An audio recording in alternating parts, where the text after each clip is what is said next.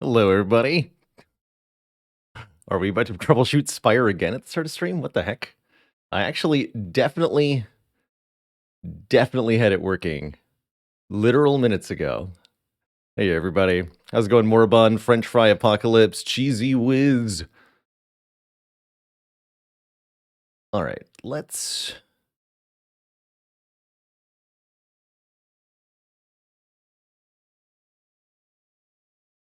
try to sort out what's going on here.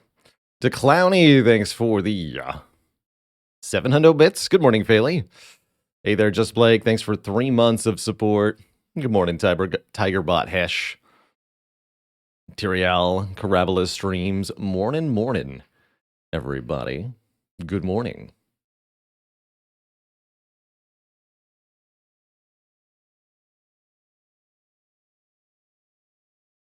Good Dadius Labs, man. Oop. Here, let me just button capture that for a second.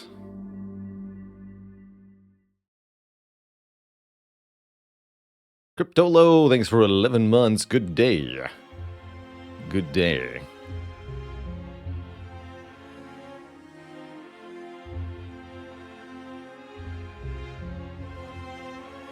Good day to you.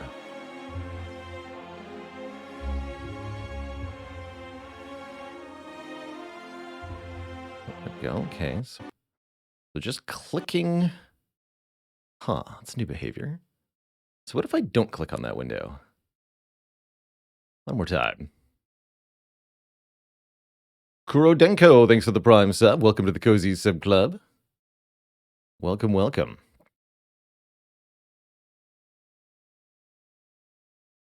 I tried turning it on and off again. I have, in fact, tried doing that. We might try it again. We'll see. It's more acceptable to do it at the start of stream here than in the middle of a broadcast. We'll get it sorted. I tried concussive maintenance. I'm increasingly tempted to, let me tell you.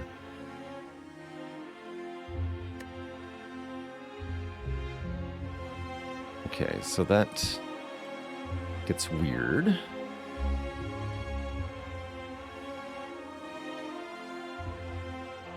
Not now. Seems okay. Gets weird if I click outside the window, definitely. If I minimize this. I know chat can't see the game right now. I'm just making sure it's not truly broken. All right, and if I do this, do we crash?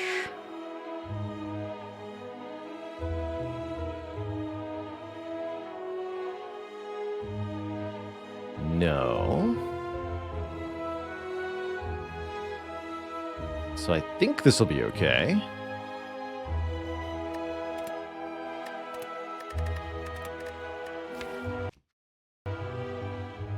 Yeah, okay. I think we're fine. What did I do for work prior to streaming full-time? I have a degree in chemistry, general chemistry, and I used it to educate, essentially. Worked at a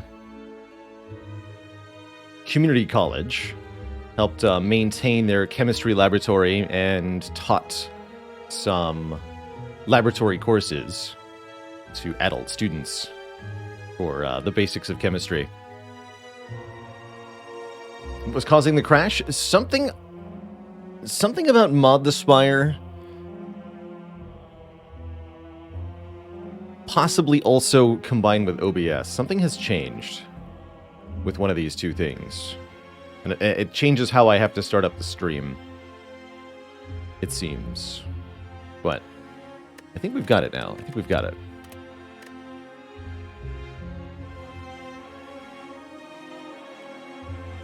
Finalist for a professor position at a community college. Didn't realize I also taught. Yeah, it was quite fun, actually. I really enjoy the teaching aspect.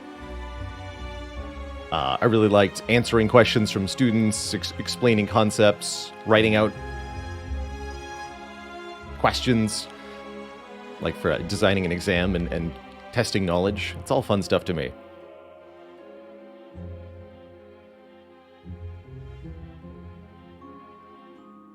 Alright.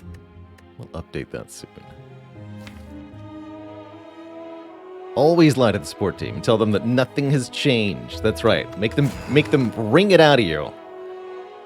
One inconsistency at a time. Like an interrogation. Who's our Act 1 boss? Hexaghost. And as for the rest sites, they're around. I immediately note the presence of an unavoidable early elite. That's always a challenging thing for Defect to deal with. Probably the best one is the one that has the rest site in front of it, but depending on the overall path we want to take, maybe not. I wouldn't mind hitting this elite, the Burning Elite, and the store here. It's an overall pretty reasonable path. Could go 3 elites this way. That seems pretty challenging to do. So I'm thinking our most likely path is something along this line. We can opt out of the Burning Elite if we feel weak, but we probably won't. And to get there, we'd want several combats, maybe 1 event. I don't really like going 5 combats in a row, but you should go at least 3, and I would recommend 4 is a pretty good medium for me. You'll have to deal with 1 hard pool fight, but that's not too bad. With a 10% chance that this is actually another fight, and that can be scary if it is. Which of the characters am I finding the most difficult relative to their normal play with this challenge? Definitely Watcher, Spectorials. Watcher has, I think, had the most faceplants because we've picked up cards that maybe had been better to be skipped. Really ought to have been better to be skipped. Oh, and that reunites with the shop? Ooh, I like that path actually quite a lot, the red path. We'll unmark that, because we're never going there. So, it's really a question of what potions, what cards do we find in this first few combats, and does it prepare us for an elite here? So, do we want to start with 1 card remove? Removing a strike on Defect is a pretty good start, generally speaking. Common relics, not too bad on average. Or do we lose 7 max health and get a rare colorless card? And there's quite a few rare colorless cards that are really good, including Apotheosis, Hand of Greed. Potentially the Bomb could be useful to us. Master of Strategy is very broadly useful. And quite a few others in the rare colorless pool are pretty good. I like colorless card starts, and I think minus max health is one of the most manageable downsides. Violence, Chrysalis, and Hand of Greed. Chrysalis on Defect seems rather interesting. Random skills. Huh. Hand of Greed is the easiest, most no-nonsense pick to start here. It's the only rare colorless card we haven't mastered, which would tell me to pick one of the others for that reason, but I think, honestly, the money the Hand of Greed will get us is enough to buy 2 rare colorless cards, so perhaps it is better to go with the cash.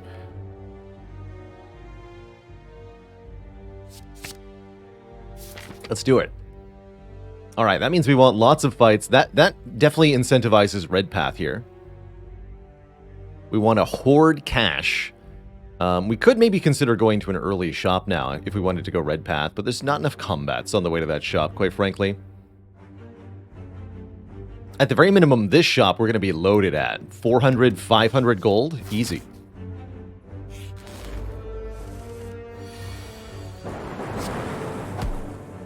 Oh, not quite. Bummer. Only we'd run 1 more strike there. We'd have a kill here.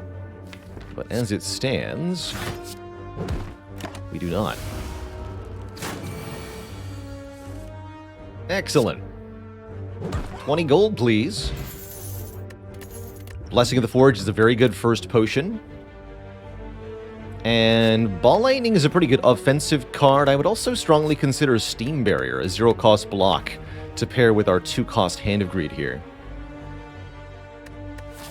And I think as our first combat reward is actually especially good.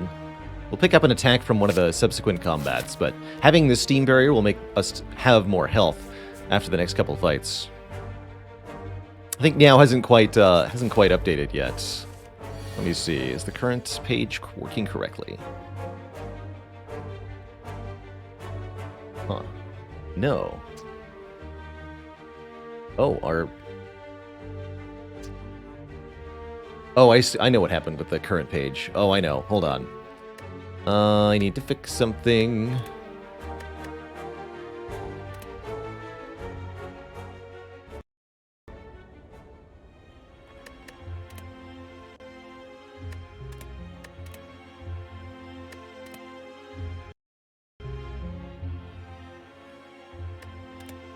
Alright, we'll see if that fixes it. Might need to reboot something too. I had a different save file open in a different profile, and that confused the bot. The bot was confused. Ow. Alright, we're not going to play Zap because I actually want to be able to precisely control our damage here.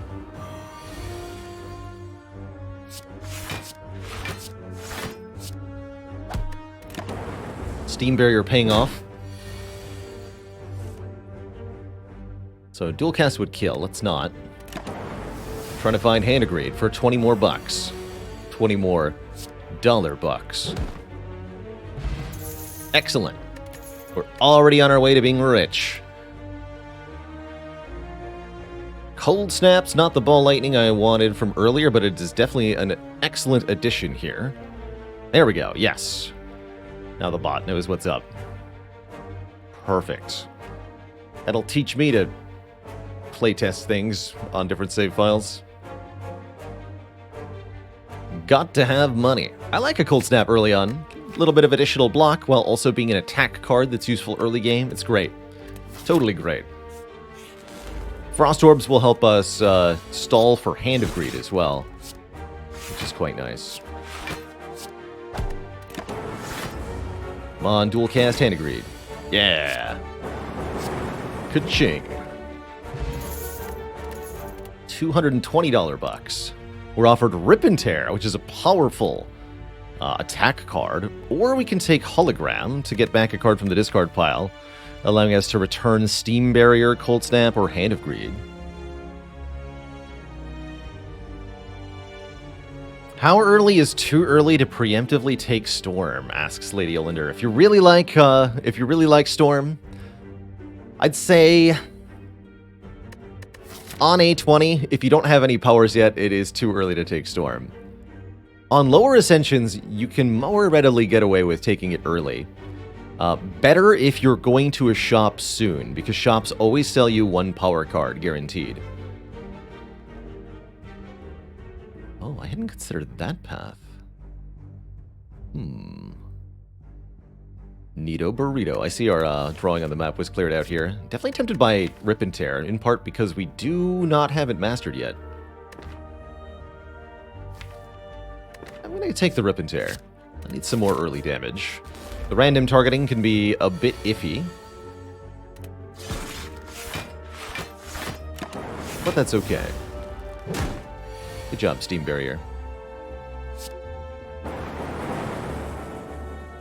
41, and then 38. Is still not split. That's perfect. We can Rip and Tear Hand of Greed. That is tremendous damage, actually. Ideally, we want to Hand of Greed both separate halves of this creature. 38. This would be 14. We'd each go to 1 health. What if I don't? We just Rip and Tear Hand of Greed. We do 34 damage. They each go to 7. Okay, let's not play Zap. I want to be rich.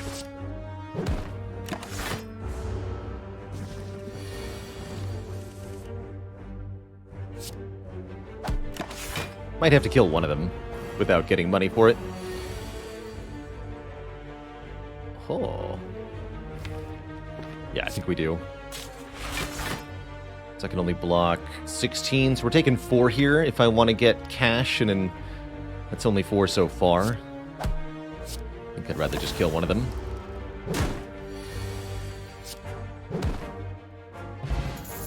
Get a power potion. We're up to 260 gold already. It's floor 4, by the way. Chill, consume, or compile driver? I like an early chill quite a lot. Compile driver is also not bad at all here, now that we have the cold snap. Let's grab an early compile driver, actually, over the chill. And I think our pathing is going to be something like this. Should get an extra fire.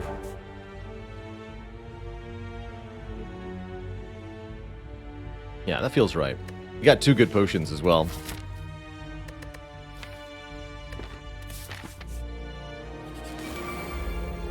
Alright, our first challenging fight. This one could be a lot of money for us, though. I'm going to dual cast first and see where the lightning goes. I think it'd be reasonable to try to get 2 hand agreeds here. 3 seems excessive. Yeah, let's just KO you. And block.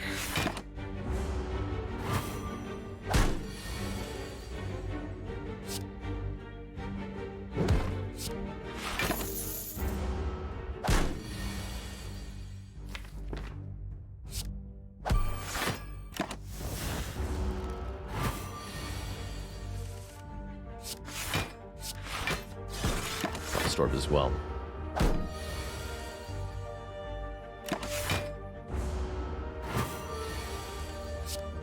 Over 300 gold now. Offered an aggregate, recursion, and a charge battery. I think the charge battery is pretty good, especially with the compile driver. We're a little bit worried about Gremlin Knob as a matchup, but not that worried. And the charge battery makes the other matchups, elite-wise, go a lot better here. So I think I'm going to take this charge battery. Alright, let's see how this goes. We might be a little overly ambitious here. We did get Gremlin Knob first, which is spooky.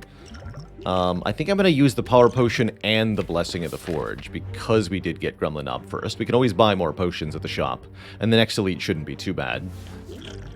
Let's see what we get here. Biased Cognition plus for 5 focus, or Loop plus for an additional 6 damage per turn starting next turn. Thing is, Biased Cog gives the bonus damage right now. We want this Biased Cognition. We're going to go Blessing of the Forge, Biased Cognition. Is Compel Driver Strike better than Hand and Greed? No, Hand and Greed is far more damage. Okay, that's a pretty good start. I was hoping we would draw dual cast this turn. Let's see, we're going to do 7 plus 6 minimum, which is another 13, so we need to do 17 more. What's our worst draw? Defend, Ascender's Bane, Zap, Strike, Strike. Would do still 6 times 3 damage next turn, right?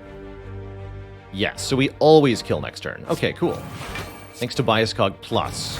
If we hadn't used both potions, we would definitely be taking a hit this turn, but because we used both of them, we get a kill. Cool. And we even got the Blessing of the Forge back. Nicknad Stunad, thanks for the Prime sub. Welcome to the Cozy Sub Club.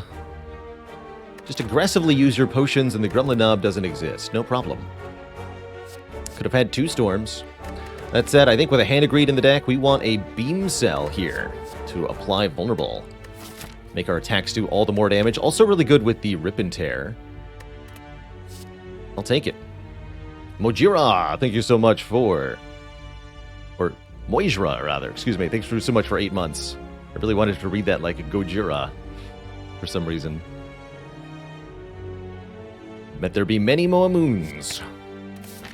Just drink your problems away. And upgrade your money-making card. Not only do we want more money, it's also about the plus 5 damage, which is our best damage upgrade. Take Beam Cell to lock in sentries. Now we'll be rich. Haha, they fell for it. Unfortunately, we drew Hand of Greed turn 1, which makes it all but impossible to kill one of them with it. Let's just do this. Hopefully we can kill the front one next turn, but it might depend on the random targeting of Rip and Tear or Dual Cast. No, thankfully 3 strikes and they're dead. Don't even need to use the Blessing of the Forge, although this would be a pretty good blessing. We'd upgrade 4 attacks And we'd be able to play the Zap immediately. And again, I can buy new potions at the shop, so we might want to do that, considering how substantial the upgrade is damage-wise. Probably land one Hand of Greed in this fight, I think. I'm going to do that. I think health is the more valuable resource at the moment, with the Burning Elite coming up. So let's just go crazy.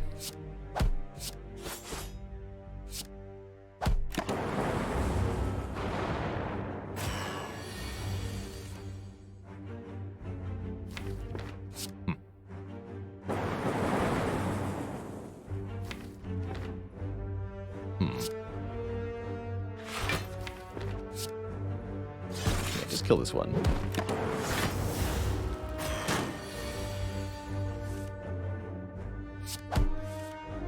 Okay. Rip and Tear would kill it right now. That's probably the safer choice.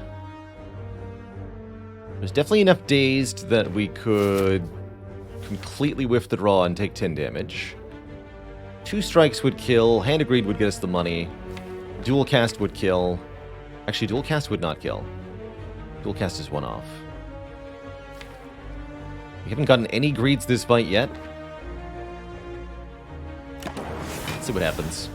I'm willing to risk it. We take a max of 8 damage, right? Ha! Get 25 bucks is what happens. Easy. We also get Wing Boots, which allows us to teleport around the Spire. And that is tremendously useful, allowing us to potentially take bonus elites or rest sites in all sorts of ways. We're offered a real copy of Defragment, which seems not too bad. Yeah, I'll take that. Get our first focus point. Incentivizes taking more orbs now. Cool-headed Glacier just got a lot better. Akabeko makes our first attack each combat deal more damage. I like that a lot with Rip and Tear, but it's also just 8 free damage.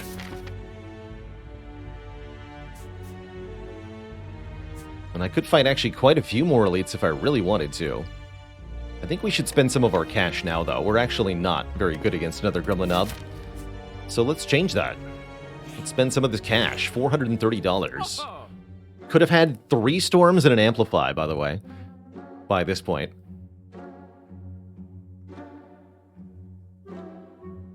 Trip looks pretty interesting. I actually really like the second Cold Snap, given that we have Defrag. Don't think that I want to buy the kunai or the medical kit. Especially since we know we're going to another shop. I'd rather just stock up on some immediate power here. Focus Potion, Power Potion for the Burning Elite.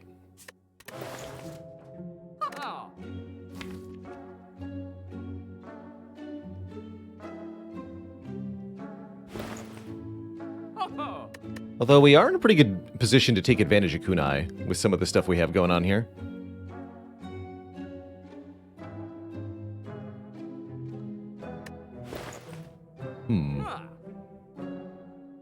Not a bad kunai.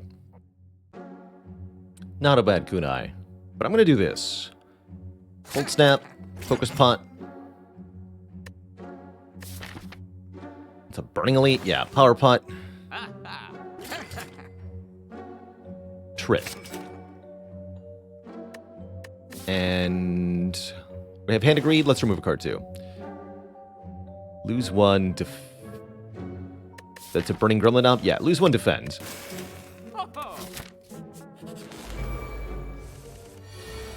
Good talk. Get him, Rip and Tear. Kerblam. Look at that damage output. Who cares about money? I didn't want to take 13 damage there. Rebound. No, we want another competitor. That's what we want. Ah, 'tis a Lagavulin. Not a Burning Gremlin Knob. I'll still use the Power Potion here, though, because it has regeneration, and it's a little bit spooky. And sure, this seems pretty helpful. Don't mind if I do, actually.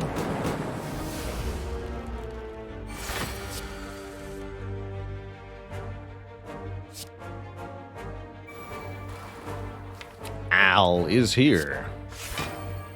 Creative Al. He's our friend. Ah.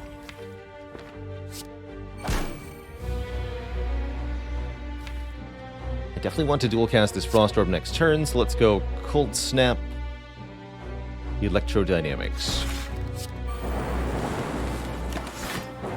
Then we will loop the Frost Orb.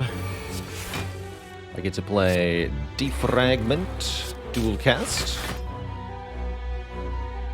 Steam Barrier for a perfect block. I guess we'd rather play Strike than Static Discharge, although we can avoid redrawing Static Discharge by playing it. Still rather play the Strike there. Block that completely, but then this hit. More of an issue. If only we had the damage to kill with Hand of Greed here, but we definitely don't.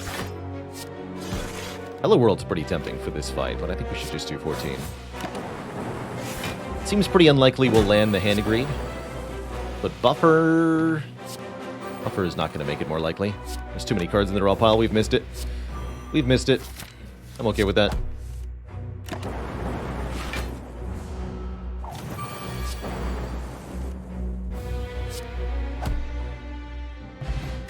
Nunchaku, okay.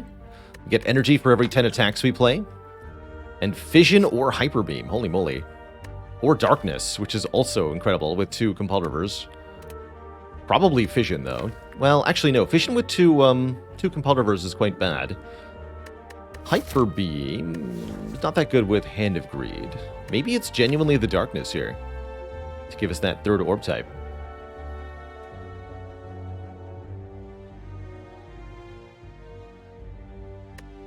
I'd actually rather have a Fusion. Go figure.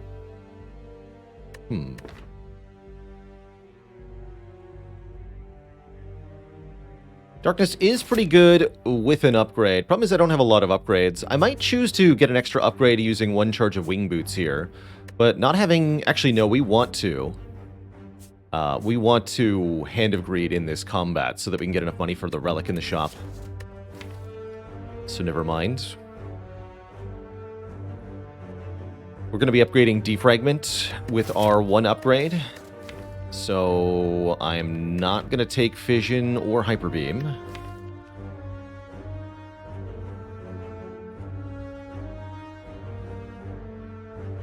Or Darkness. Okay. Well, wait, do I need Darkness for Hexaghost? I might. Okay, we'll take Darkness. We actually do need a better solve for the boss now that I think about it. Alright, we need to kill you with Hand of Greed specifically. Which unfortunately means we're taking a bunch of damage turn 1. Ow.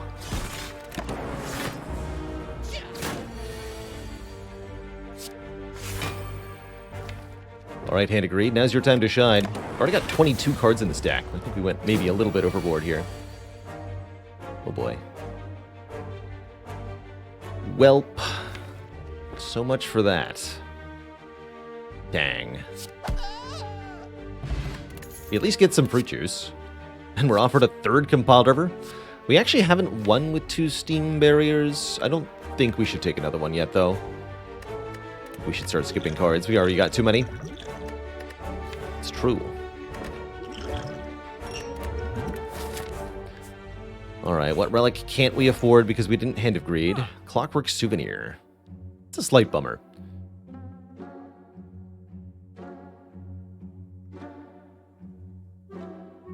What happens when we get mastery on every card? Lots of celebration, I imagine. Alright, let's dunk a strike here. We're already way too many cards in. Let's use that Hand of Greed to fuel card removes. Pretending we're playing Melting Remnant in Monster Terrain. Maybe we'll do some more of that later today. I would love to do some more Melting Remnant runs. Gotta wrap my head around that clan a bit more thoroughly.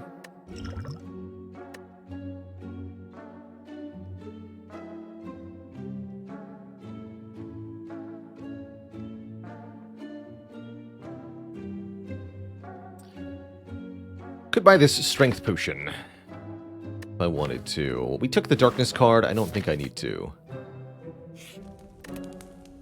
And we're actually not going to drink the fruit juice yet.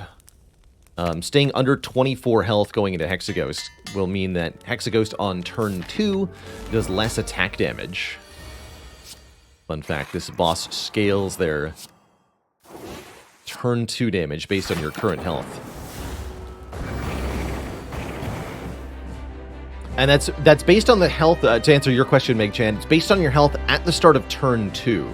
So relics like Pantograph, or if I drank the fruit juice on turn 1, or Blood Vial, or anything like that, that would increase my health after the start of combat, but before turn 2 begins, that'll still affect this damage. We still have Akabeka, we have Vulnerable, that means Rip and Tear does 22 twice. Hot. Very hot. Let's put that Dark Orb in front here.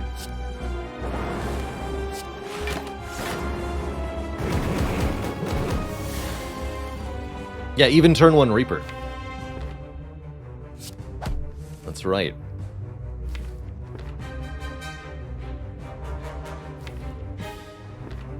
So what's the play here?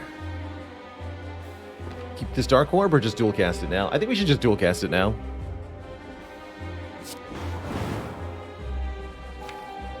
We'll draw those cards next turn, I suppose.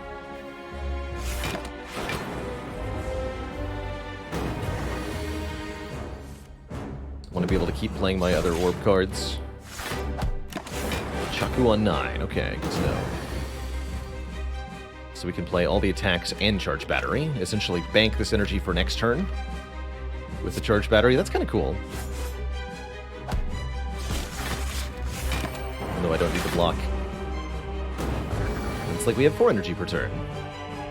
Even though we don't use it.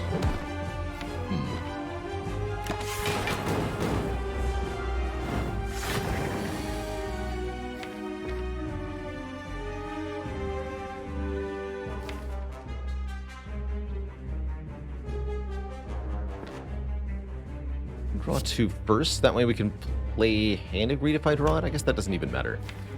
No, let's go Darkness then, Composer. Trip. I'm gonna dual cast this. I guess having dual cast in the discard pile means this Dark Orb's not likely to be very good. And yet...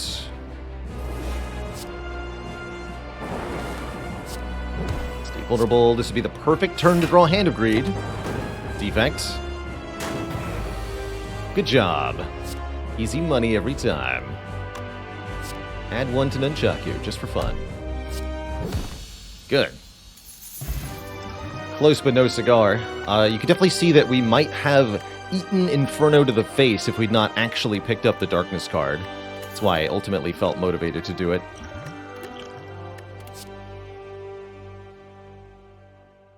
Clockwork Souvenir. I mean, I'm still taken by Ascog. It's still very good. Rainbow's actually pretty good, too, with 2 Compulsivers and a Source of Focus already. But any deck with orbs worth its salt wants way more focus, and Bias Cognition is way more focus. I'll take it.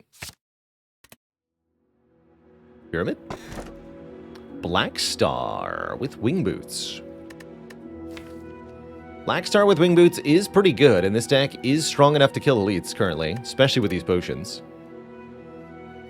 I would say that Astrolabe is also a very good boost to our current power. Transform and upgrade 3 strikes. Depending on what cards we get exactly, we could become very, very strong that way. And we already have the green key. Yeah, we can definitely get a lot of elite fights with the Black Star. It's just a question of whether we can actually survive all the elite fights we get into.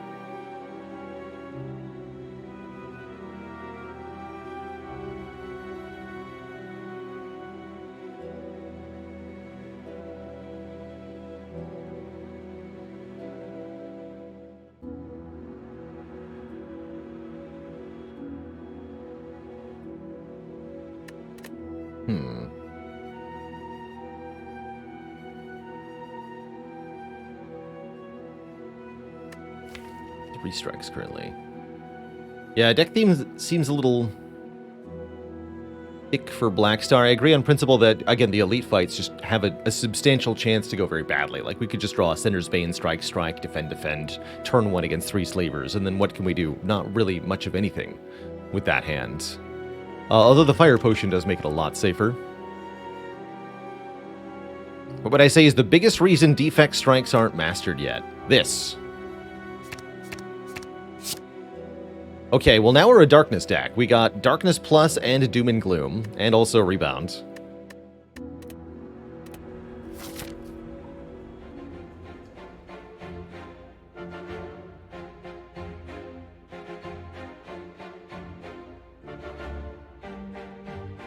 Could have had a lot of elites this act, though. 4 elites? Yeah, 4 elites. Still might go 4 elites. Guess we'll start out this way. Sure. Seems reasonable. Which character do I think benefits most from Niao's Lament? Ironclad, in a lot of cases, actually. Lets you heal to full, can even let you take a damaging event from a question mark, and then benefit from Black Blood. Or Burning Blood. Black Blood, Burning Blood.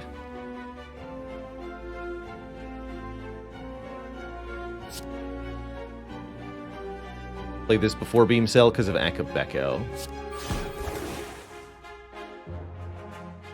The middle one.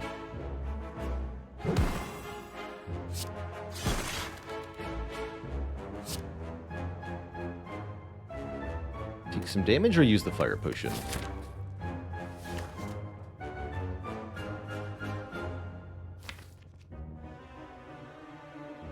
I'm gonna go with use the Fire Potion.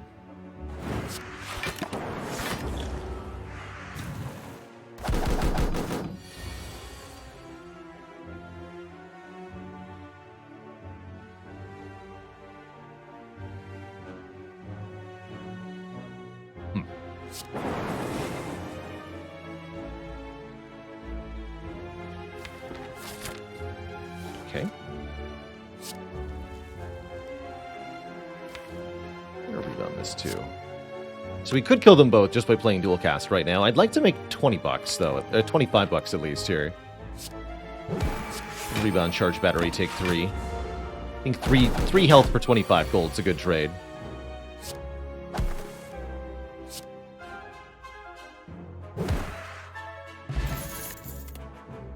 Hello World Plus. The power. Got some more expensive cards now, which makes Turbo a lot more appealing. Definitely. Definitely. I'll take 1 Turbo. Really need to get either more card draw or more removals, though. Looks like the shops can provide removals, as long as we can at least semi-consistently land the Hand of Greed. You'll note that we can no longer consistently land the Hand of Greed. It's just not happening. Also, ouch. My face.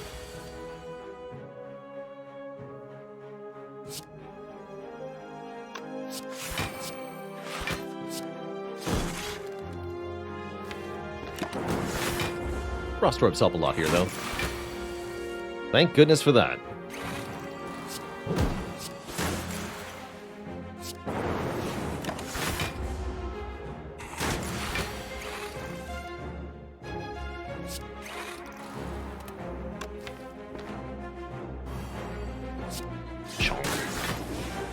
That should be a kill next turn. With Hand of Greed, too. Good.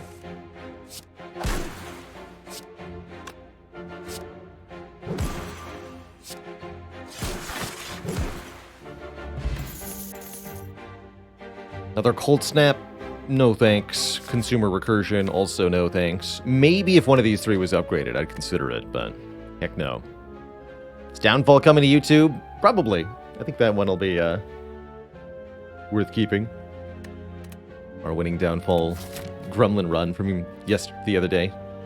2 days ago, I guess.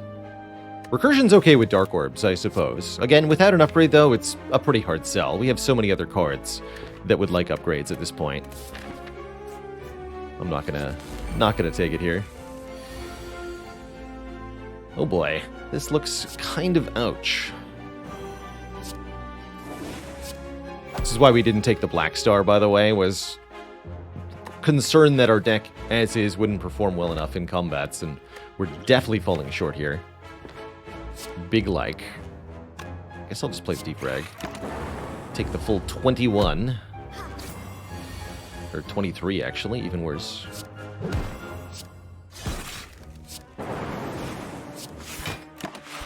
And then another 7. Go to 10 health. Good news is wing boots can keep us safe for a while, if we really need them to. Hand of Greed is nowhere to be seen. I'm just going to kill the Centurion here. As best I can. Hello? You were supposed to die. This is not how we do it.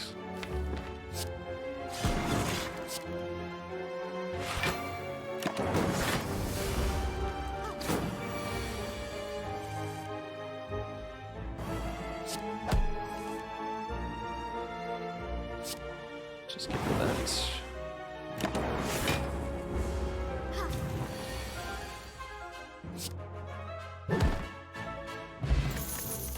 Good news is we have money. That's about the only good news, though.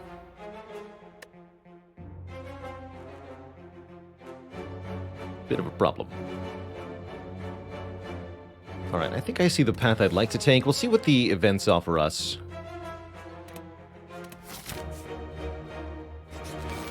It's Snake Plant. Oh. The event offers us death. In the form of Snake Plant. I see. Although, hold on. So... I guess we want it to be Darkness, Cold Snap, Cold Snap. Should have done the focus first, but it's more about whether I survive this turn. Okay, yeah, just do the focus thing first. Let's see, these will be 8 each. So we actually do live already. I don't need to use the Blessing of the Forge. Though it might make an important difference. One focus this turn, one focus next turn. Yeah, I'm going to go ahead and use it. Sure, okay. Good to talk. Please don't kill me. Ow.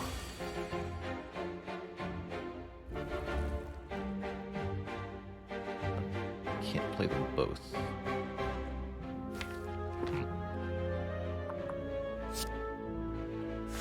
News is we do full block.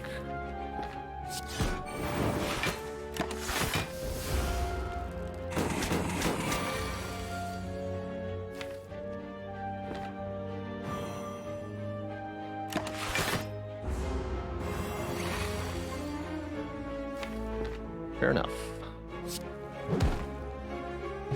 Alright, we're live. I am definitely going to take an upgraded Go for the Eyes. It's a very nice little damage mitigation card.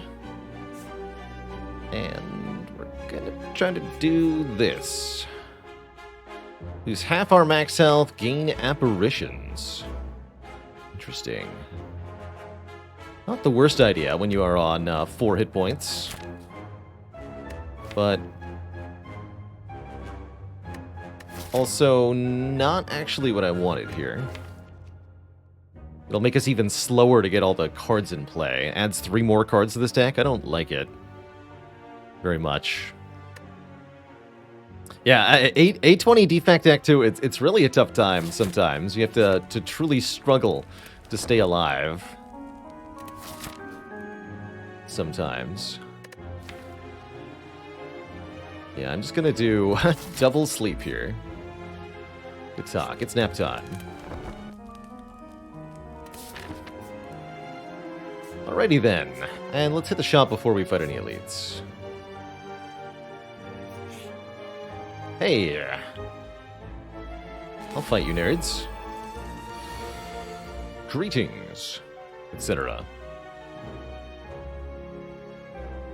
Pointy here. We should probably go for Romeo first. Don't think we're gonna block Bear's thing.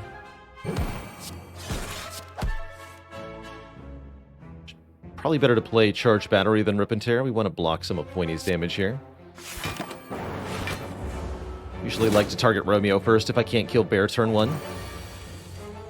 If I can kill Bear turn 1, well, it's a bit of a different story.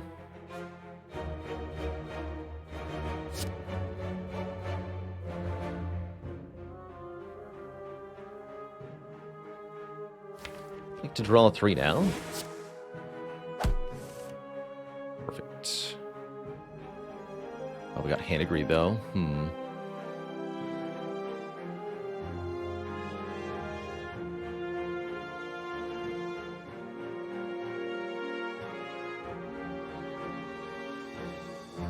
I think we get to play that hand agreed on Romeo here.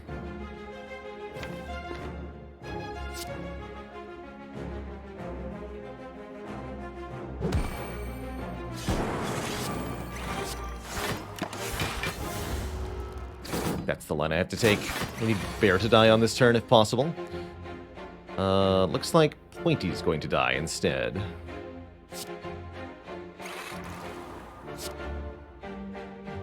Dark Orb will target the enemy with the lowest health. We cannot get Bear to have lower health than Pointy, unfortunately. We can kill Pointy and block 20, so that's good enough. Now we should be able to kill Bear at minimum with the hand agreed. If we could draw it. Hey, we can. Cool.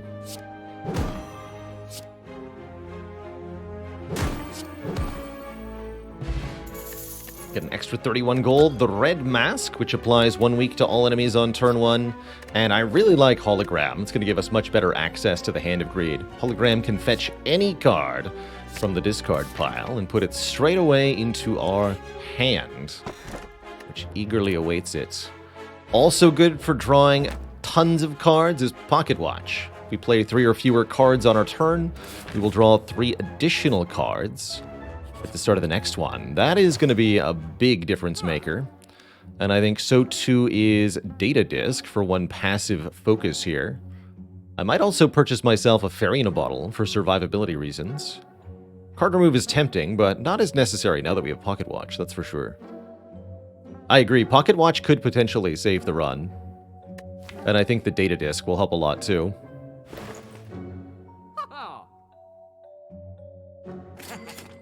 Dramatic Entrance is kind of fun with the Akabeko. I'm going to buy the Fairy. And I guess also the Colorless Potion. Just buy some potions for this elite fight coming up. Hello! Yep, this is why I bought a potion. What do you got? The Bomb. Or Flash of Steel.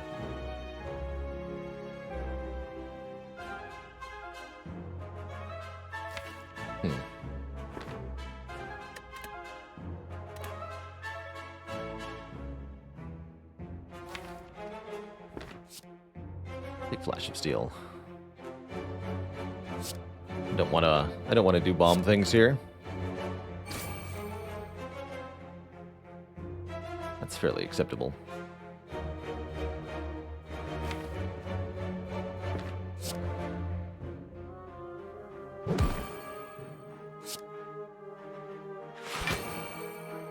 Might be better not to Cold Snap here because of the Pocket Watch. In fact, that seems quite likely. Though missing out on Frost Orbs is pretty spooky. Yeah, we do want to skip that. Draw 3 more cards. Feels like that made a big difference.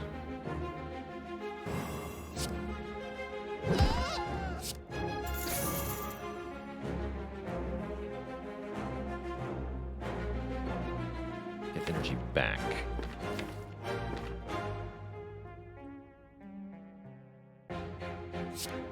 Hologram Trip.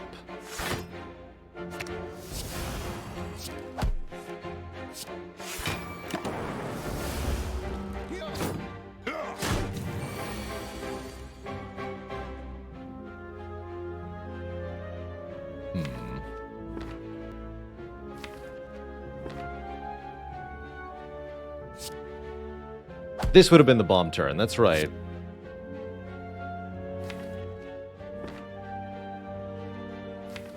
Oh, if I don't draw bonus cards, we're gonna die next turn, huh?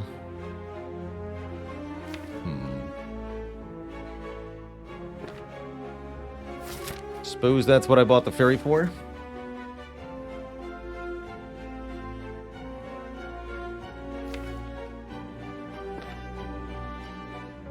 Unless there's a way to kill them.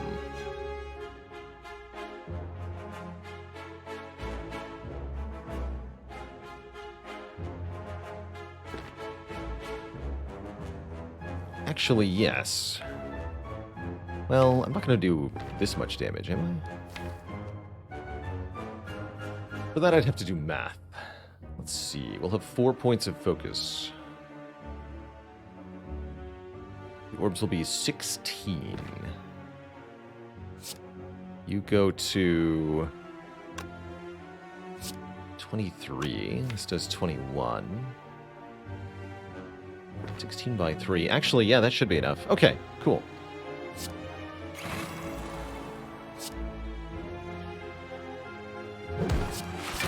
That's enough. It's definitely enough.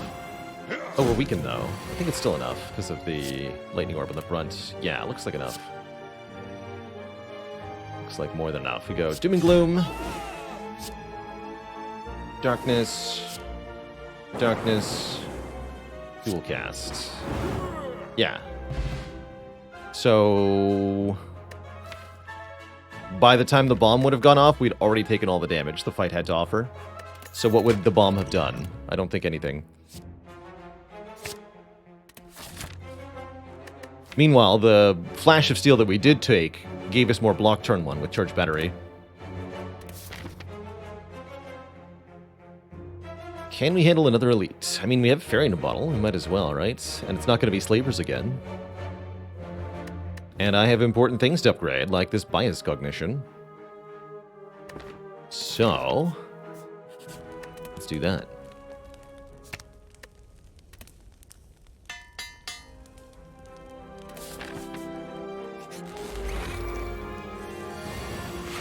Collector gonna slap us. How cute. You think we're gonna get to Collector?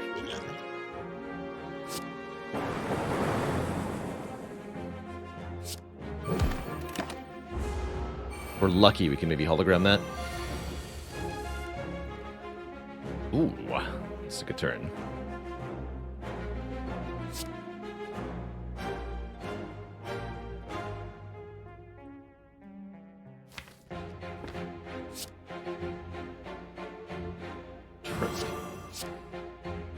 Chill, bias, doom and gloom. He shouldn't have tripped. It's all good.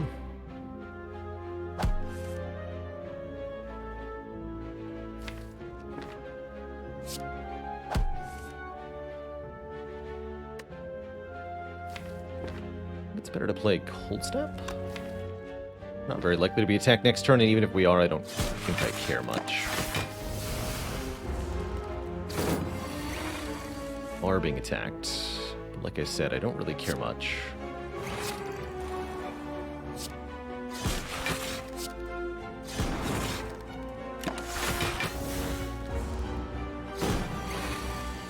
Yeah, we definitely get hand agreed more often because of the pocket watch. That's nice. Deck would really like a self-repair. Instead, we're offered Recycle or Skim. Both of those are pretty good, actually. Recycle seems like something we can potentially start to do. Got 2 compile drivers and a pocket watch? Yeah, I'm taking this Recycle. We'll need to upgrade it. Also, I am fighting this elite. In for a penny.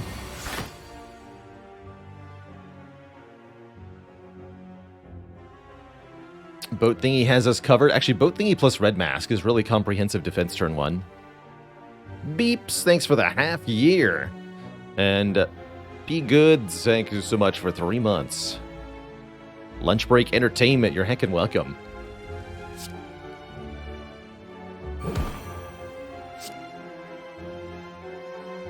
Darkness more towards the front.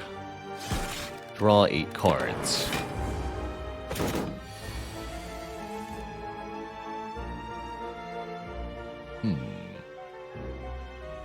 It's a great turn to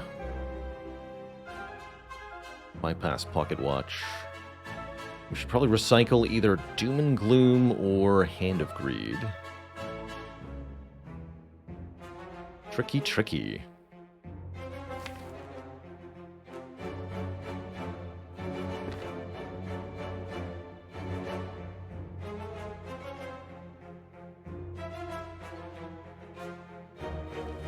I'm going to recycle Hand of Greed here. We're going to rebound Doom and Gloom.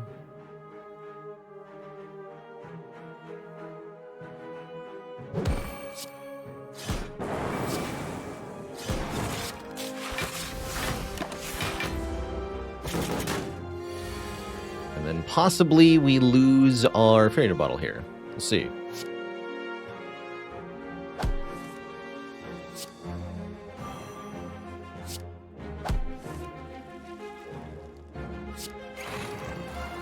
Not yet. Not yet, I say. Thanks, Nunchaku.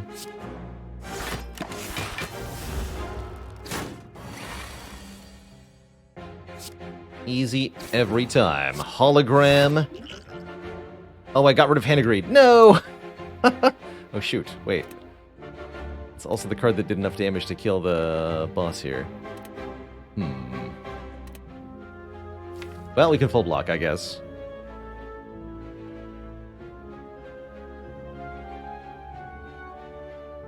Yeah, we can just full block. That's funny. Makes total sense, too. I guess Hologram... Beam Cell. Yeah, we're already full blocking this.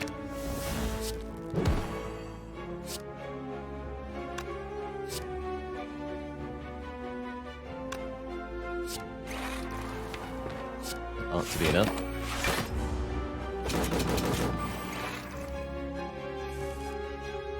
Good. More boat thingies. Now we get 18 block on turn 3. Heat sinks his card draw, although a bit iffy. Third Compile Driver could be quite something. Now that I have Recycle, you know what? I am going to take one more of these. And I'm going to upgrade Recycle.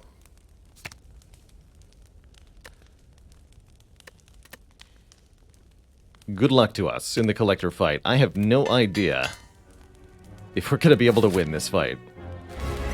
We have 3 health and a fairy in a bottle. Here goes.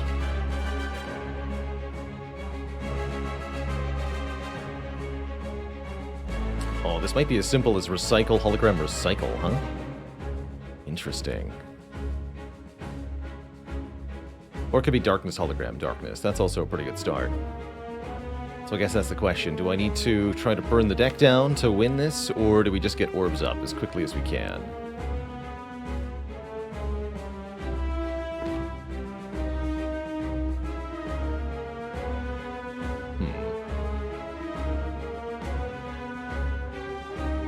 Probably want to get orbs down ASAP here.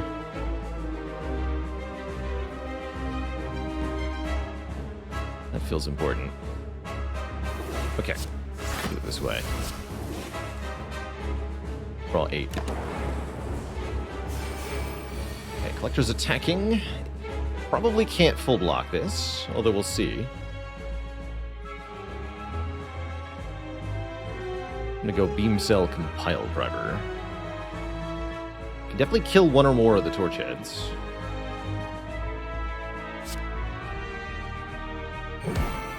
Draw 2 more. Could also rebound something. But I can't meaningfully actually play it. Twice. The charge battery, that is. I could rebound Go for the eyes, I guess, but let's just draw 2. See where we end up. Cold Snap is a slight improvement. Okay, so we can block for... how much? 6 plus 9 plus 7. And we can weaken Collector. Is that enough? And kill 1 torch head. Collector's gonna do 15, so we gotta block 15 plus 7, 22. Yeah, that is enough. Nice! Drain a bottle. You're staying here. Good. Let's cold snap this one. Then play chill. This torch head dies because the Dark Orb has to target it. Get 3 Frost Orbs. We weaken the Collector. We play Charge Battery. And we perfectly block this turn. Boat Thingy blocks this turn. It's a miracle of science. Are we ready to play Bias Cog yet? I'm actually not thinking that we are. Thinking we should just wait a minute on this card. Also thinking we're going to use the Potion of Capacity momentarily here. Yes. We didn't want it earlier because we wanted to evoke the orbs immediately, but now we want to start building up the heights of our power here.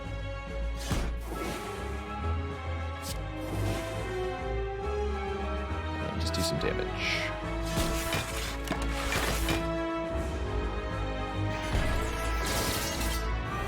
Surviving the debuffs will be rather difficult, but we're going to do our best here.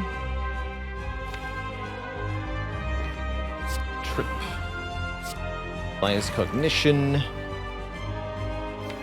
It's actually a really good opportunity to rebound Go for the Eyes. Alright, let's just go Beam Cell, rebound the Go for the Eyes, bank and energy. We're not going to draw with Pocket Watch, but we get a lot done there.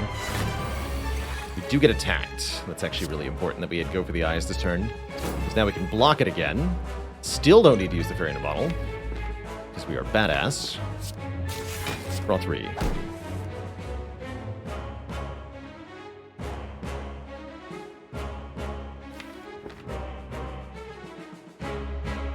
Might get attacked again next turn.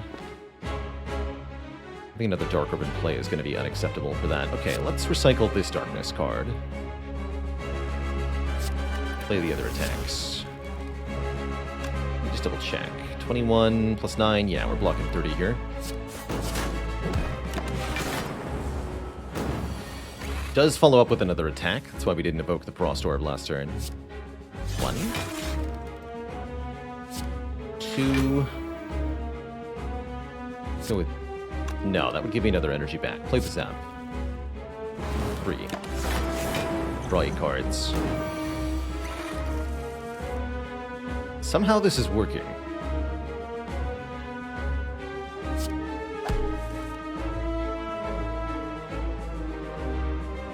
This times 2 would be too much damage. I'm sure we can set up a kill here. On the Hand of Greed, specifically. We can get a kill easily with dual cast, but we can also do better than that.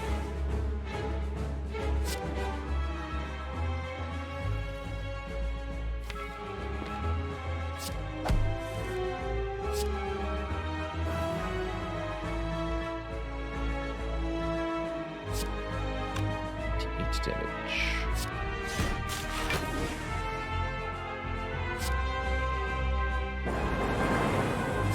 Easy.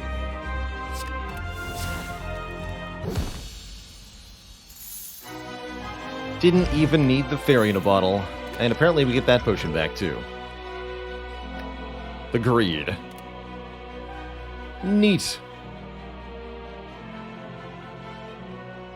Well, I certainly have to credit Pocket Watch for a lot of what just happened. The fact that we're still alive and out of Act 2 is mostly Pocket Watch's fault here.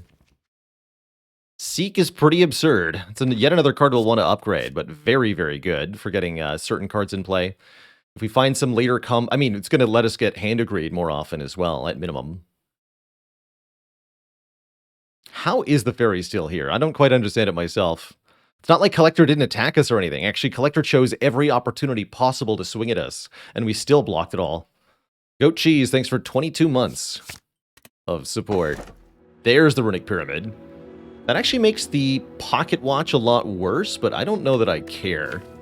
Runic Pyramid allowing us to retain all of our cards makes Recycle and Turbo crazy good. It's going to allow us to evoke our Dark Orbs far more optimally. It's going to make energy upgrades a lot better for this deck. I see a lot of good things with Pyramid here. Is Thunderstrike ever worth it? Very, very rarely. Thunderstrike is a very unusual card in that you have to have very specific situation for it to be useful. You want to channel a lot of Lightning Orbs, but not too many, because if you're channeling like 100 Lightning Orbs, you no longer need the Thunderstrike. You've killed the enemy with just your Lightning Orbs. So it has to be a deck that channels like 10 to 15 to 20 lightning orbs in a fight, but not more than that. Pretty hard to get to. But it has, for me, been a late game scaling solution on certain Defect decks. It can definitely do something cool occasionally. Let's see, we've got 2 Wing Boots charges left. All of the merchants are very early in Act 3 here. What I'm eyeing is upgrades. Upgrades, upgrades, upgrades. Elites are also pretty welcome here. There's 2 more here. Okay, so we can actually get 5 rest sites, and I would love to. I would love to get 5 rest sites. I think we're going to start like this. I could even use Wing Boots to get 1 more event if I really felt like it was very important. I think I'd rather... Actually, wait, I'm not planning on using that Wing Boots otherwise, am I?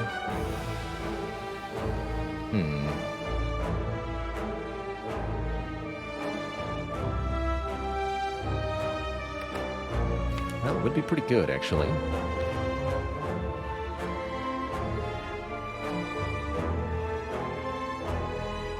It could also work with something like Biascog. That's true, Big Bang Day. Once your lightning orbs no longer do damage because you're at negative focus, the Thunder Strike will still do damage.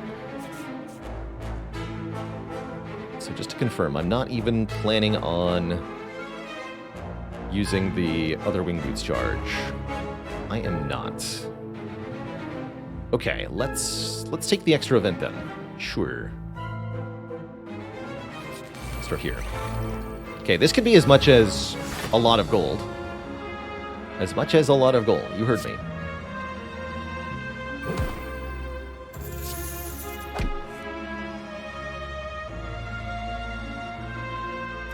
Alright, I'll take 4.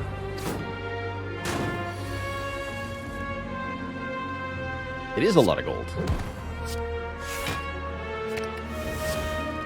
Chill first. And let's go turbo, dual cast, defrag.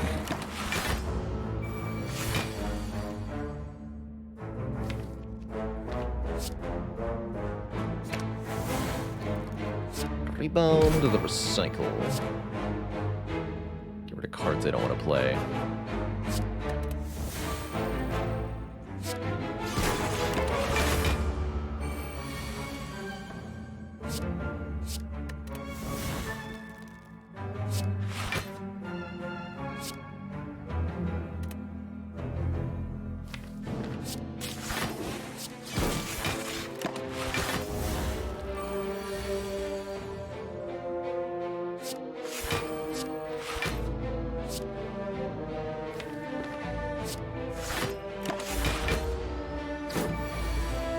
If we're lucky, we can draw back to Handigrade.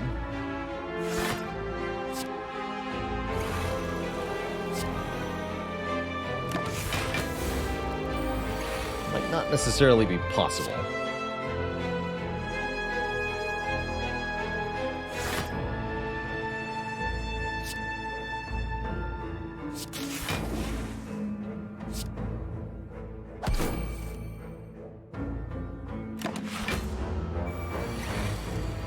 Got it. Although we have to take a bunch of damage to actually play it. I'm gonna go with not worth it, actually. We'd have to take 12 damage to gain 25 gold. Not a good trade, not a good trade. Don't do it. But do consider maybe Aggregate as a powerful energy generator.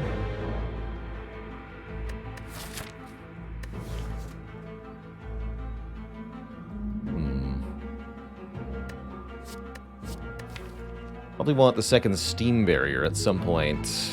Let's just take this one. Gotta master our commons somehow. Finding holes. We are trying to find Mind Bloom. It's still probably worth it to get the heal here. Or one of our Omamori charges. If we find Mind Bloom here, which we don't, we find Glowing Tesseract. Take stuff. We haven't had a run with double trip. Interesting. Violence Chrysalis, Metamorphosis. Double Violence is here, but we're taking Panacea to go with Bias Cognition. There's the artifact we've been looking for.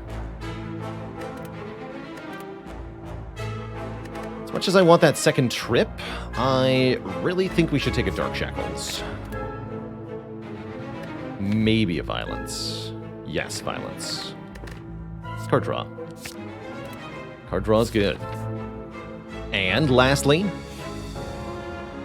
Madness could make an infinite. We have too many cards for that to really be a thing. Hey, a card remove. Good. Well, we have less cards now. Let us lose.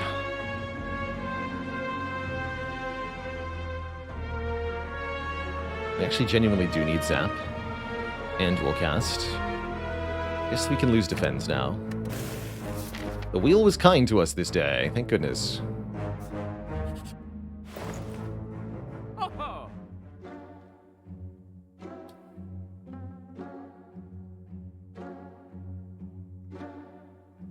Pretty hard to say no to Bottled Lightning here. Zyothin, thanks for 2 months. Wait, didn't you just sub a couple days ago? Bottled Seek is bait, says Meg Chan. I strongly beg to disagree. Bottled Seek allows us to fetch Panacea Bias Cognition turn 1 every time. That's not bait. That's really good.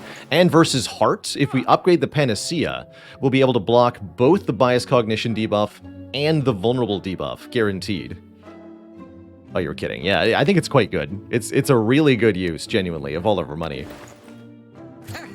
To Bottle Seek here. Does mean we upgrade Seek next, but that's what rest sites are for. Bink. Easy.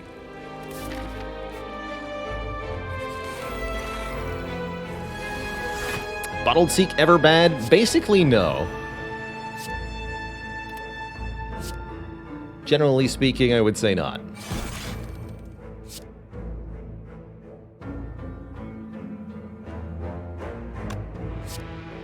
Play this. Not seeking turn 1 so that I could pocket watch there. Now we can do whatever we want.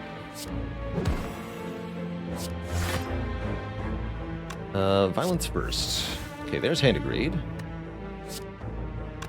So we can do fancy nonsense such as Rebound, Hand of Greed, Seek, Hand of Greed, Turbo, play Turbo, Hand of Greed. What fun. I like Defect. Ooh, Battery Plus or Cold Snap Plus? With all this focus, Cold Snap, genuinely pretty good, actually.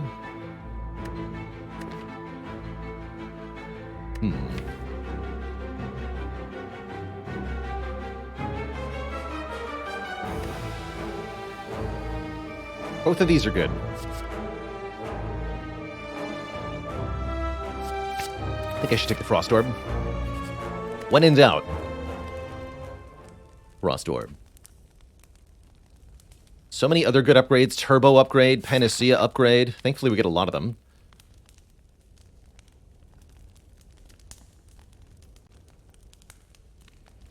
Three more. I'm gonna do Turbo next.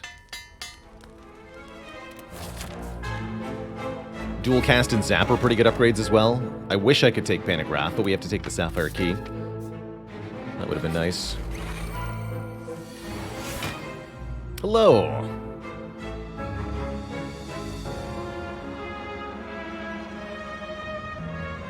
We once again just do Pocket Watch thing? I think so, yeah.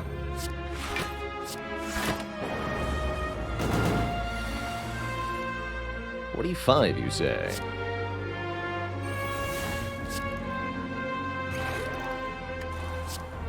Make it 33.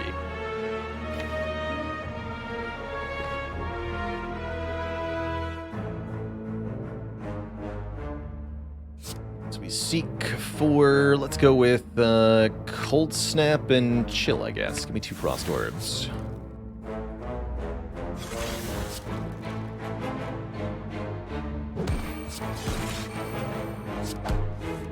Three Frost Orbs. 24. Not quite enough. Give me this back.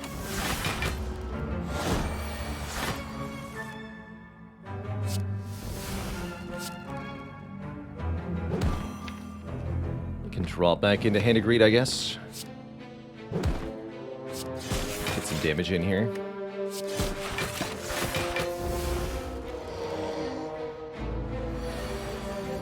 Excuse you.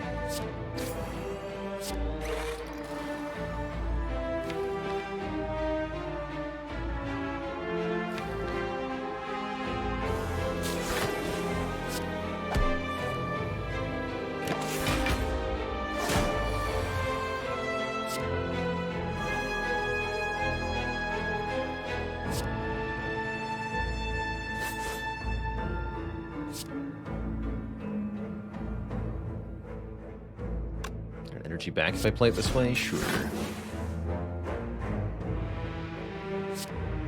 One of these. Recycle in my hand for the moment.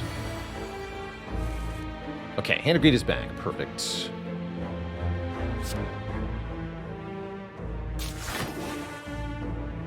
Single evoke that next turn.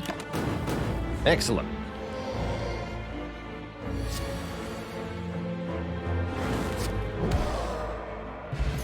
Courier means we can spend any amount of money at the last merchant of the run with a bit of a discount. Genetic algorithm's a bit late. Recursion could be a thing. Recursion could definitely be a thing with an upgrade on it. And I have an upgrade to spare. Okay, we'll do that. Power Potion versus Potion of Capacity. Actually, Capacity Potion's pretty absurd with our focus generation.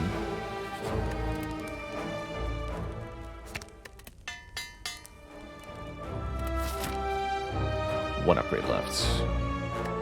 We upgrade Panacea next act. So that upgrade is going to go to Hologram. Cool. Sweet. Excellent. We're also going to take 2 more elites, because I'm feeling good.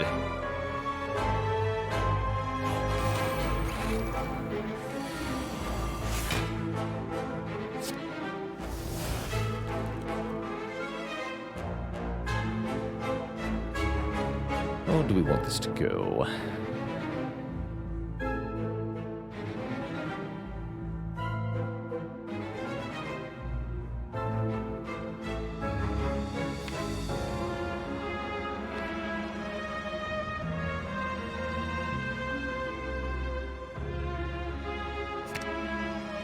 Let's see, Doom and Gloom Turbo.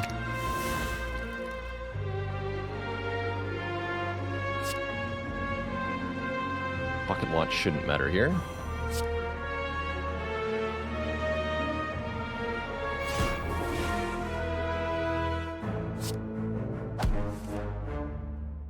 I could play Turbo for more right now. I think I'm okay with what we have.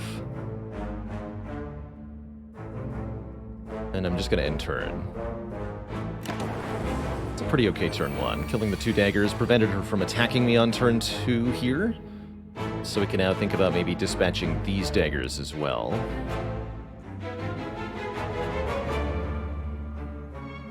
We can kill both of them, quite frankly. Pretty easily, in fact.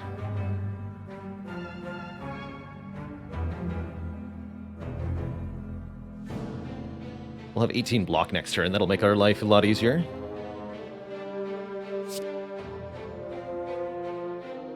So am I rebounding Hand of Greed, or am I rebounding something like Cold Snap?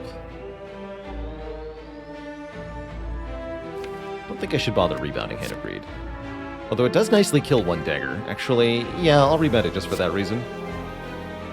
We know there's more daggers next turn. We don't get money off killing the dagger with Hand of Greed, unfortunately. But it is a convenient kill, so good enough. 9 by 2, also pretty close to good enough.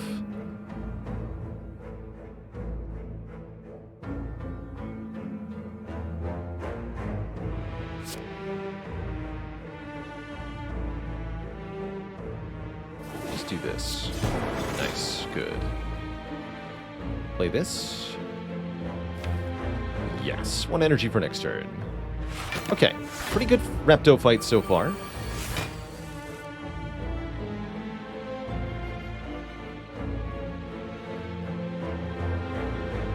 Excellent Repto fight so far, actually. And this turn looks pretty good as well.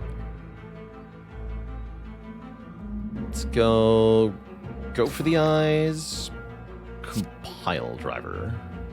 The compile driver U, and then dual cast kills both daggers. Also recursion.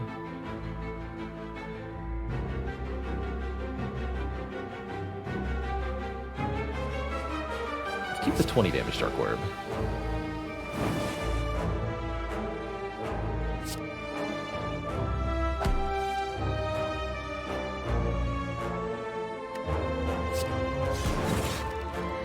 Fully blocked. Don't use the Panacea yet. That's for Bias Cog. Just play Rip and Tear. I guess do 25 with Hand Greed.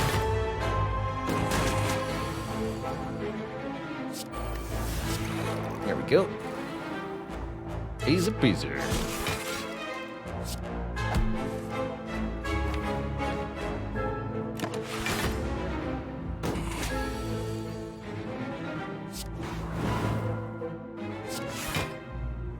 Ching!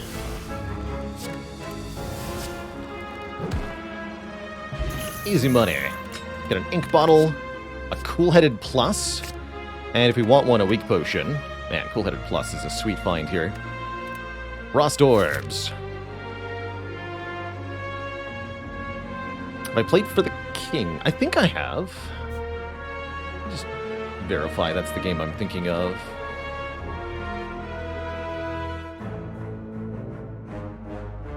No, I have not played... Wait. That one game I played off-stream that one time.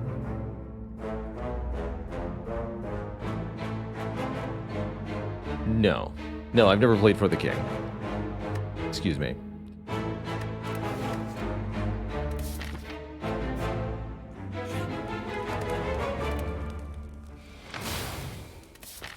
Last elite is the Nemesis rematch. No giant head for us.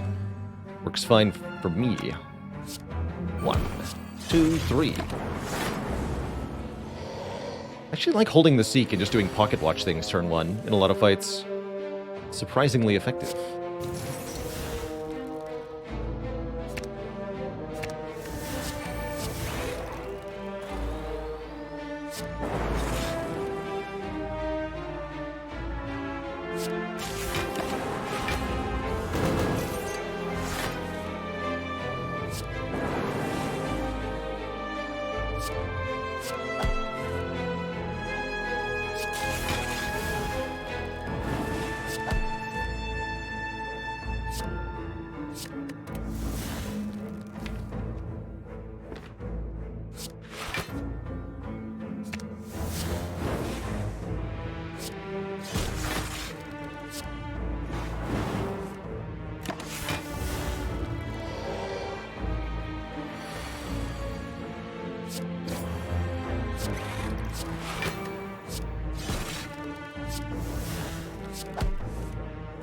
Huzzah.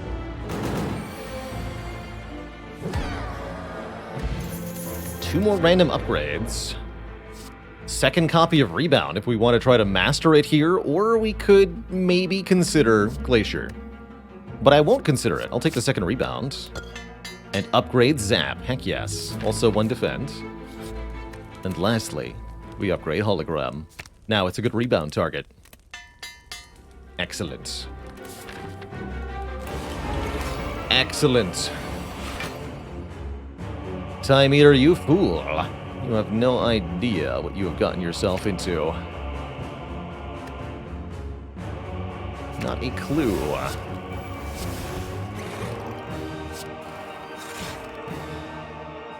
Time Eater forces us to consider our cards per turn quite carefully. We should only play cards that are going to do a pretty substantial total of damage or block in this fight, because every 12 cards we play empowers the Time Eater to be extra stinky.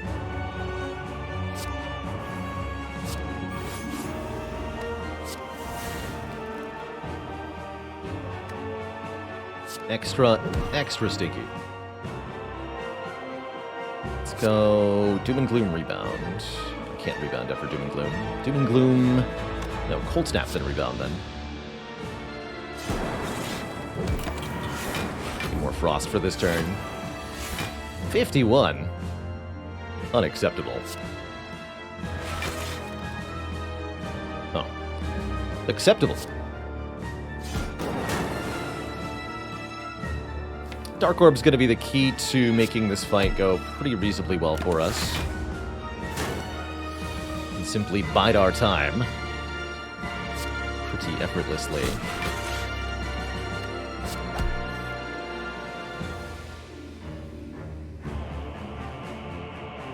Although it'd be easier with more orb slots, gotta say.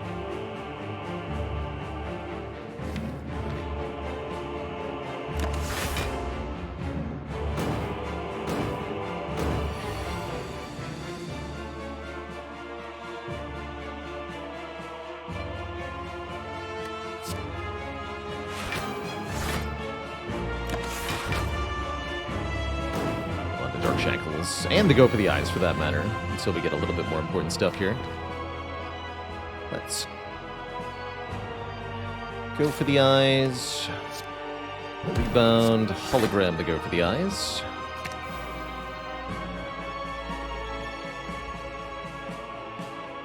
And now would be the time to get the second Dark Orb in play. I'll also extend your weakness timers.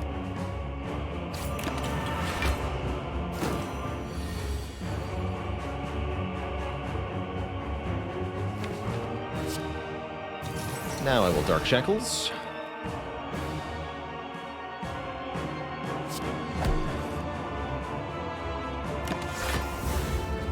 Just waiting. Soon.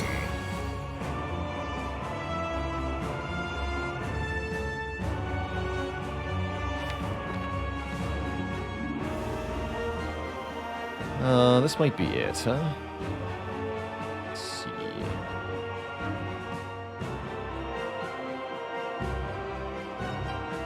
Next turn, we're going to be attacked for a lot of damage, so we should probably do some damage now.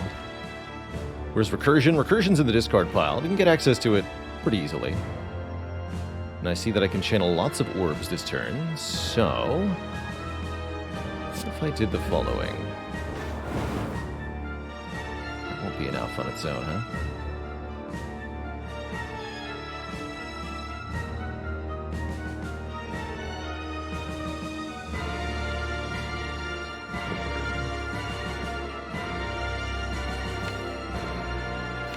Quite, actually.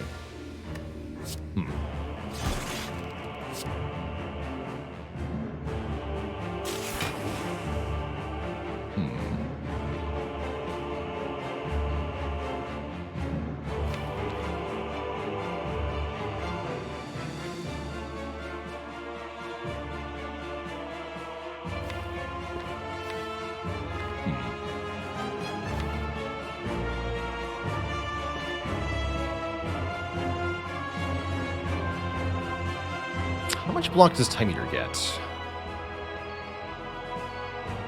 Oh, actually, yeah, we can just turbo hologram dual cast now.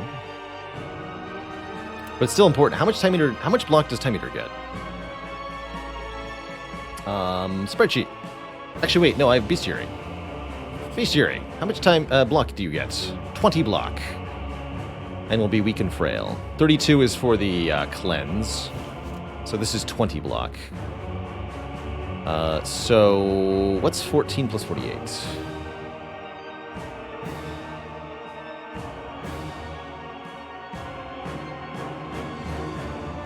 62 times 2 is 124, 122 kills. That's too much.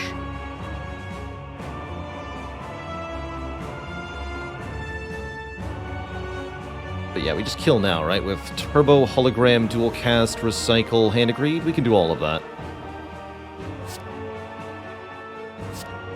That's the easier way by far. Yeah, there we go. There we go. Easy money. Next up, the birds. The bird. Nerds. Ideally, we'd like to hand degrade all 3 bird nerds. That is only going to happen if we can seek hand degrade, probably.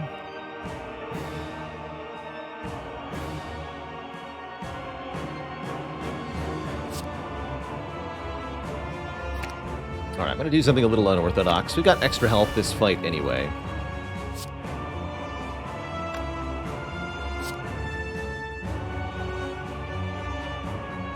This one.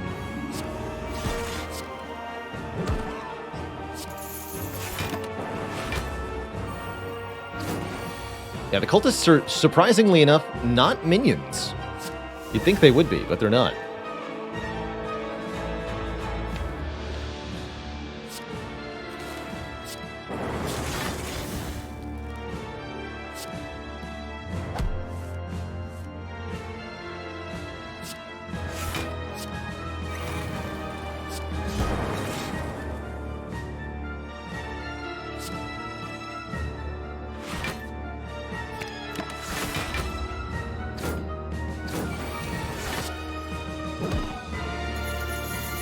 Easy.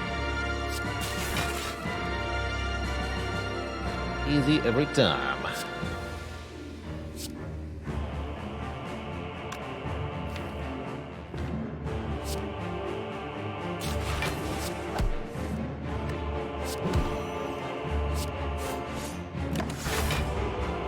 Okay, still waiting for Panacea to show up.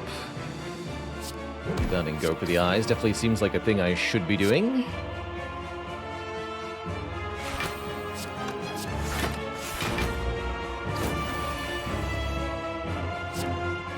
Recycle is absolutely key for this fight to go particularly well. I'm going to start by recycling Doom and Gloom.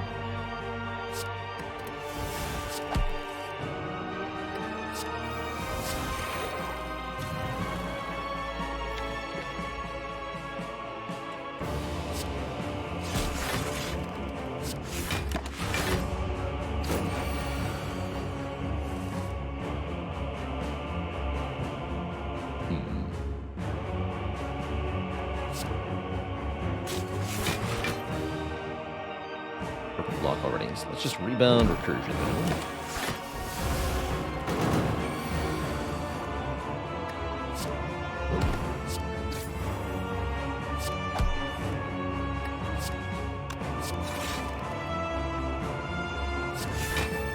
Okay.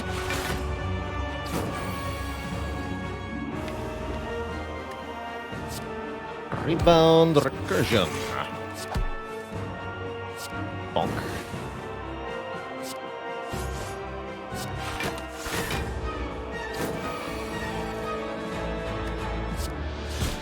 Hey there, Recycle. You wouldn't mind getting rid of...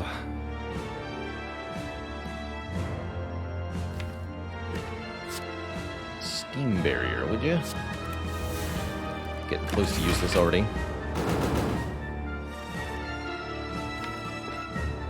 Alright, I'll do the cheesy thing.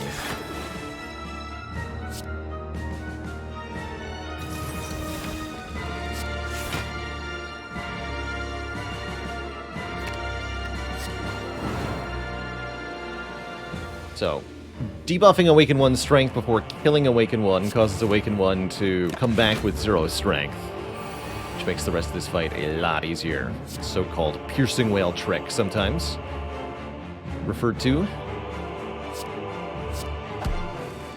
In that banner.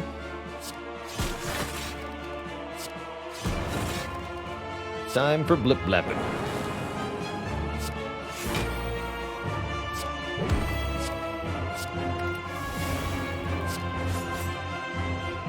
I'll play this for damage.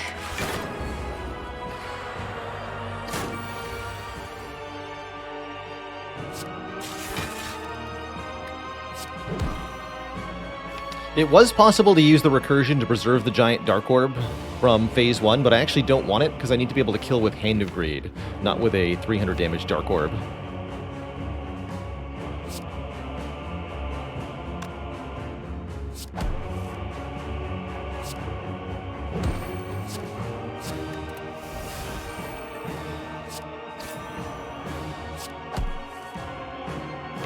What do I want to destroy here? Rip and Tear, you're next. Hologram Rip and Tear. Recycle Rip and Tear. Stop.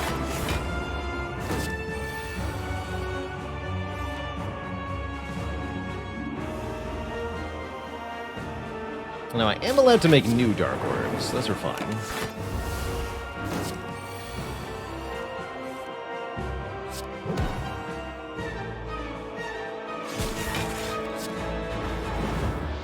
As long as we don't do too much damage.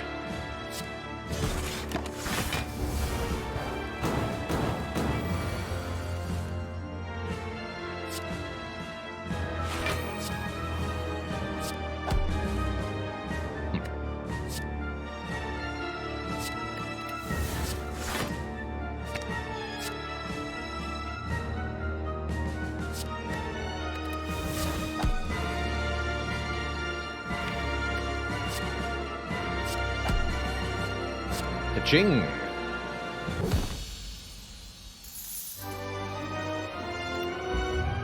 Two thump, a deep pulsing dread can be felt out the room. Is this heart of the Spire, the source of this fairy that somehow barely survived?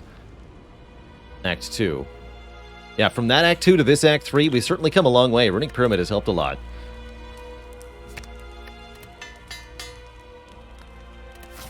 A lot. And Courier is here. Some mighty powerful things here that I like. Panic Button could be a lifesaver, especially in Spear and Shield fights. Orrery could contain a lot of useful cards. Card removal looks good. Gambler's Brew could be very useful as well. Although it's hard to want Gambler's Brew over more orb slots at the moment. Shuriken's amusing. Doesn't feel necessary. Although it definitely would contribute a little bit to our damage. And we have Vulnerable, so it's better than you'd think, actually. Okay, let's see what's in Orrery first. It's true, there's powers under Storm here. I'd rather look at Orrery if I want to find more powers. Like an Echo Form, for example. An Echo Form we can get into our hand on turn 1 with, oh, you know, Seek. Second Rip and Tear. This is a little bit iffy, but I'm going to take it. This is not iffy. This is good. And this is great.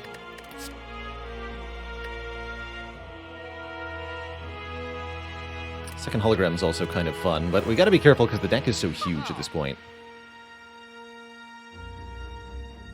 I go Panic Button, card remove, not Gambler's Brew, not Gambler's Brew. Okay.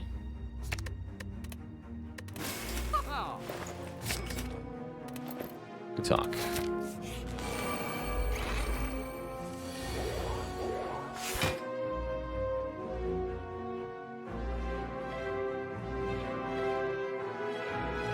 So, really, how do I want this to go? I can put Echo Form in play turn 1, but can it actually do a whole lot for me? Yes.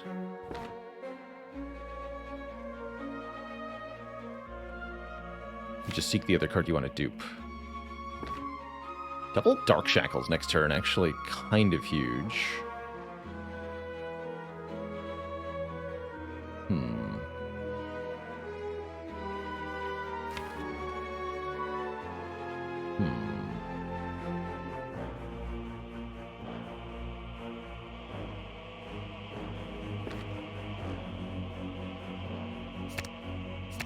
Do these two. I could recycle to draw more cards if I really wanted to. But then I don't have access to recycle next turn or its energy. I think we're fine.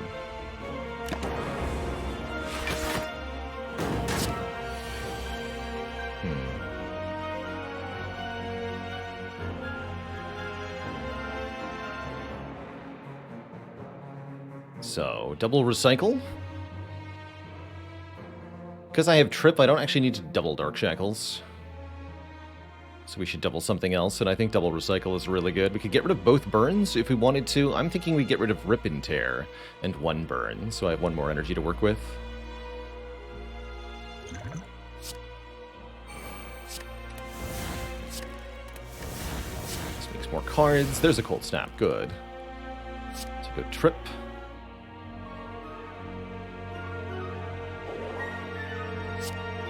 Dark Shackles. And we probably want to do something like Rebound, Cold Snap, Compiled Rubber, Cold Snap, which will give me 1 energy back as well.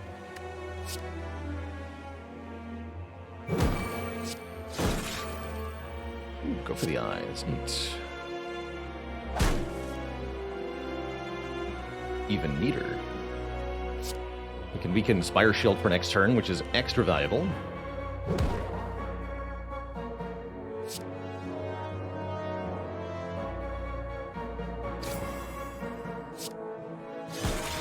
I guess I might as well just play this. Alright, we take a little bit of damage, but really not that much. Take 10. All things considered, it definitely could have been worse. Okay, incoming damage, 28 plus 18. Math says that is how much? 46. We're currently blocking 24. We can do a full block, though. Double your defrag. Double your fun.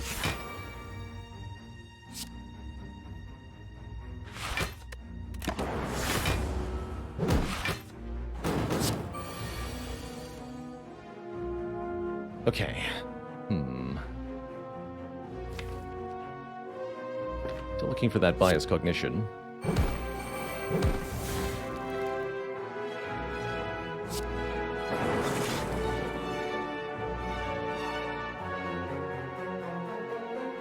Let's go turbo. Rebound hologram, fetching cool-headed. Cool-headed. Keep drawing. Jeez, man. Get out of my hands. There's Bias Cog. Okay, sweet. Double that next turn, and with plus 10 additional focus, I'm not afraid of anything anymore. Not for this fight. Not for this fight.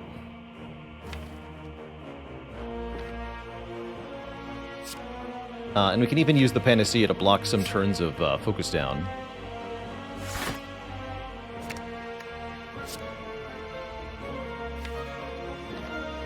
Don't want to draw 3. That'll work.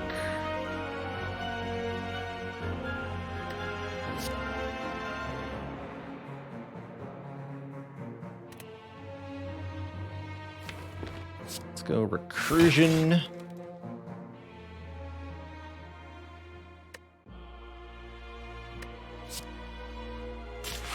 Darkness plus Cold Snap ought to be enough, right? Pretty sure. That smells like enough.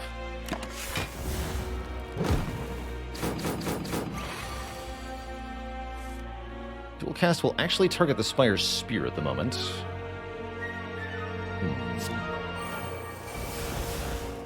Really should have considered just double dual casting. I'm also completely okay with just doing this.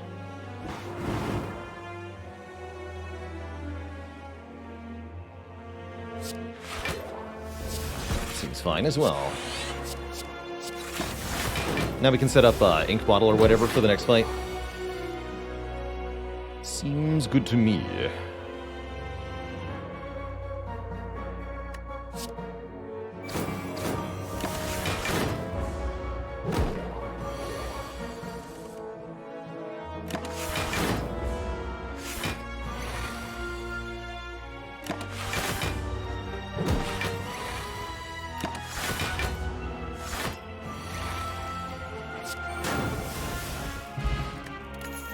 Cards turn 1 is pretty good. And I'm taking a Glacier. Yep. Sure am. Yeah, no need to hand agree. There's no more shops, of course. So even if we could have hand agreed the Spire Shield, you know, what's the point, right? Oh my god, we drew Echo Form turn 1? Holy crap.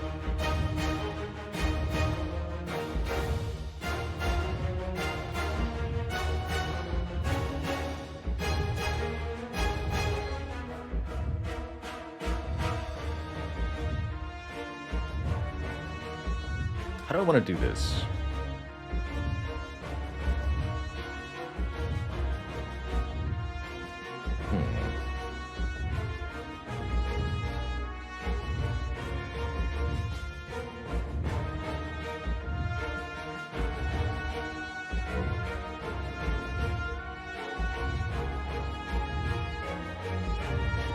Not quite sure what to seek for now.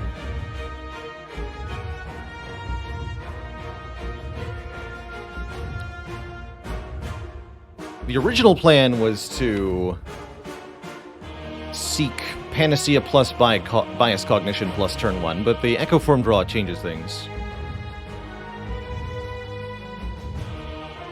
I'm gonna just play Echo Form, see what Ink Bottle draws. Chill, okay.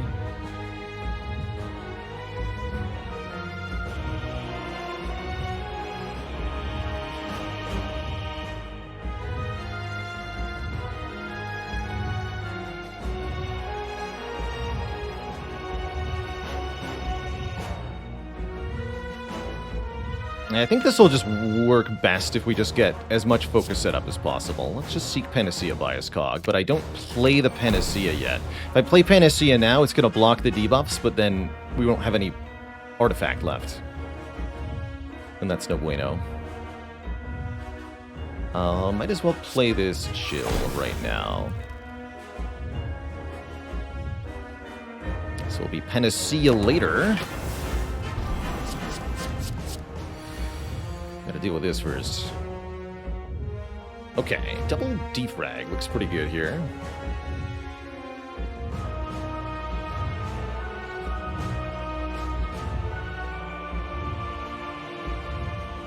We'll also be using, yes, the push into capacity approximately now.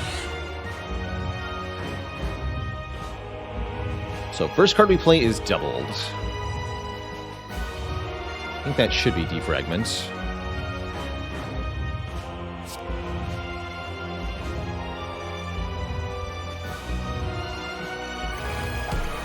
I'm going to do things in a weird order here. We're going to go Panic Butt. Actually, wait. Steam Barrier.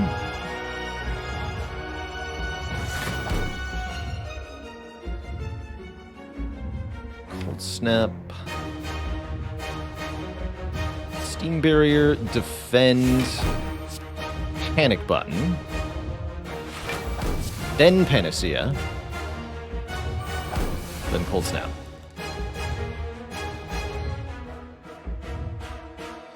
Might want to play Trip first. I think we just keep Trip in hand for the moment. So we take pretty substantial damage here. But more importantly, we start this turn with 18 block and 2 artifact, such that we can double the Bias Cog. And now we have just a flat 15 focus for this fight. We're going to double Capacitor next turn. That ought to be GG. Surely that's GG.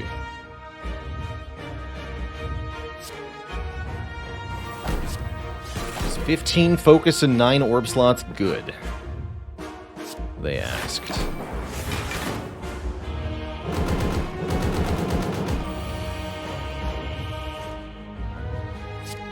Gotta take Beat of Death for this, but that's fine. Ow, ow. What we do need are more damage orbs now.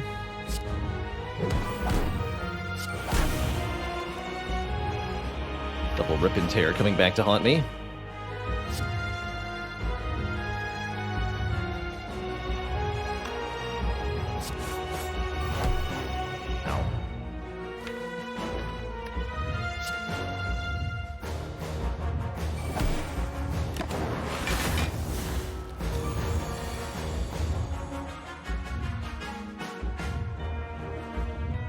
But my face, though. Yeah, Beat of Death is hurting. Thankfully, we do have a revive, right? So even if we lose all of this health, we're still okay.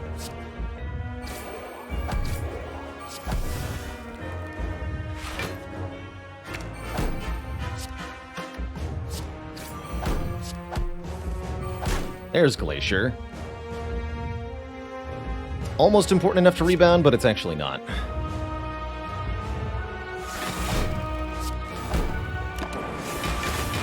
Get him, Lightning Orbs.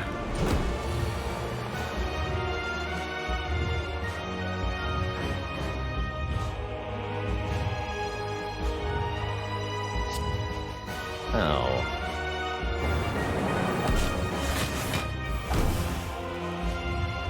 Okay, that's good. This. Gonna rebound Turbo here. I have so much card draw.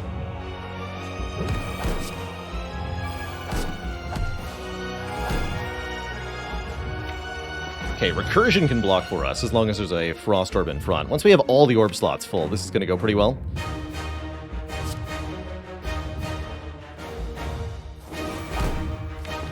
Gonna rebound Turbo Plus again.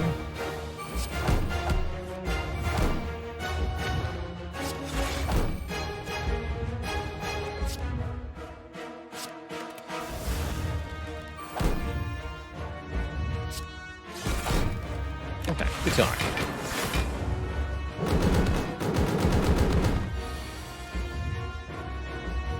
Now it's time to start dealing damage, and lots of it.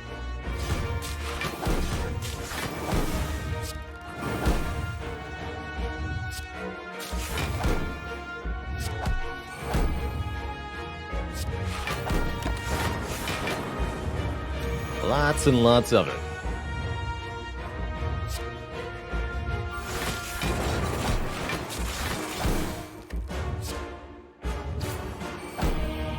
Power up the Dark Orbs even more.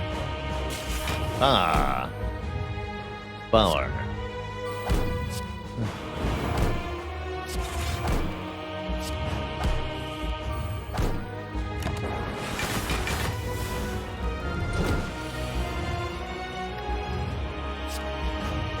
This fairy in a bottle was useless.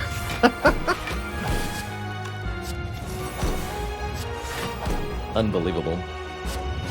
Well, Twitch chat, GG. The power. What a fight. What a run. GG. The fairy gets to be freed at the end.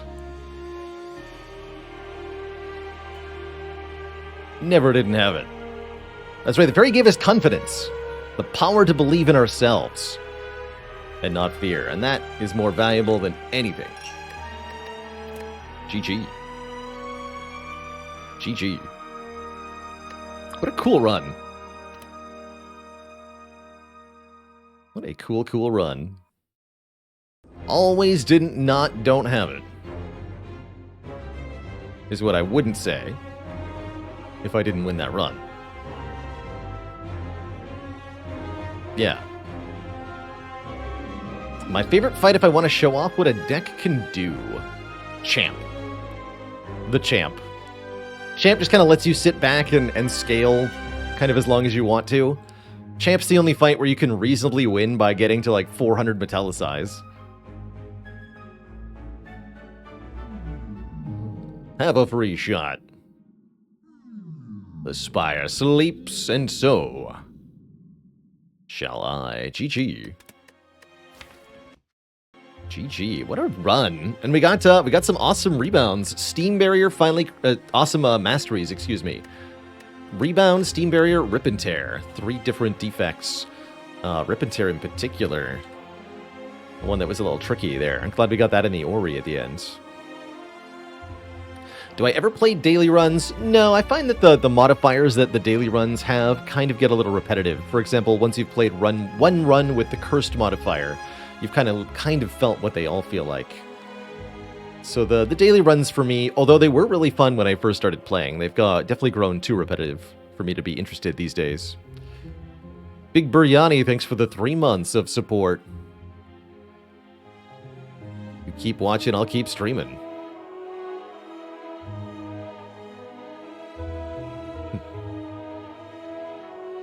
Must be really underestimating Compile Driver. Card draw is good. One of the really strong thing about Compile Driver as a card is that this card can draw 3 or even 4 without requiring an upgrade. You definitely could say it was the main driver of our victory in this run.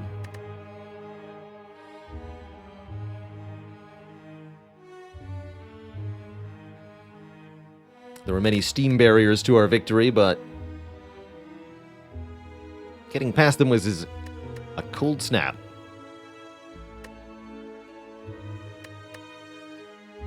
There's no need for such doom and gloom over the dad jokes, Twitch chat. Y'all must be biased. So, next up, Watcher's going to tackle the Spire here on Ascension 20. I guess I'll leave you on the run history screen. Before we jump into another run, I am going to refill the legs, stretch the water, grab a quick snack upon my return.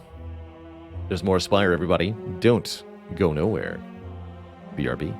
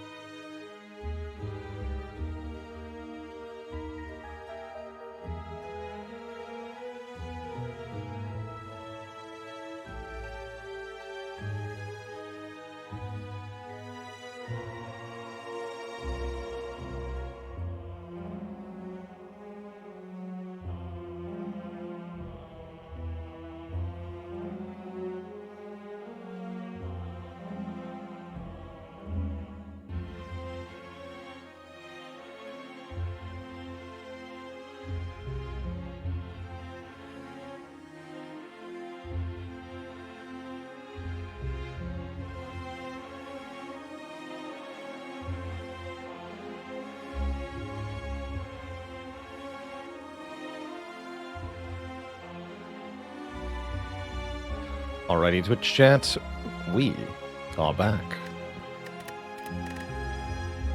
While I was away, Charn is awesome. Thanks for the sub, baby. 9 months. Can we master any cards with the Watcher today? I'm hoping maybe we can get another curse crossed off the list. Pretty hard to say no to a 250 gold start.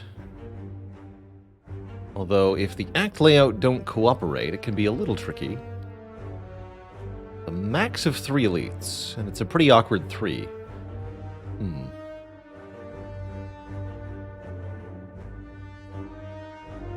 I think I like this path.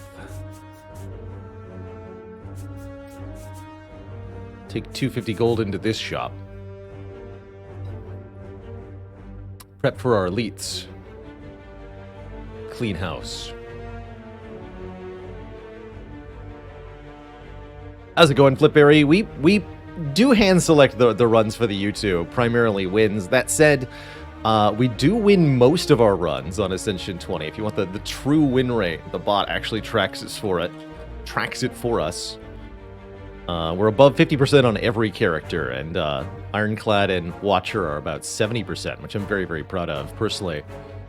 But now we don't win every run, or even almost every run. Just most of our runs.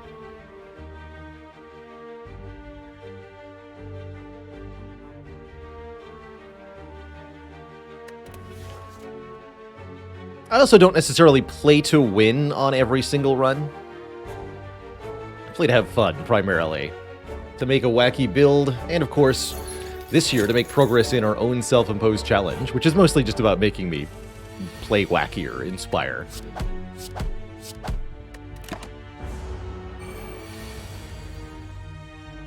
I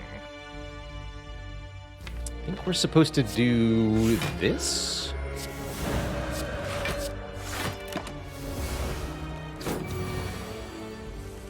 Yeah. That could have been bad if I drew 3 defense, I suppose. Are we a believer in early halt? I guess Flying Sleeves as a attack we haven't mastered yet is a pretty good first pick. A bit underrated, I think, Flying Sleeves is. The retain keyword's not that useful. It is really nice to be able to consistently get it alongside Eruption, but it don't always do what you would like it to do. Blockade takes 6. This is 20 damage. We could technically kill the back one, but then we take 8. I'd rather just take 6.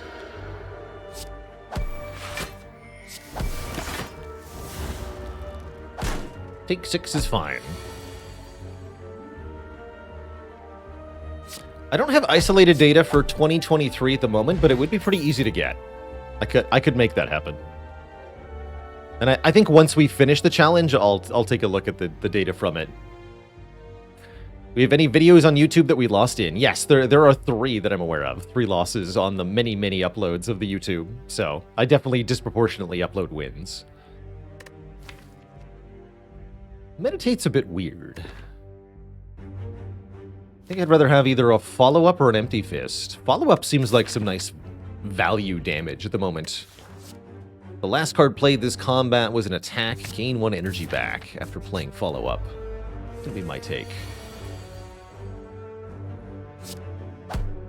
Bippity bopsend. I think I'd rather just play the Flying Sleeves now, rather than trying to save it, not having the energy. Not quite the ideal draw, but good enough.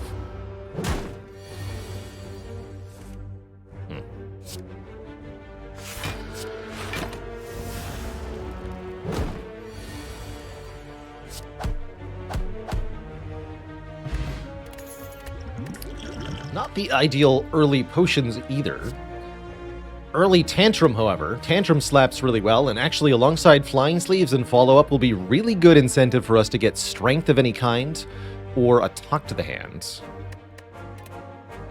Early Tantrum seriously slaps. Bowling Bash ain't too bad either, but Tantrum is certainly amazing here.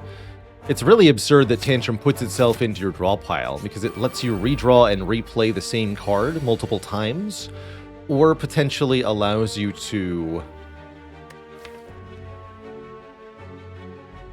Just consistently draw it over multiple turns, even though you've only got one Wrath entry. We can just keep re-entering Wrath with the Tantrum.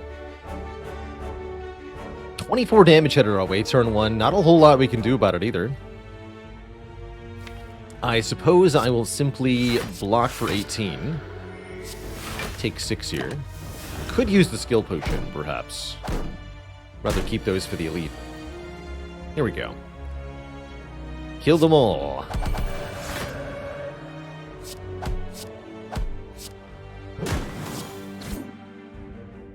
Easy. Wow. Stance change galore, and actually all of these are great now that we have a Tantrum. Seems like one cost calm entry is particularly good, this inner piece. Makes me wish I'd gotten the meditate earlier, but I don't regret this follow-up.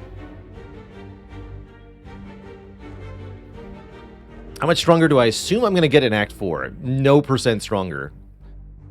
I often only assume that I can buy a potion, and not much more. The shop isn't really guaranteed to give you anything. It often does. I'd say maybe 10% of my winning runs only pull it together at the very last minute. 80% string it together in Act 3 somewhere, and then a very, very small portion are like set somewhere in Act 2 or Act 1.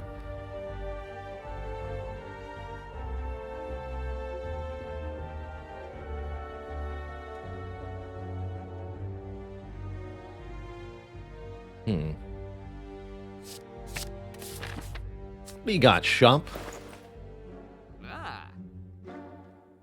Well, well, well. Certainly some things here.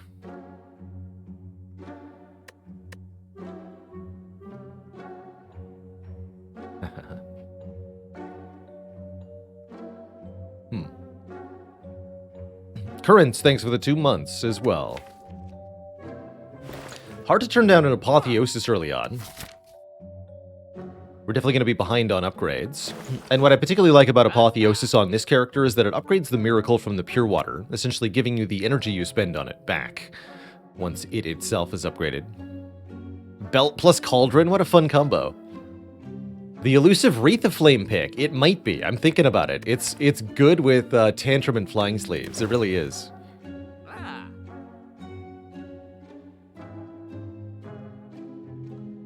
But we're doing Apotheosis first. We don't have that much money left. Potion Belt is very tempting. Card Remove is very tempting.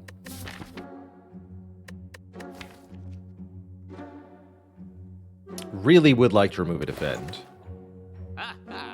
Which would mean I could only buy Trip or Wreath of Flame, but not both. Burn Evil is pretty good too.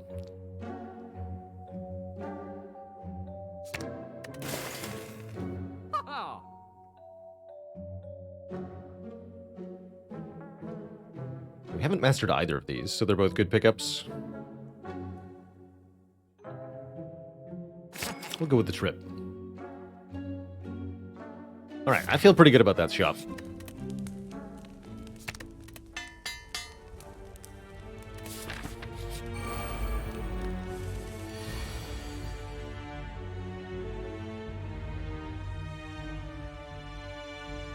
Take 1. Wait, no, it's 22. No. Do it this way.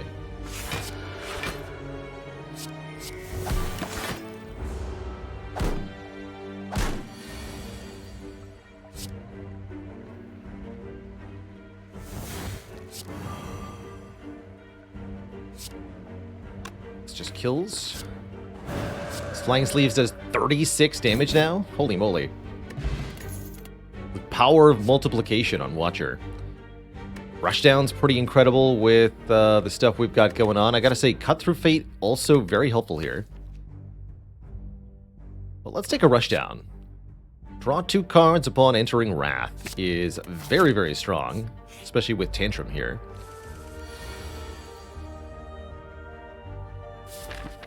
Do we want to potion in this fight? I don't think so. I think we're very good at this fight overall.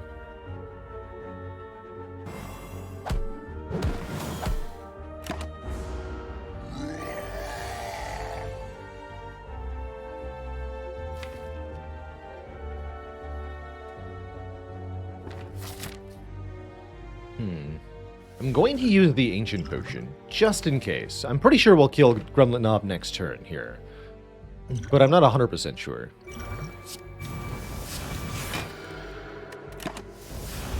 If we bottom deck the Rushdown, it could be quite bad. We're good.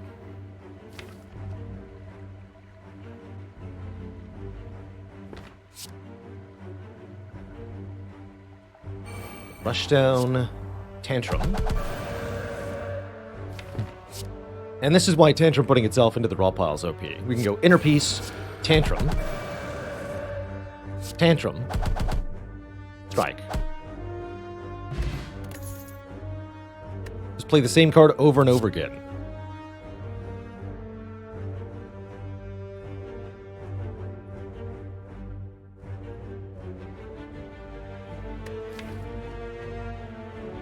But where'd the knob go? So we didn't actually need the potion. We're hedging our bets there. Don't particularly like Flurry here.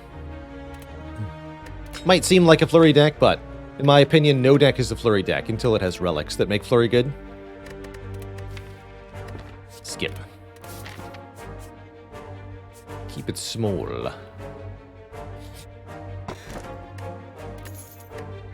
No boots from here. What relics make Flurry good? Shuriken, Ornamental Fan, Kunai, Nunchaku, to a lesser extent, the Vajra or Duvudal.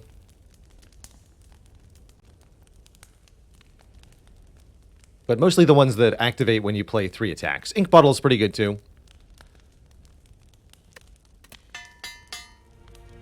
Yeah, and we actually just passed Kunai, right? So we know we won't see Kunai on this run. Just more reason not to take it, I suppose. 2 random upgrades. See, that's not even particularly useful, because we have Apotheosis. No.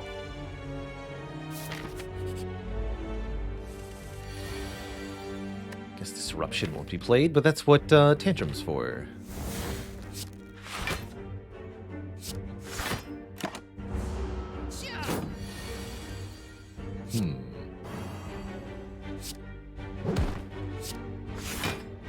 One, hope next turn's better. Should be just fine. I think even if we don't draw the Tantrum, we get a kill here.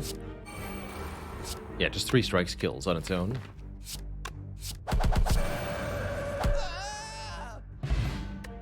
Maybe Boot with Tantrum would have been a pick. I actually didn't think about the Tantrum. Truth be told. I am going to take Talk to the Hand. Talk to the Hand, amazing with Tantrum, amazing with Flying Sleeves too, actually. This is almost a deck that could take Fasting. We had a halt, maybe. Ravenhawk, thanks for the full year of support. Heck yeah. Odd Mushroom, very good relic for the Heart fight later this run. And a fight we can pretty easily win, I bet, too. Although we might take a bit of damage here. This is where having the Ancient Potion would have been nice. What a terrifying turn 1. Spooky.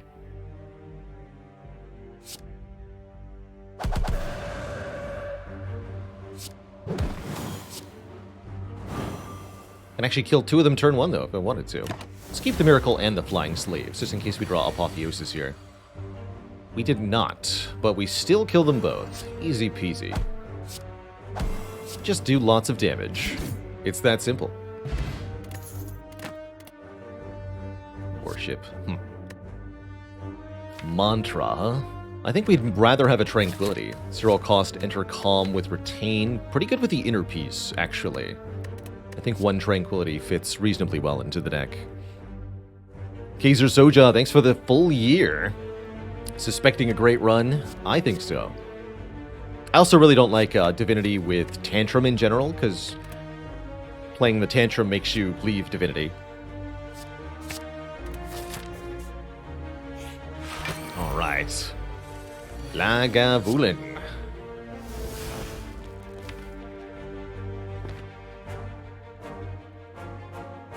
Could do Tranquility Inner Peace here if I wanted to. I think I'd rather just keep the Tranquility in my hands. Play Vigilance. This enemy will sleep for up to 3 turns. So after this 3rd turn here, they awake. which means it's tantrum time.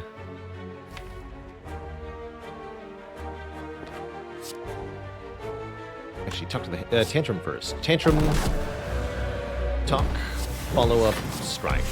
Already below half health.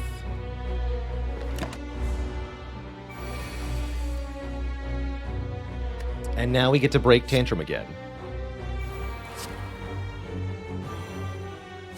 Dear Tantrum, put yourself into the draw pile. And then draw cards. Oh hey, we drew Tantrum. How nice. Blah. Not exactly the most amazing relics so far, but we'll get there. With Trip, I actually don't feel like I need Indignation here. Routine Sadness, loving the smug sense of superiority. Thank you so much for 37 months. How the time flies. Signature move. Show me your moves. Don't think this is the run for signature move. Is Reach Heaven ever good? Yeah, it's actually quite a good Act 1 card. A very takeable early game damage. It's a bit odd in that you have to pay 2 draws for it, but it definitely slaps. I rate it as very similar to Sands of Time in a lot of ways.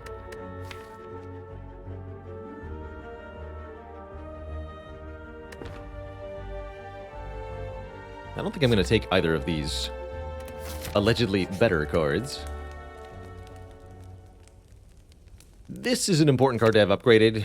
In case we draw it before the Apotheosis, we still want to be able to play it during boss and elite fights.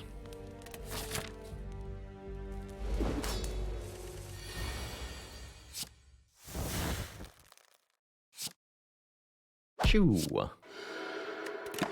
pretty underwhelming turn 1. Really underwhelming turn 2, sufficiently so that I'm considering the skill potion here. We're at 70% chance to get a potion. Let's do it. Omniscience. Hell yeah. Don't mind if I do double talk to the hand. The power.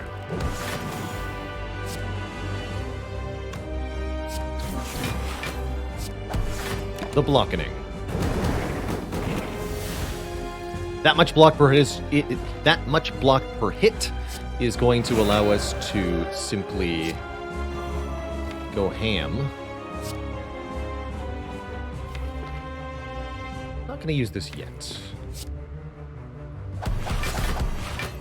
We can basically stay in Wrath and just use our triple damage attacks here.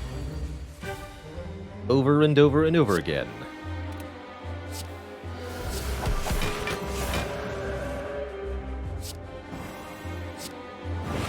Kerblam.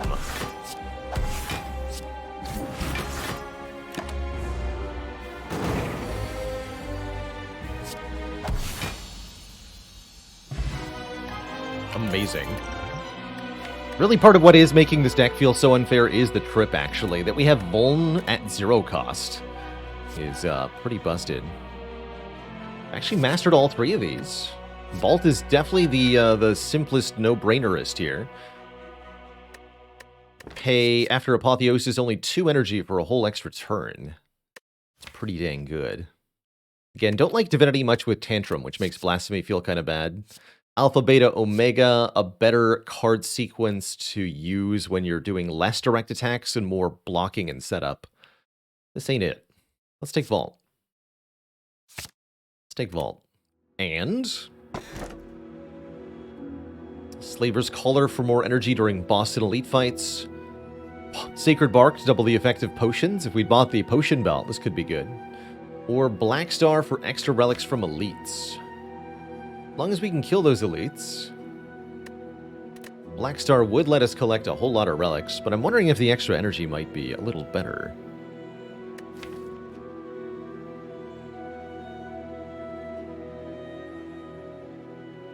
Yeah, Color or Star, not sure which one. Both are going to require pretty similar pathing out of Act 2. Honestly, we have so much energy generation between the Tranquility and the upgraded Miracle. I actually don't think we're going to need all this energy all the time. Let's take Black Star here. Let's do it. I'm sure I'll regret that, but let's do it. 3 elites. And this shop, definitely. We have so much money. I could maybe wait until this shop for an additional 1, 2, 3, 4, 5, 6 times 12. 72 gold is definitely something. But I feel like doing... I mean, with the current relics, we really need some help for an Act 2 elite. Okay. Yeah, might as well look. I agree. First up. Freaking shelled parasite, man. How is about...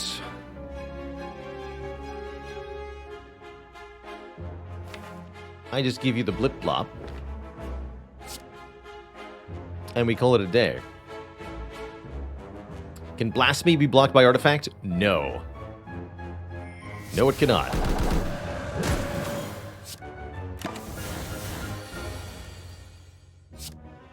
Die.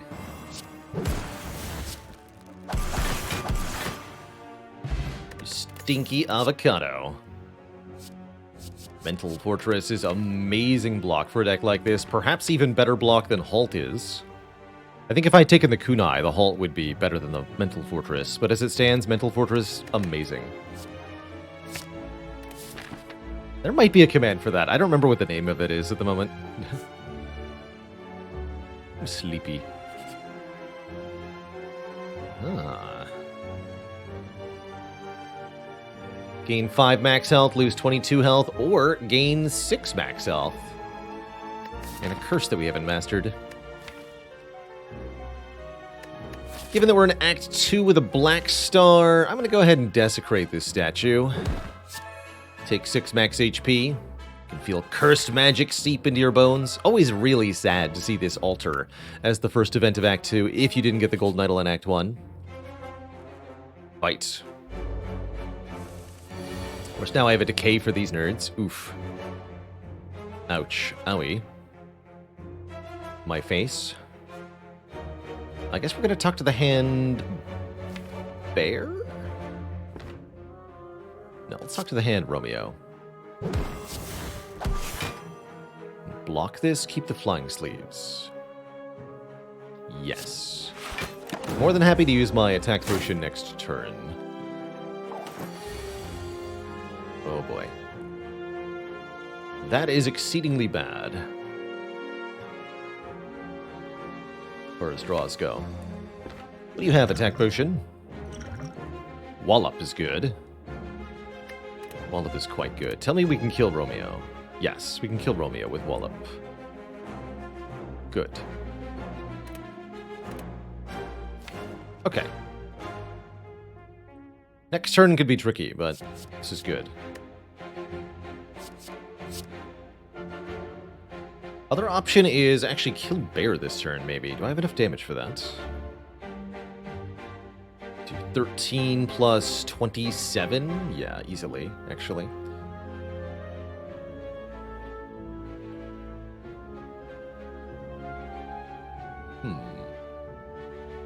Never correct to stay in Wrath. 48 incoming damage? There's no way I can block that. No, there's no way I can do that. Okay. Let's do this then.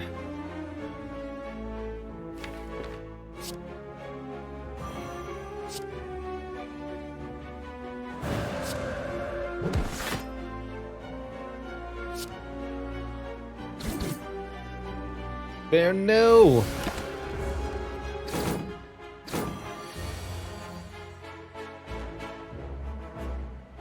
Actually, this is perfect, right? Because Tantrum, Strike, Follow-Up will kill. Perfect. Hey, this worked out really well. Just the way we drew the Calm and Wrath entries in alternating fashion. Really good.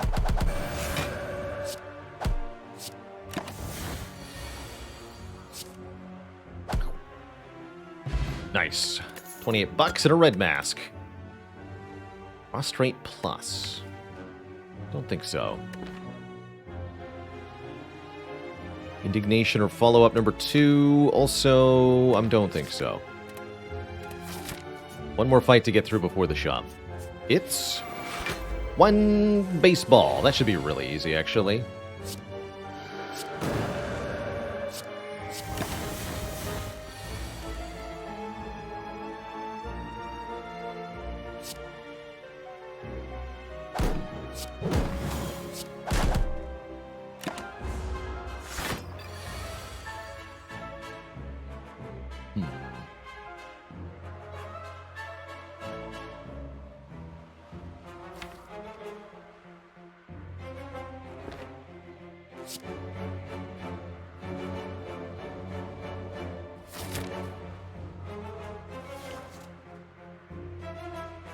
Taking 13 damage.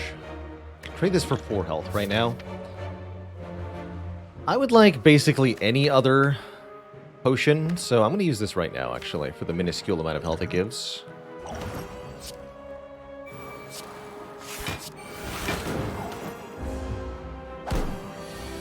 And then this turn, is this enough damage? We deal 9, 12, 12, 16. 24 plus 16 is 40. So that should be 49 damage, which is a kill here. Let me just double check that.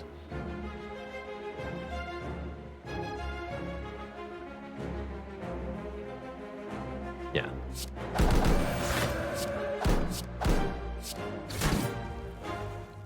Cool. That worked out. Could have had so many indignations. I definitely don't mind a third eye.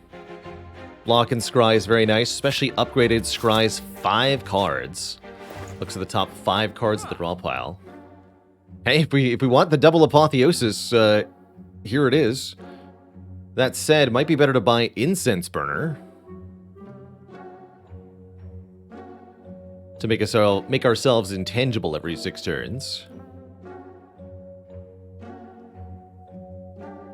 Double your upgrades, double your fun. Does mean we'll more consistently see the first apotheosis, which is pretty good. I am definitely eyeing this, though. The other thing we want is to remove the curse. I don't think I want to keep this. Although, if we want to try to master a curse, this is a good opportunity to try to do so. And I have the Darkstone Periapt, so I'd even get more max health if I managed to get a second curse.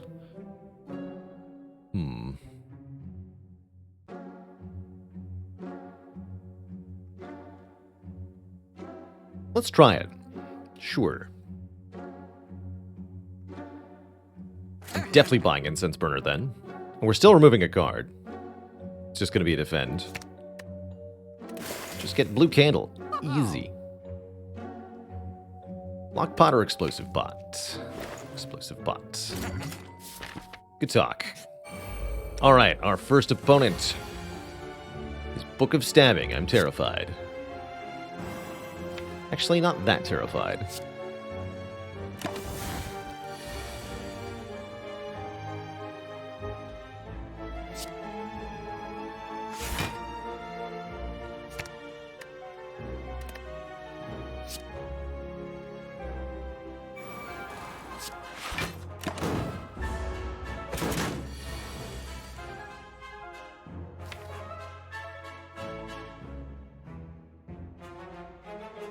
Pretty risky to play this tantrum. Pretty foolish not to play it, though, right? Yeah. I can actually go... I can go Rush Down Tantrum first. That's much smarter. I don't have to go Vigilance first. Okay, yeah, that's much smarter. Don't be a fool. Excellent draw next turn. Okay, this is a pretty one fight for us. Beautiful.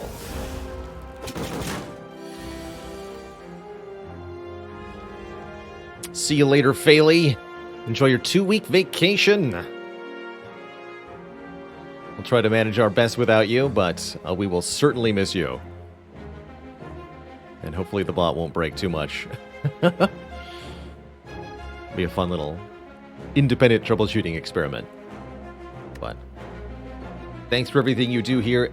Please enjoy your well-earned rest. Have a great time.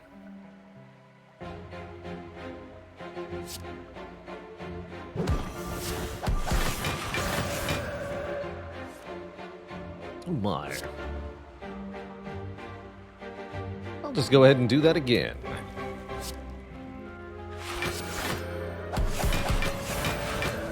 Guess I can just stay in Wrath, huh? Easy.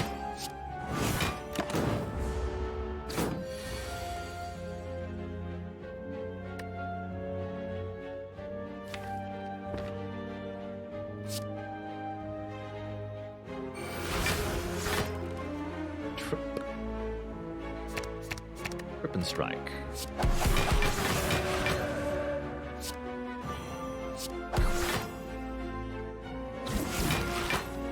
Alright, Book of Stabbing has been stabbed. We got an Akabeko, so that our first attack each combat does more damage. An Ink Bottle to draw more cards. And now Meditate looks a lot more appealing. Get cards from the discard pile into our hand. Foresight also pretty good to scry through the deck. Helps us get rid of the curse. Let's take Meditate. Do I actually want to go to all these rest sites? Well, I would like to start with the Fortress upgrade. Again, getting the powers upgraded before Apotheosis, or even with Apotheosis, is still valuable. Now it's Slaver's time. I'm extremely glad that we have Incense Burner. Let's just say that. Exceedingly so.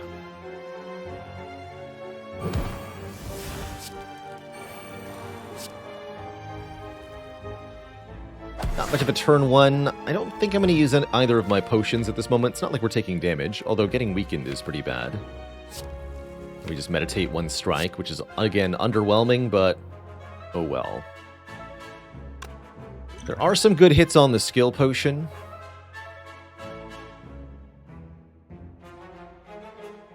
I really don't feel motivated to use it, though, given that we're not even taking damage this turn.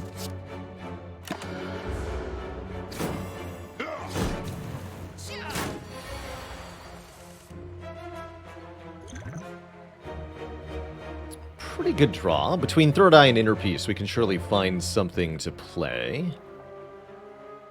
Let's see what's on top here. Vault. Vault that I can't draw? Vault that I can't play? That's not true. We can play that Vault. Tantrum leaves me at 2, then I'd have to Miracle. It's gonna make future turns a bit awkward, huh? Now we still have Tranquility in our hands. Also withdraw 2 more cards.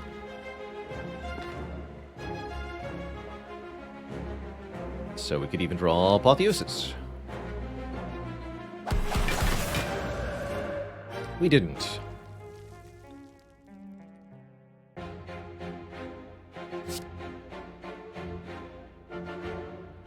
Okay.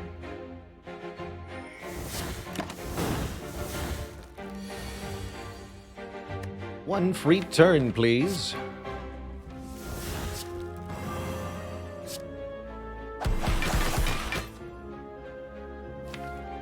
Kerblam. Alright, we no longer get block per hit, unfortunately. Probably just want this to be Defend Tranquility to avoid taking too much damage. Yes.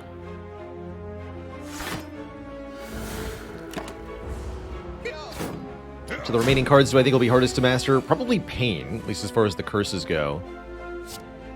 For character cards, I don't know, there's definitely some toughies in there.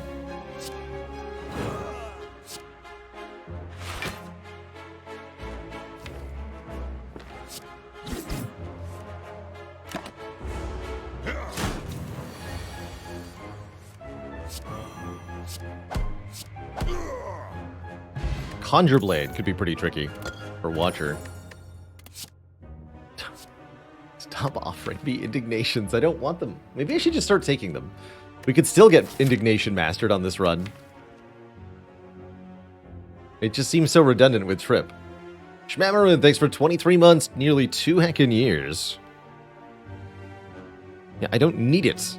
That's the thing. We have Trip, we have Tantrum. I don't need this card.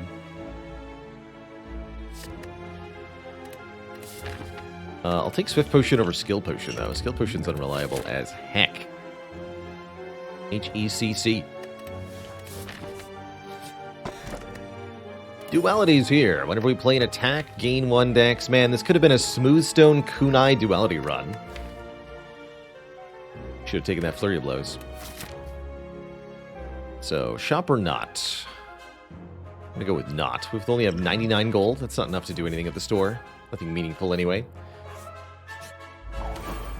So, give me more card removes and stuff.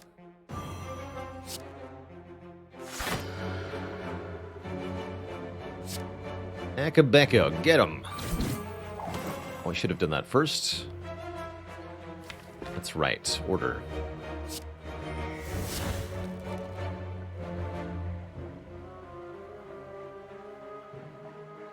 We'll be intangible next turn. Give me the Flying Sleeves.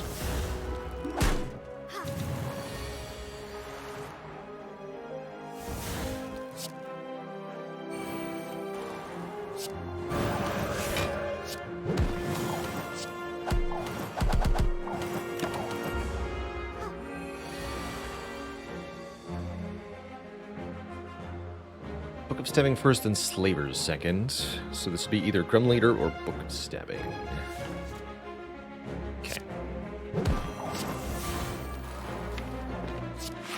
So I am going to do my best to manipulate Incense Burner to the correct number here.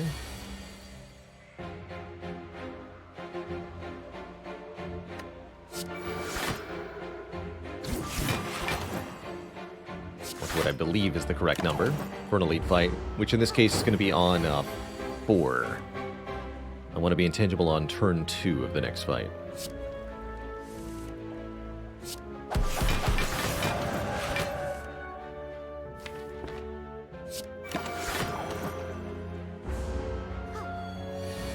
So we want to kill Mystic now.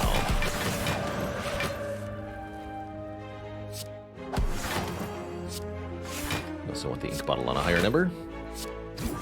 Good enough. This follow-up is upgraded. Halt is back, and it's like way better than before. Yeah, I'll take a halt. Gain a bunch of block. If you're in Wrath, gain additional block. Note that both numbers on halt, the 3 and the 9, both scale with your dexterity stat. So the more dexterity you have, the more block halt generates twofold. It's pretty dang strong. All when we've been countered by being attacked on turn 1. How candid. Beautiful. But I have the power of duality on my side.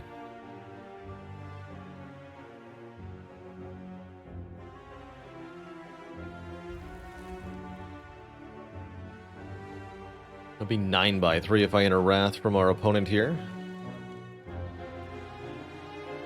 Could make this 7 plus 13, 20. That won't be enough. But it would be enough with the defend. So I could do the full damage here, actually. Worth thinking about. I get both gremlins that way. But we lose the miracle.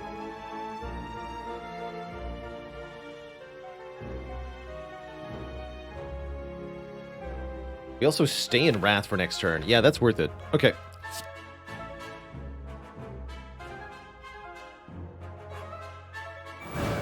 Draws the exit. Who needs an exit card? I don't need an exit.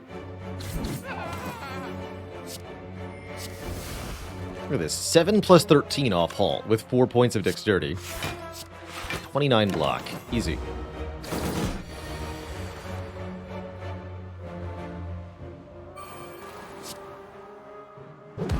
Guess I'll go back into Calm. We've got, actually only 1 Wrath entry, but then we also have Inner Peace coming up. So I'd rather be in Calm here. Just make the enemies exit. The Spire. Hey. It's illegal.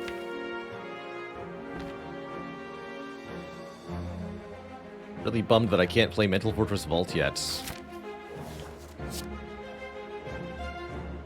could Swift Potion here. It's not a bad time for Swift Potion.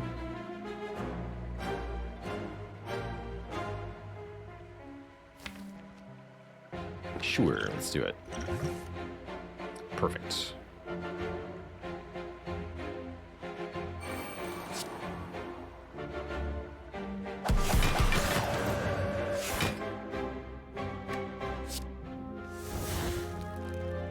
Even better. One more turn, please.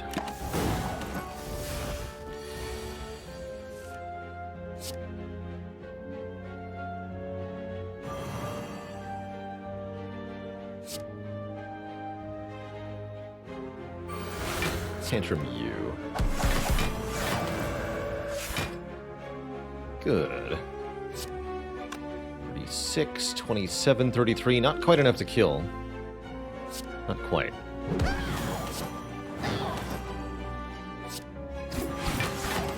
Defend blocks for 13 because of all the dexterity from duality. Not that I need the dexterity from duality.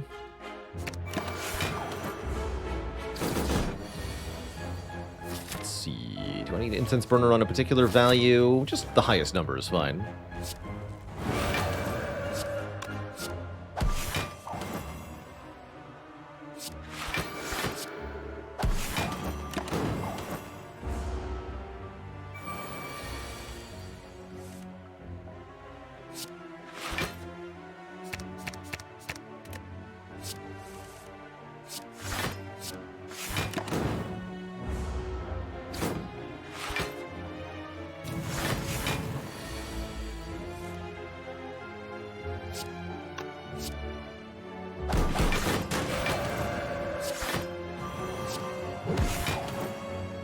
Cool. Being diligent with these counting up relics can really make a difference in runs. It's a really good habit to get into.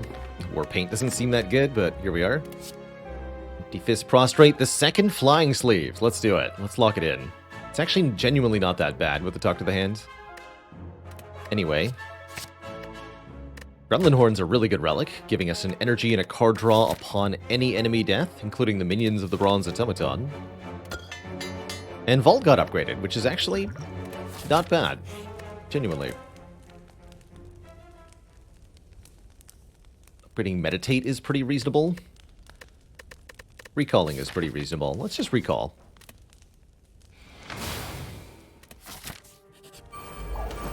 Good day, Guitar Lair. Finally, an early Apotheosis, but not just early Apotheosis, also Akabeko Trip Tantrum. For absolutely filthy damage. Just stupendously good damage.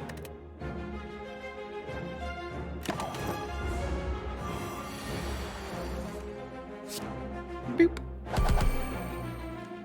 Sayonara, Snake Plant.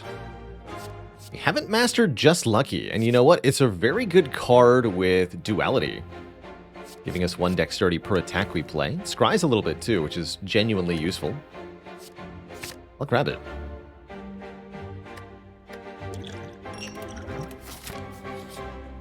Merchant. Offering me a card removal. I tentatively accept.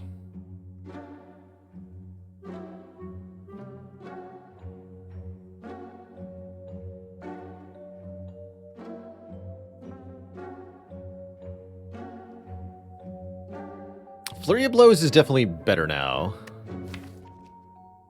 Shuriken's gone forever, though. We've lost both the Shuriken and the Kunai. We don't need either of those things. Now a dad joke for the crowd from Mathematician.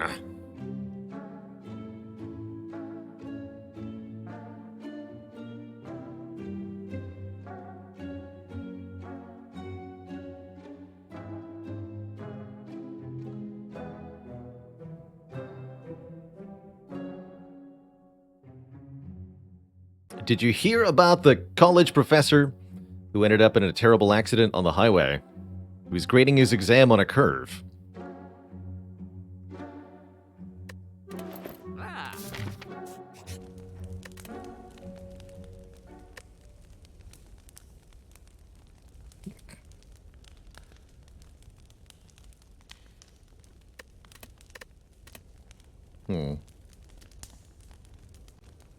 Let's upgrade Meditate, I suppose.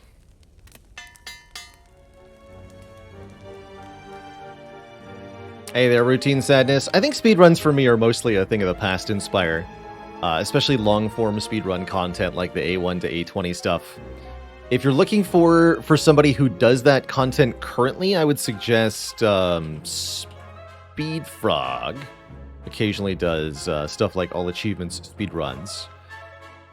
But for me, I found that trying to play the game super fast, especially if I'm trying to do it many times over a long period of time, it's quite the, let's call it ergonomic nightmare. It's a good way to mess up one's wrist / hand. And so I'd really rather not try to do more of that, quite frankly.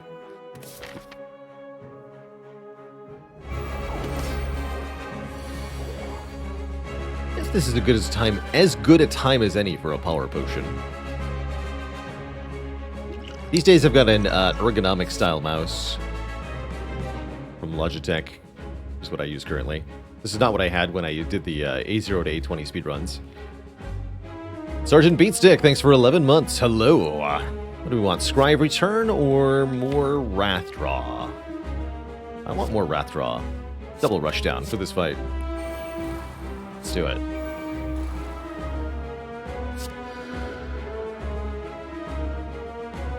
Is Akabeko important enough to not play the strikes here? Could be. Unlikely.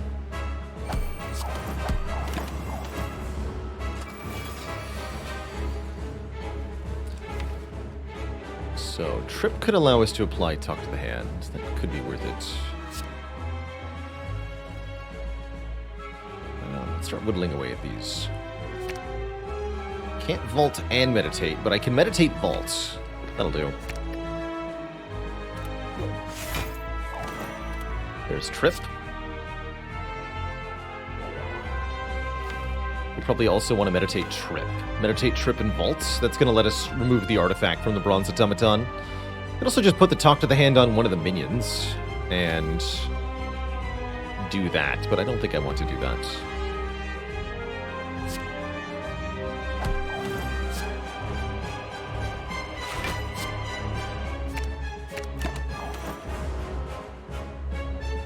Hey, that's my Apotheosis. I need that. You can't just take a person's Apotheosis. I guess you can, but you shouldn't. It's rude.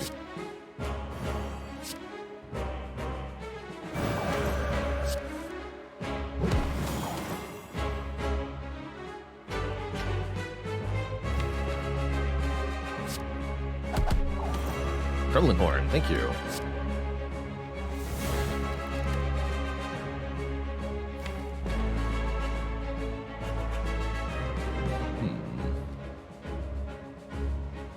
Alright, keep going, I suppose.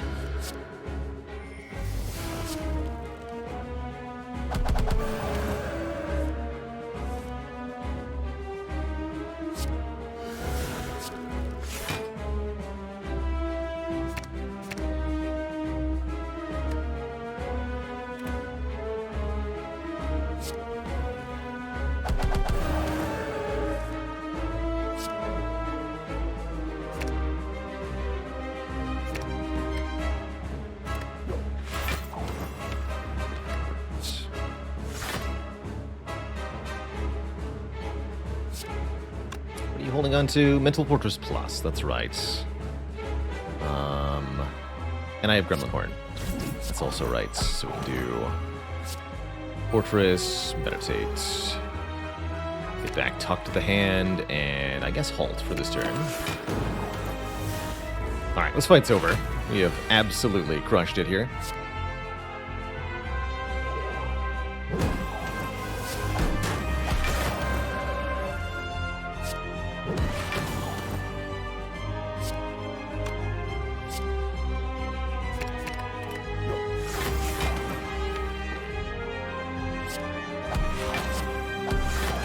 Blocks for 32.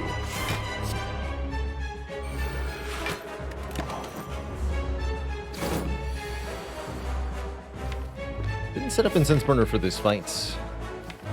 Might have been a smart thing to do. But also feels like an irrelevant thing to do. So, maybe not.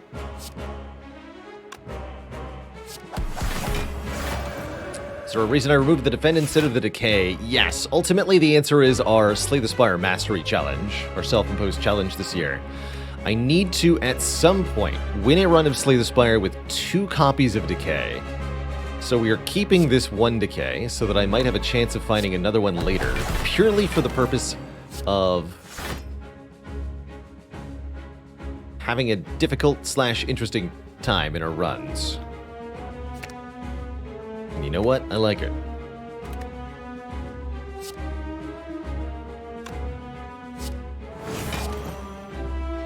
Give me Eruption or give me Death.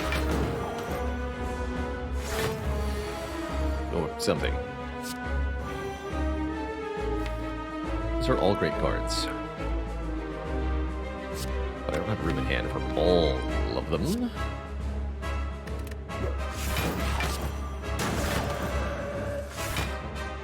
Or do I?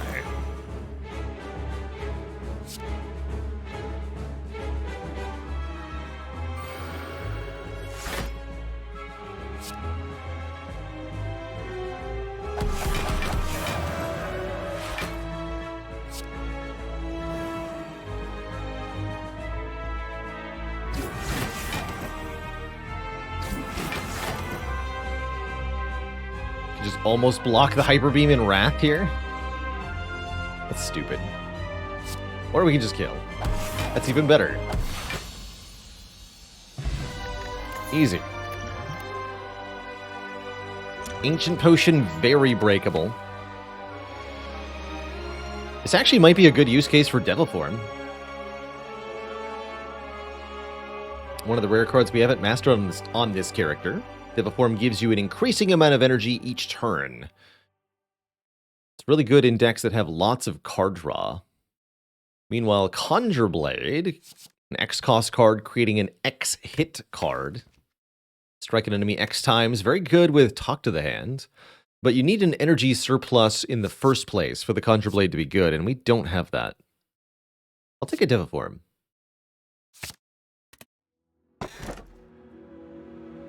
And we take either Busted Crown, get less options in card rewards, but more energy. Sozu, can't use potions anymore, but more energy.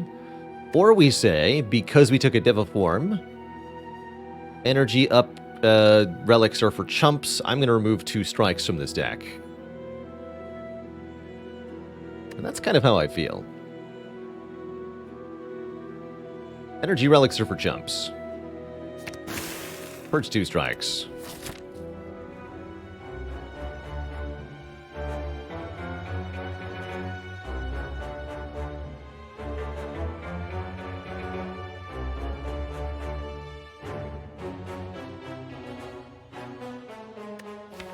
Maybe should have been 1 defend, 1 strike. Maybe. I like the last defend. It's okay. Let's take some events here. I like Act 3 events. They can be real juicy-like, especially early on. Of course, they can also be pretty spooky-like.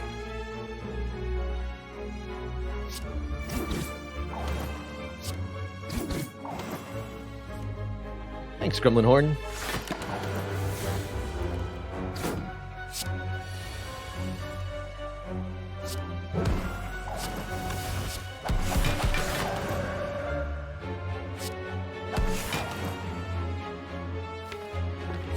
Guess I'll just...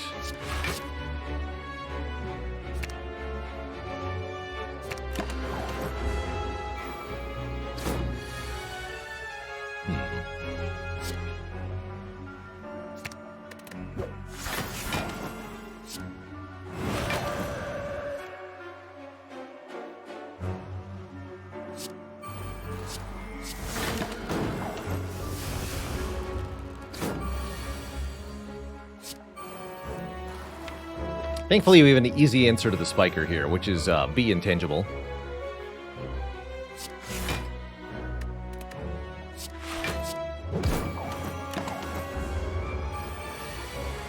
Spikes can't hurt you when you're a ghost. Well, I guess they still can, by 1 point each. Alright, hold on.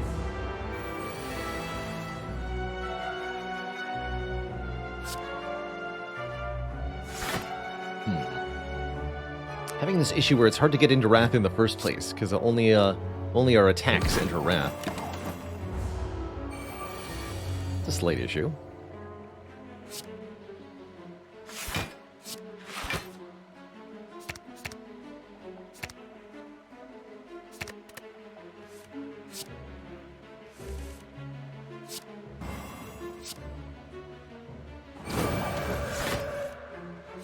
There we go.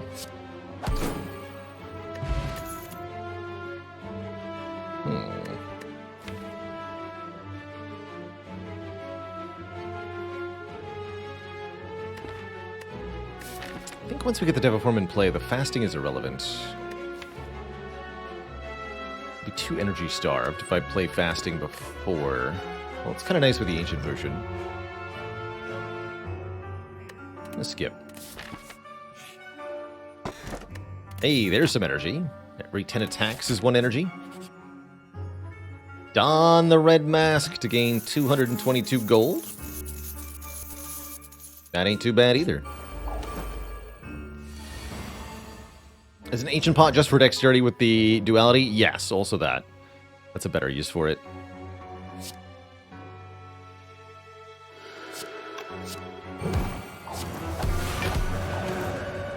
Oh, right. Fair enough. I don't have rush down.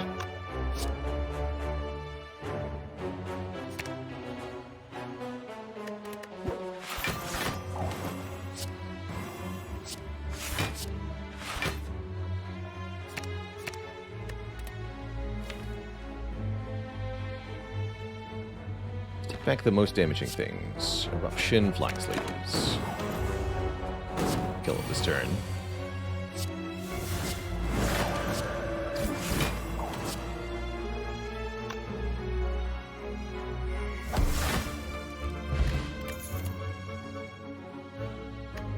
Cut Through Fate is a very reasonable addition to the deck. Yeah. Especially with Devil Form, we want more cards like that.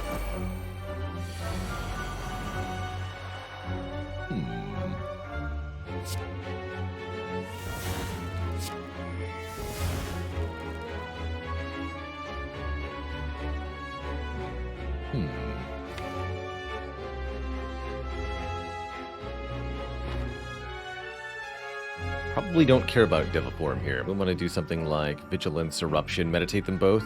Yeah, that makes more sense.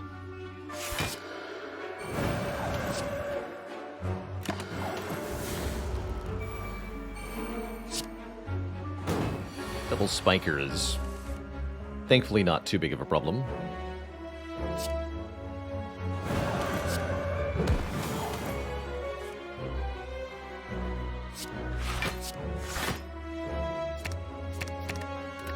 Some of that stuff in play.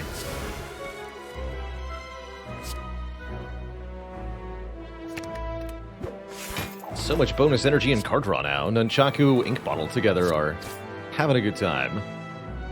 Good.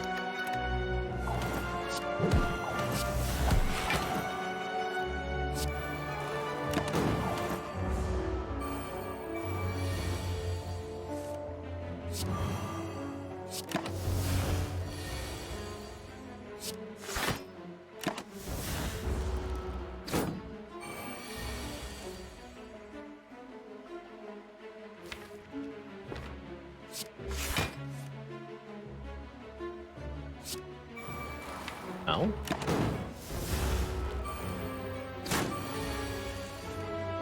Not too bad, thankfully. Just meditate back. Go with this and this. There we go. Finally, our time to shine.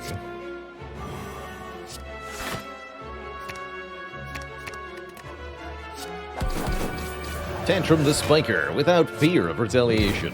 Feels good, don't it? Sure do. Again! Satisfying. Too satisfying. Do I think Watcher is too strong / easy?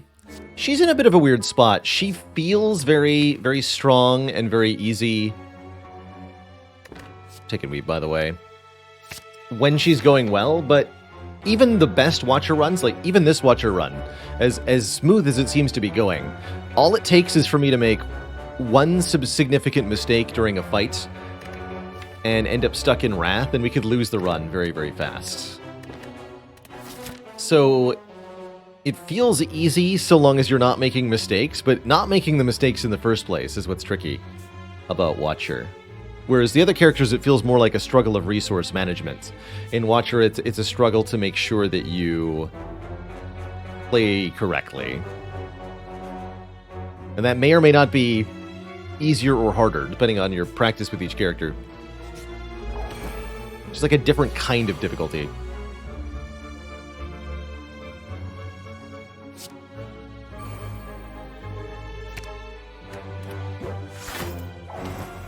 We better get a head start here.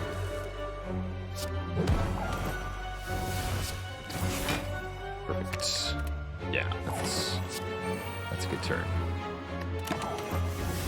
That's a good turn against Nemesis. I was a little worried we might have to deal with something like this. Do a rushdown in play.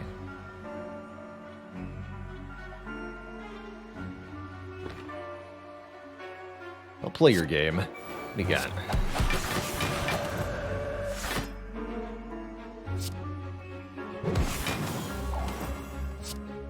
Did get meditate this turn, huh? It's my only hope for getting out of Wrath. So, here we are.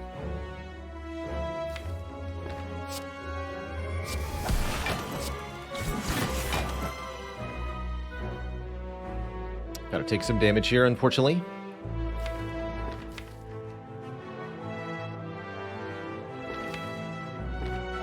Get back Inner Peace. And let's say Cut Through Fate.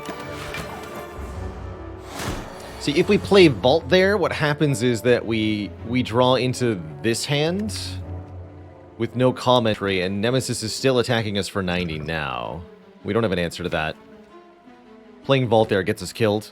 That's one of the mistakes that we could have made that could bring this run, theoretically, to a very swift end, is getting hit for 90 from Nemesis by accidentally not having a way to get out of Wrath.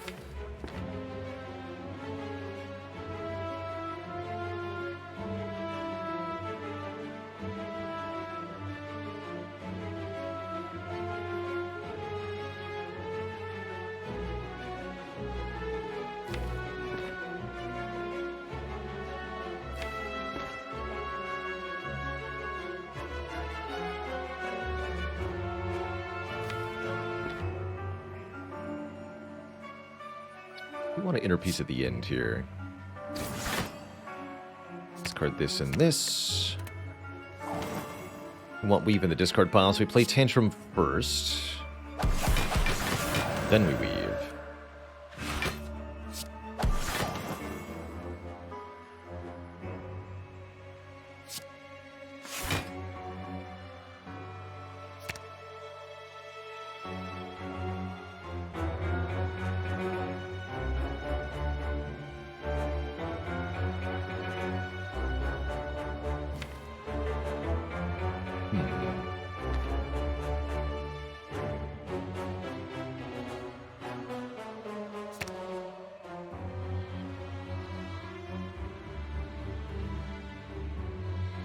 I think that's the way to do it. Just draw Vigilance Halt next turn. Yeah, like this.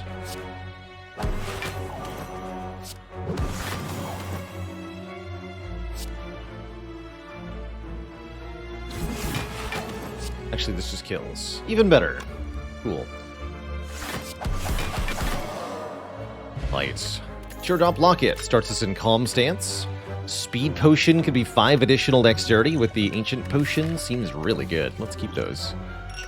Not afraid of Repto anyway. Crush Joints protect Empty Fist. None of the above. Thanks. Let's see what the shop has. Both thingies what the shop has. Definitely don't mind block on turn 2. Can be very helpful for surviving against the hearts, crucially.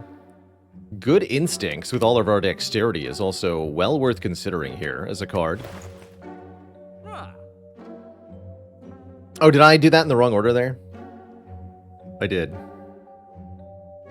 Missed out on 2 max health. Whoops. Because I looked at the card reward first. Oh well, whatever. The Flex Potion. Flex Potioning on the Spire. So what are we doing from here? 2 more elites.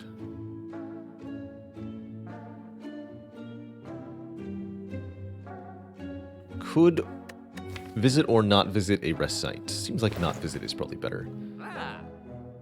What do you think? Toolbox, Artivore, Carter Move. I think save money. Or Good Instincts. Good Instincts is good. Sanctity is also pretty good. Yeah, Sanctity is pretty good.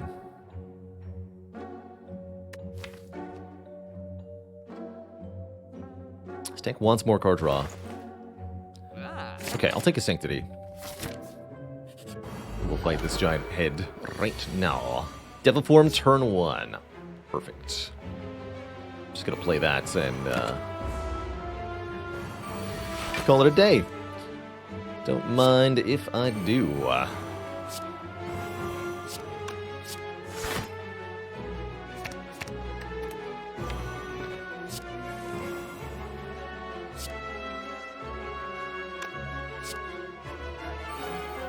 First, because of Ink Bottle. Actually, I'll draw the Ascender's Bane. Would like to get rid of it. I actually should have drawn this earlier.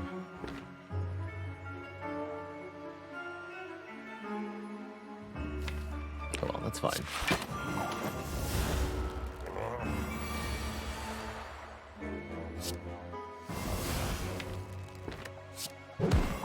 These are starting to pick up.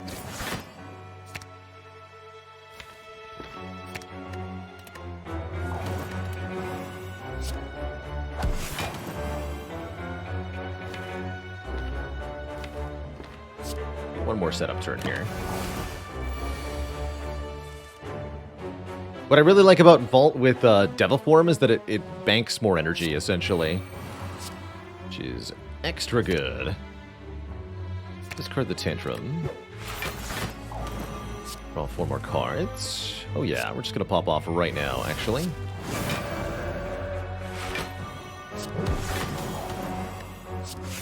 Top of the deck is stuff we don't need.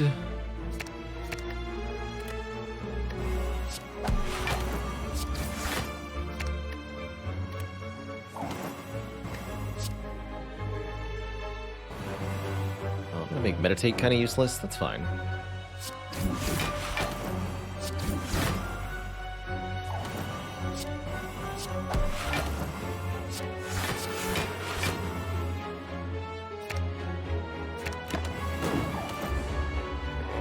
That was a pretty good turn.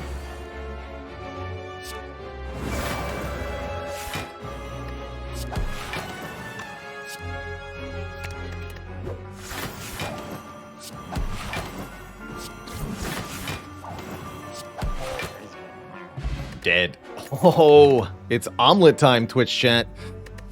A little bit late in the run for this, but heck, 2 eggs?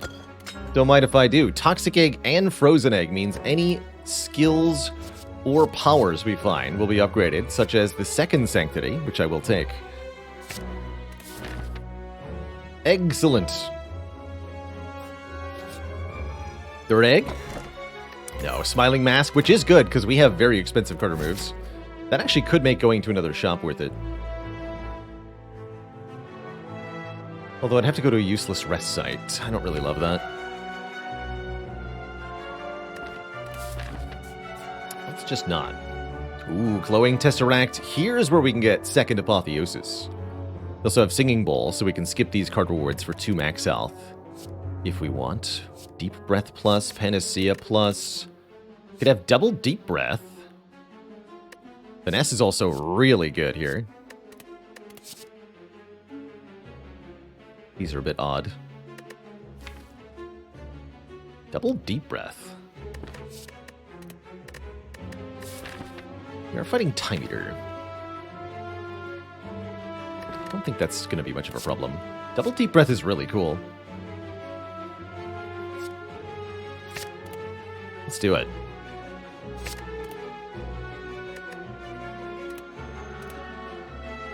Triumph. Triumph.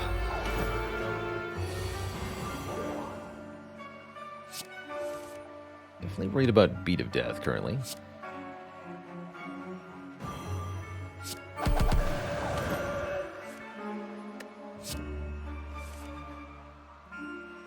Infinite?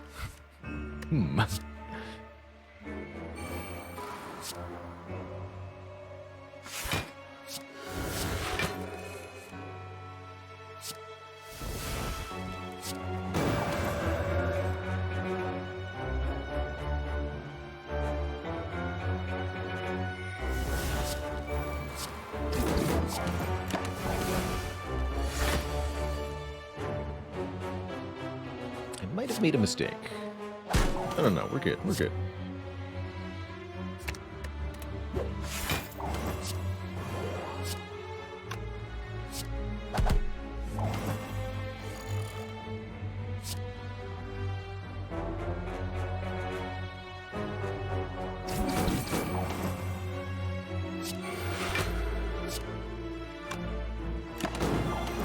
So close to the perfect kill there.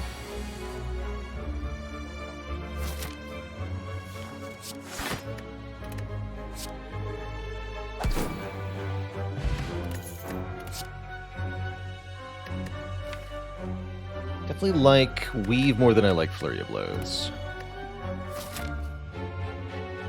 So we want to go double event here? Let's say yes. Like the Nemesis one more time. Hey there, Nemesis.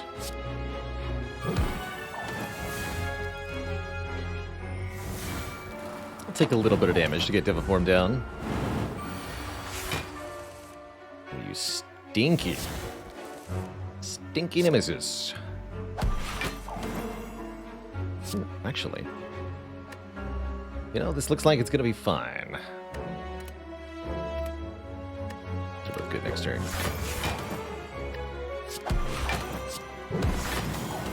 "17 block Vigilance. 14 block Third Eye, actually, is the Third Eye. It's pretty good.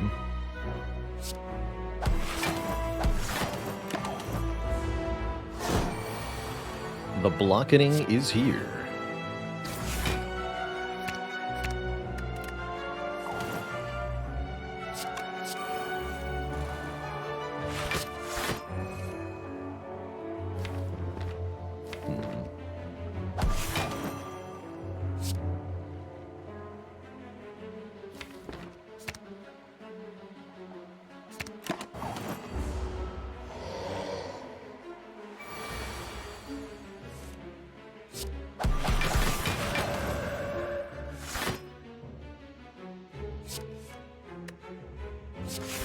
Draw.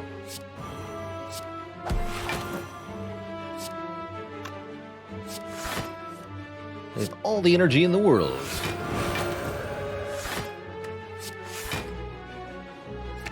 Good.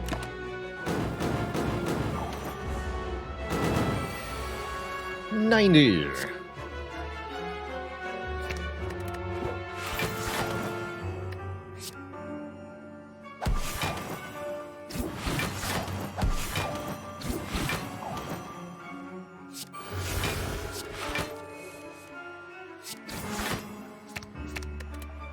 Death. More free block. The Cloak Clasp. 1 block for every card in our hand at the end of turn. Happy Flower's energy every 3rd turn. So more block, more energy. Both things the deck loves. I think 1 more halt is a great addition. Probably don't want a whole lot more, though. Cards-wise. Mummified Hand. When we play a power card, a random card in our hand becomes free. Very good with the Deviform in particular. Help getting it in play. And one last event, buy some potions. Sure, I'll look at 3 potions. These are very good potions, but there's definitely a chance to improve here. No, I think these are better. And since we actually don't need upgrades that much, I'm going to sleep here. Get 21 health as we go into our end game boss gauntlet. I am actually a little bit worried about Time Eater, although turn 1 Deviform is going to make it a lot simpler. Let's see here. I'm not going to bother playing Weave. It's literally the top card. Oh, man. That is unfortunate.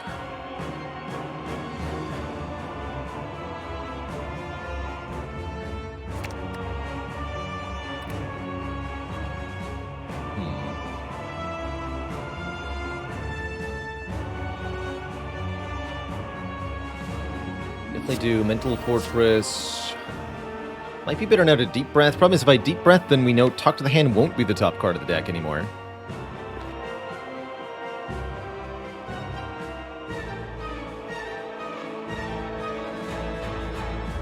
I really would like it to be the top card of the deck. Still could be, that's true. We could actually draw it immediately.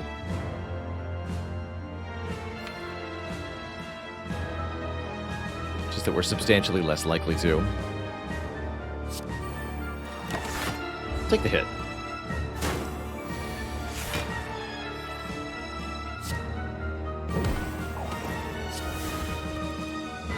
Those are good top cards. So we'll eventually get to the point where we just want to play 12 cards each turn against Time Eater if possible. Although we'll have to make sure we set up our hand effectively to make sure that that can actually happen.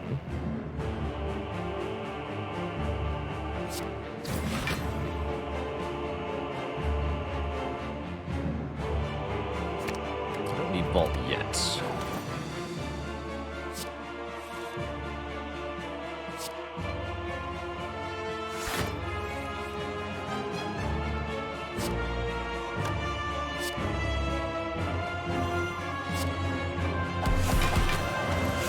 We don't want to use Weave too much in this fight.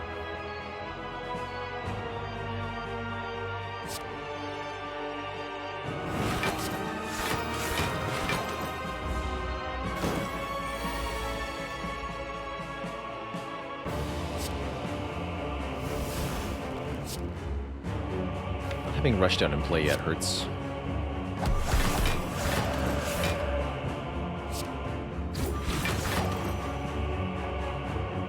And then this is enough. Let's keep more of our card plays for next turn. Get back. Inner Peace for the card draw, and what? Trip for the damage? Yes, Inner Peace Trip. Already got a lot of slime in the deck. Which I don't love, but what can you do? Not much sometimes. My hand is full.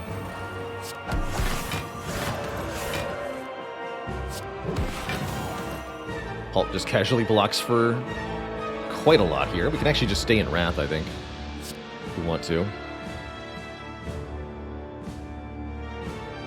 We sure can.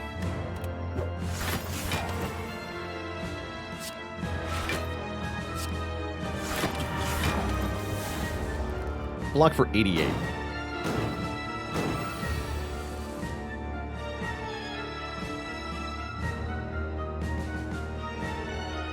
We would like to put Time Eater below half health this turn if possible.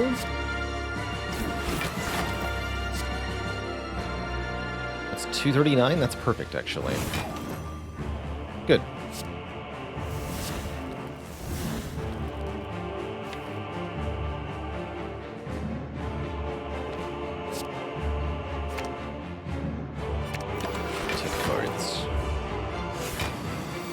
foolish occurs. Get rid of that stuff.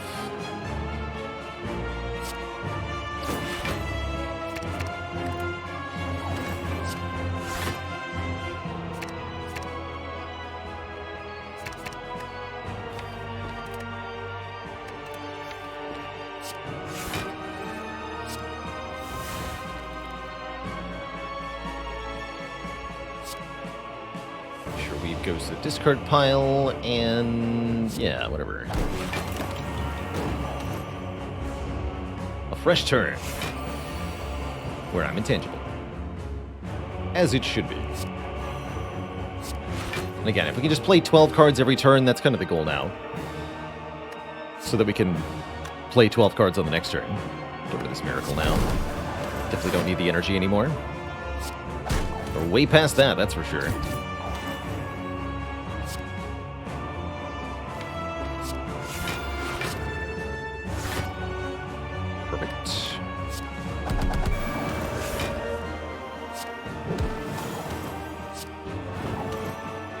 Meditate, set up the next turn kill.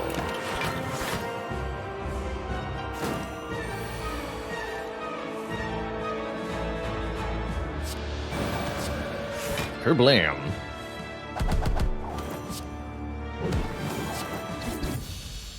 Alright, Time Eater really was not that bad, and I think that was probably our worst matchup, so I have very high confidence that we are going to absolutely slap the rest of the game here.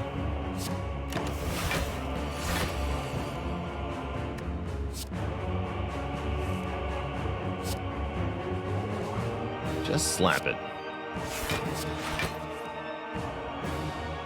No rush down in play.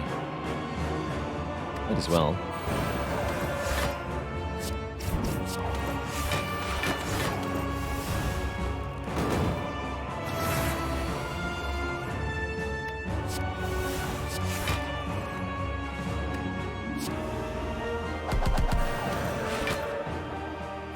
Deep Breath Tantrum is kind of weird.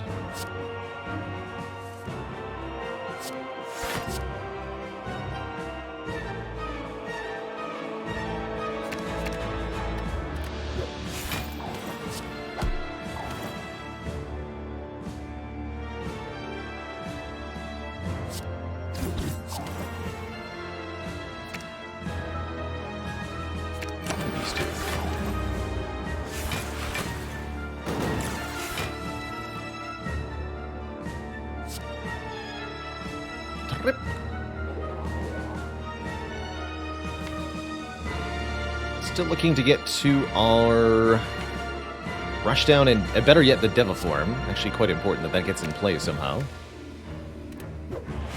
Being intangible next turn would certainly help with that. Yes, let's make that happen during the intangible turn. Good. That'll make life pretty easy.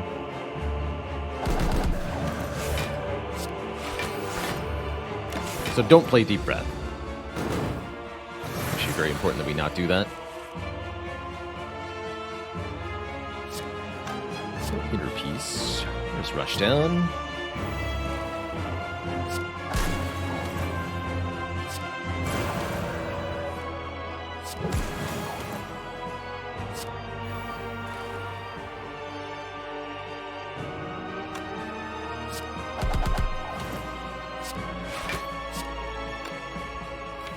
Don't draw that yet. Alright, good talk.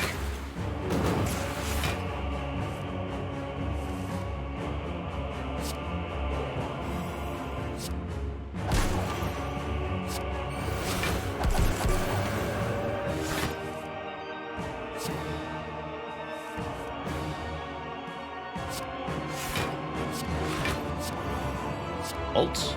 Go no further. Back these two.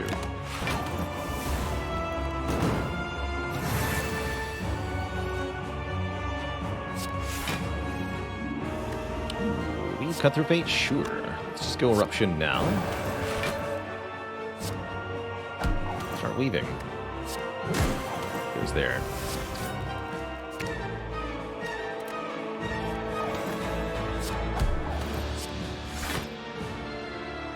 Good cards.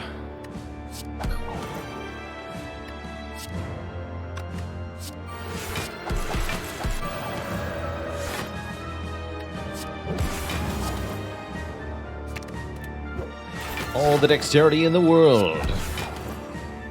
Power.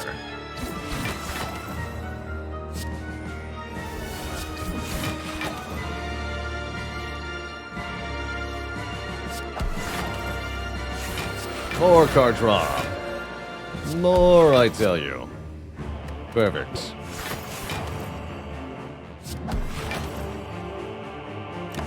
Oh yeah, we should make sure to set up Incense Burner to 4 here. That would be a helpful thing for us to do. Let's do this first. Perfect.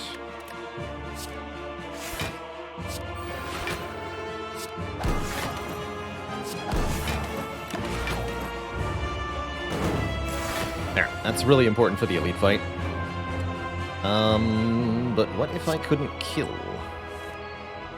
Crit gets there. Alright, good job. Alt. Echelon slime sleeves. Perfect. 497, good enough. Two thump, two thump, two thump. A deep pulsing dread can be felt throughout the room. Is this the heart of the spire? The source of this evil? You blippity blappity. And proceed.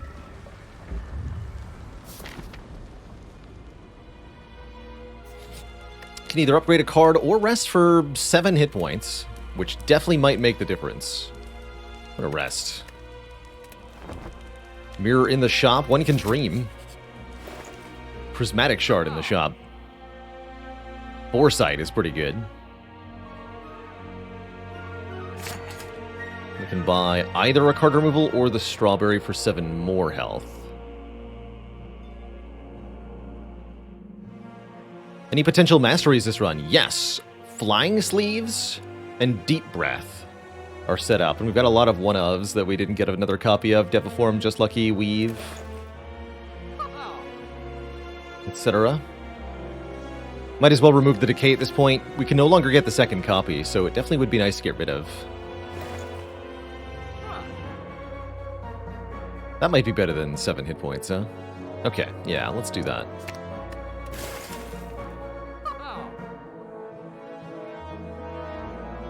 Cardboard's definitely not going to have a decay in it. I could almost see Perseverance being okay here, but I don't think we need it. Onwards. No attack, Spire Shield. Dang it. Could vault right now, interestingly. Let's see what's on top of the deck first.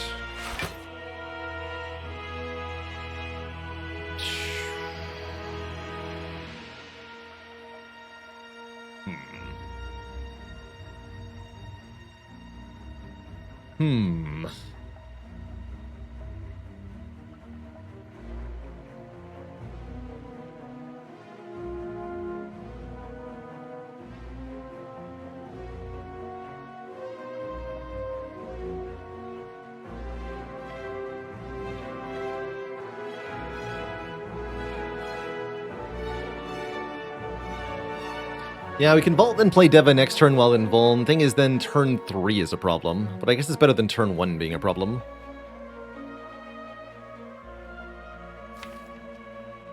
Alright. Discard Talk to the Hand.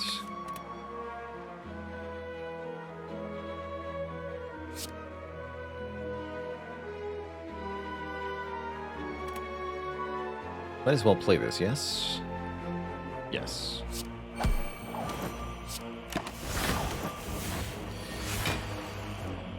Oh, nice.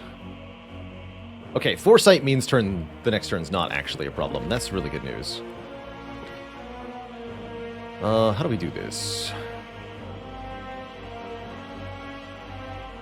Apotheosis first. Foresight is 50-50 to make Deviform free, and if it doesn't, I can play Miracle Deviform. It did.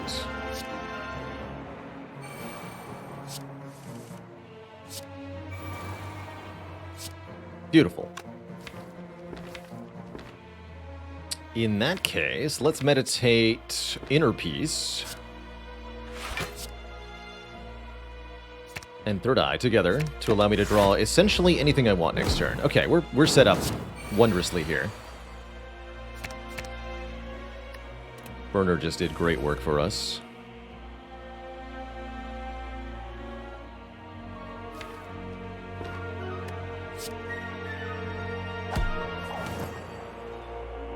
This Fortress.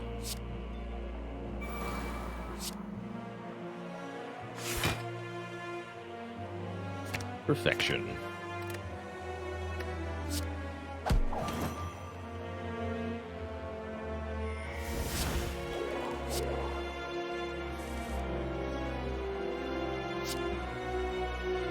We have -1 strength. Actually kind of brutal here. Most of our damage is negated. Or not most, but a lot of it has been negated in this way. I should be hitting Spire Shield. I don't think so.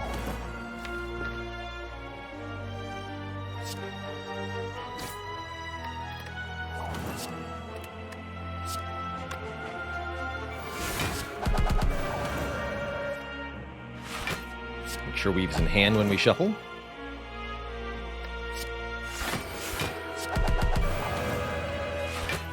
You know, I do kind of regret not taking the boot. I'm gonna be really honest. Which chat?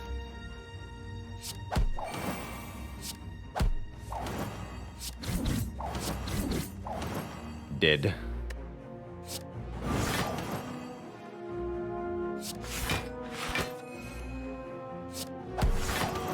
A lot of cards we just played. 214 block, by the way. 18 dexterity. Amazing.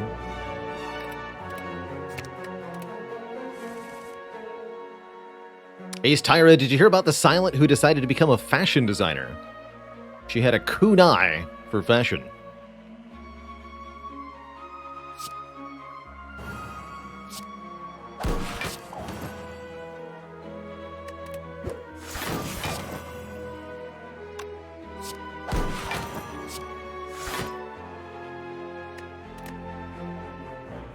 But she's blind. Yeah. And she's a kunai. You don't need eyes to use a kunai.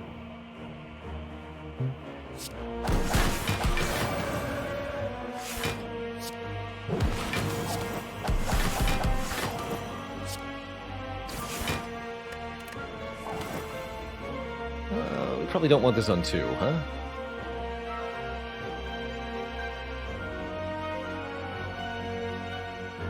Alrighty then.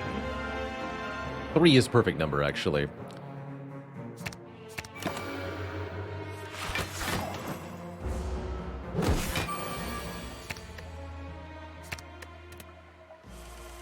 Just gotta do 99 damage. Should be easy.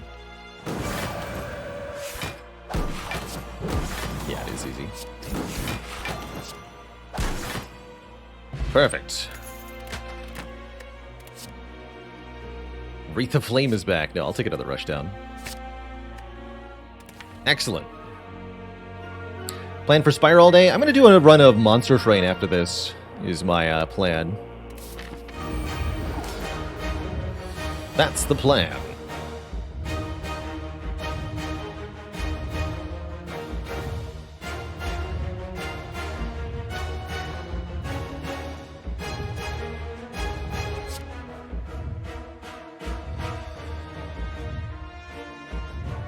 Apotheosis, then Sanctity. Really glad we drew Apotheosis turn 1 here.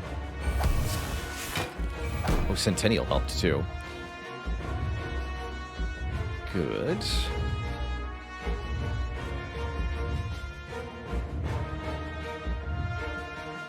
Ink Bottle's about to happen too, so we should talk to the hand just lucky.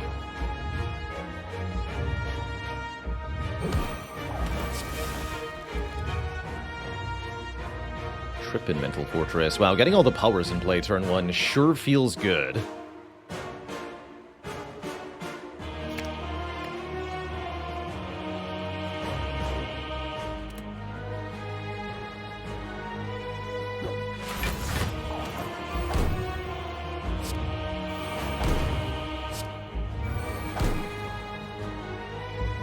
So we only got 3 dexterity. I don't think this is where we use the Ancient Potion yet. We want to get back just Lucky Sanctity into our hand. Yeah.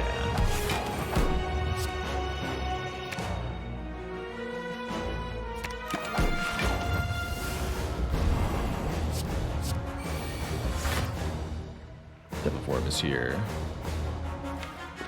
Deep Breath is pretty good too. I'm going to lose the Defend. Perfect.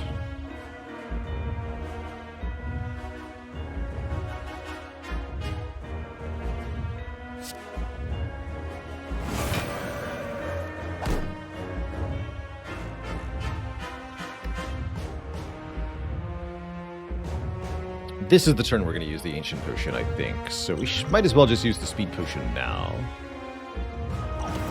Add 5 to our Dex counter.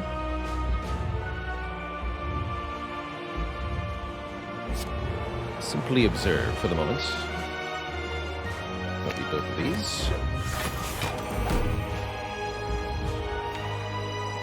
Oh, Weep is in the draw pile still. I understand.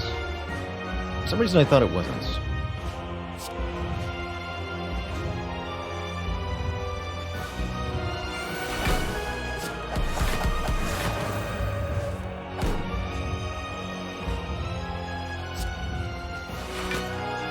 Wow, discard literally all of this.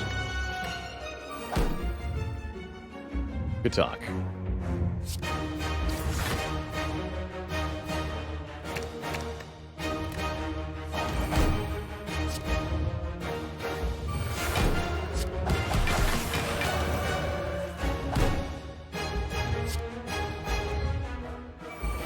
Just made Vault free.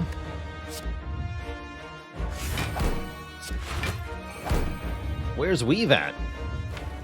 Bruh.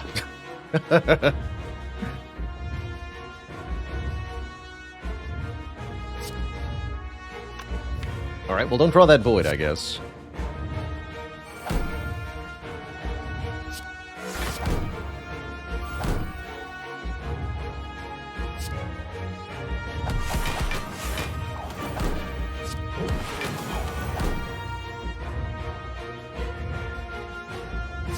Miracle, Devil Form, Vigilance Vault. Will be intangible this turn then. Actually, I don't want to vault, do I? No, I want to be intangible next turn. So play this last, and now having played all of the attacks, note that we have 12 dexterity down. At the end of this turn, lose 12 dexterity. At the end of this turn, lose nothing. Now we have 13 dexterity for the whole rest of this fight. That's the power of duality. Pretty nonsense. Definitely glad I'm intangible right now.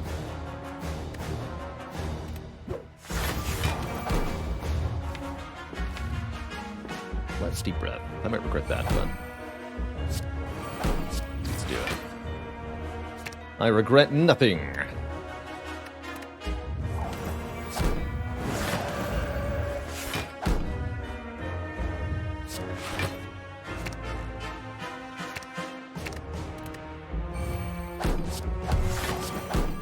Beautiful.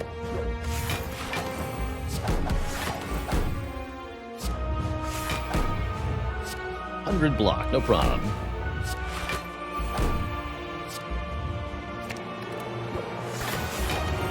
Suddenly getting rid of the Void and the Dazed. Feels pretty good.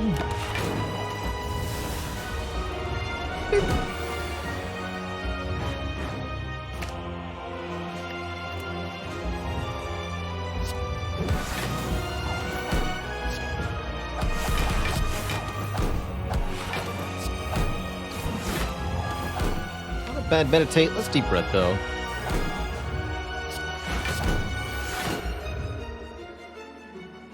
Card draw.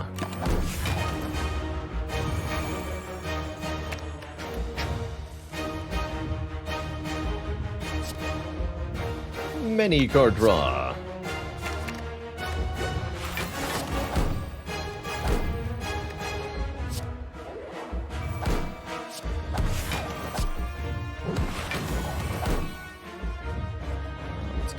defend, sanctity. Our blocks just block for so much. It's kind of hard not to just succeed here. There's eruption, finally.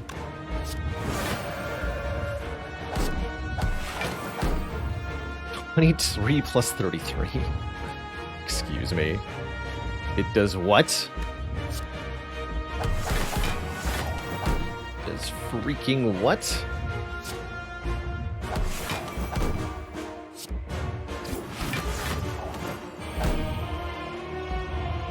Block for 60.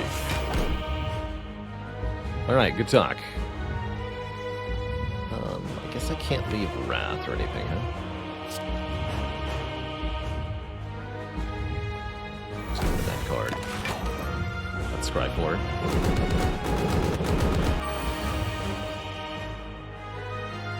Normally 94 would be an issue, but it's not an issue. Block that in our sleep. Easy.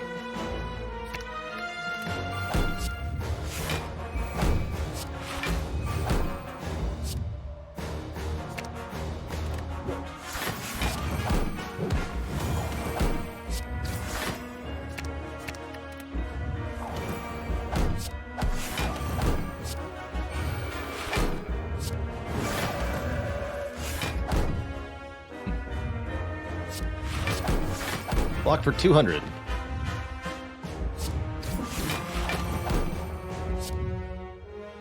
Back this, and actually we don't need that. Let's get back this.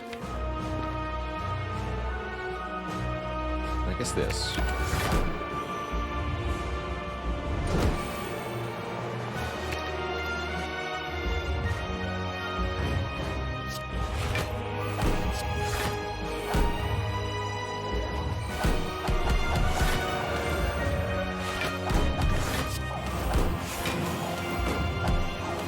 Even the strikes are contributing.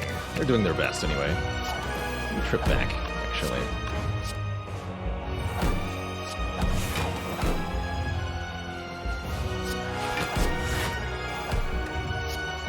There it is.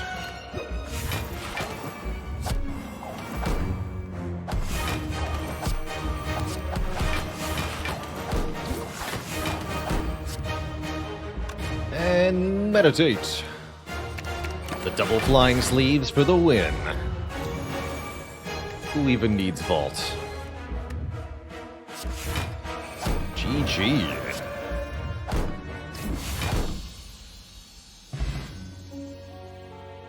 GG.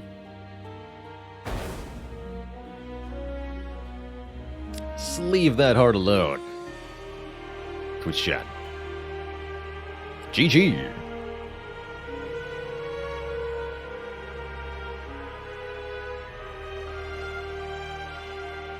And that's how you demonstrate mastery of deep breathing. GG. Not too bad. 2 more cards crossed off the list there. Not bad at all.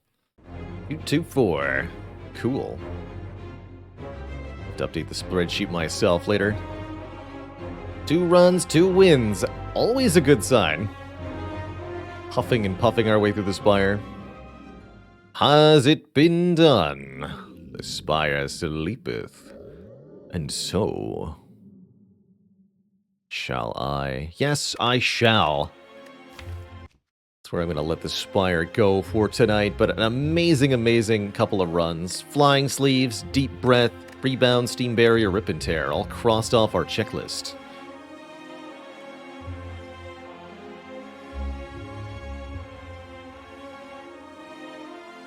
Not too bad. Not too bad.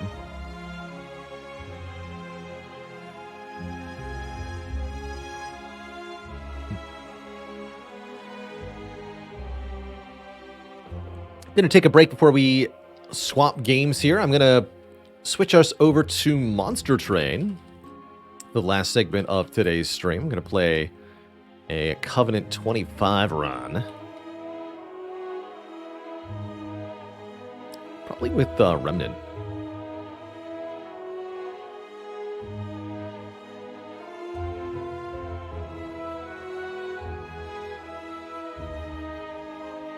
Coolio. That whole run was practically a blur. Yeah, we had a good time with that. Still ended up being almost 2 hours. But it was fun. Fun, challenging, good. Challenging to play, that is. We did pretty well in the fights. Resource-wise. Yeah, only took 2 damage to Corrupt Heart. That was a good sign. And Incense Burner paid off big time. I mean, once we bought the Incense Burner, life got a lot easier. A lot easier. So, I'm going to be back in a few minutes, Twitch chat. Grab a quick snack, refill my water. When I return... Yeah, I'll leave you with the Spire music. When I return, it'll be Monster Train time. Don't go nowhere, Twitch chat. I will be right back.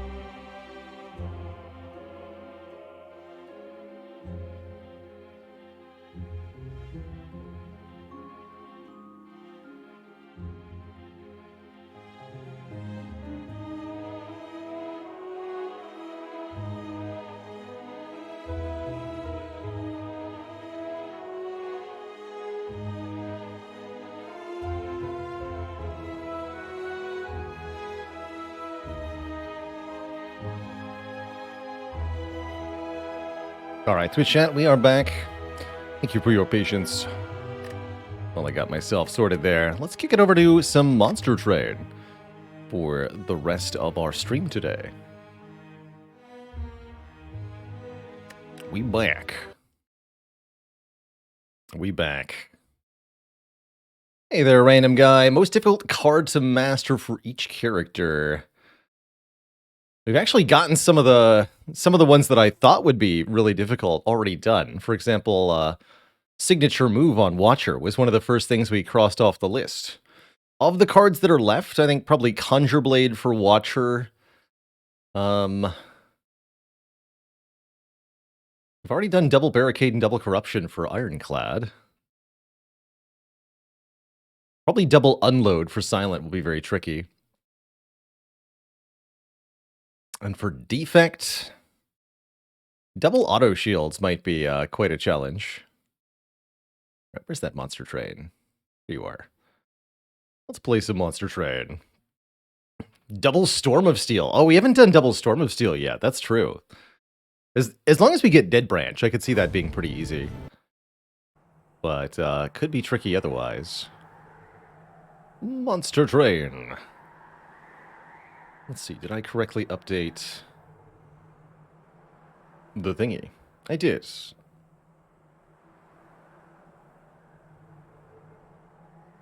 We've already got Normality done. We've already got Double Curse of the Bell. Double Necronomicurse is probably the curse I'm actually least looking forward to doing. Anyhow, welcome back to Monster Train, the other delightful deck-building roguelite.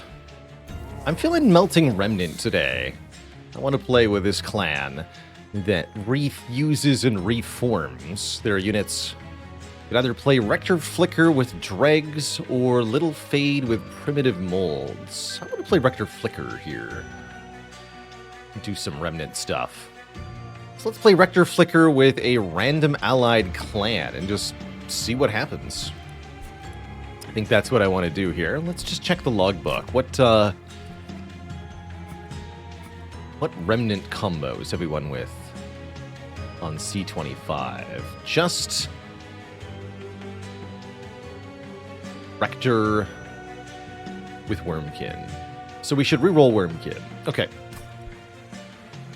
Is this the DLC clan? No, that'd be Wormkin, the purple clan. Or the deep purple. Pink? Heck. Stygian's already purple. Anyway, no, this is one of the vanilla clans. They're definitely the most mechanically complicated of the vanilla clans, I tend to find.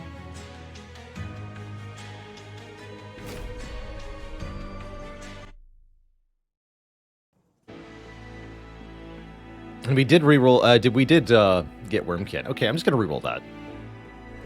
Because we've already won with this clan combination. Rip our streak.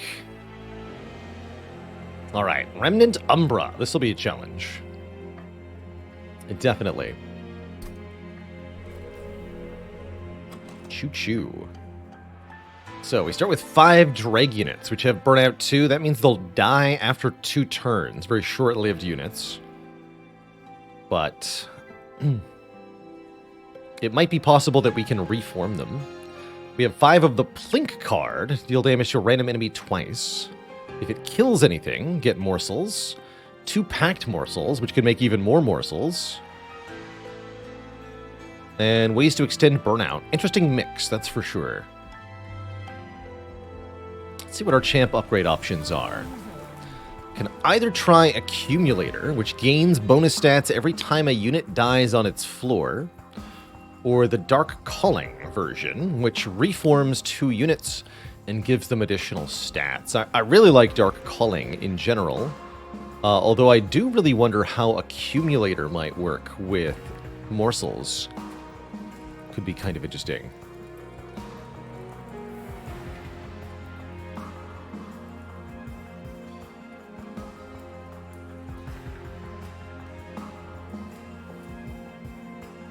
Random Reform can target morsels, but only if the morsel died a traditional death, I think. If they're eaten, they can't be reformed.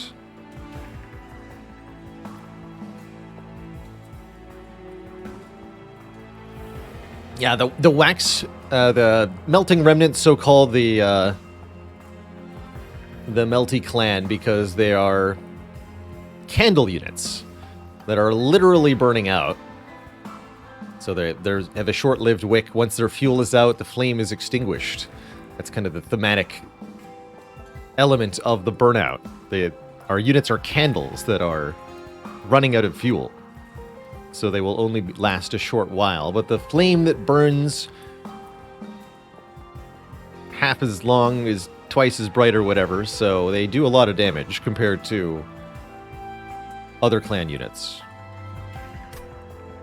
Let's try the Harvest version. I haven't actually tried Accumulator Rector Flicker. I don't know quite how to make it work. It's okay. That one's kind of fun. Chance to deal damage to units as they enter the train. Nice way to automatically bop backliners. That said, the Commemorative Spike, which summons a free morsel miner, is a pretty nice stat boost on each floor. Although it can limit our initial deployment.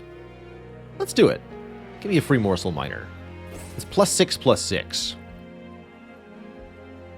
We're probably going to grab an Umbra unit, as I think going to the Merchant of Steel early is likely correct. Yeah, we'll go Umbra Banner, Umbra Banner. And I'll take the initial 100 gold and 10 shards. I like having that for the first shop, especially if I'm going to a Merchant of Steel. Although one has to be rather careful here. Because taking 10 shards into the first fight can be a little spooky. Not as spooky as 15 shards.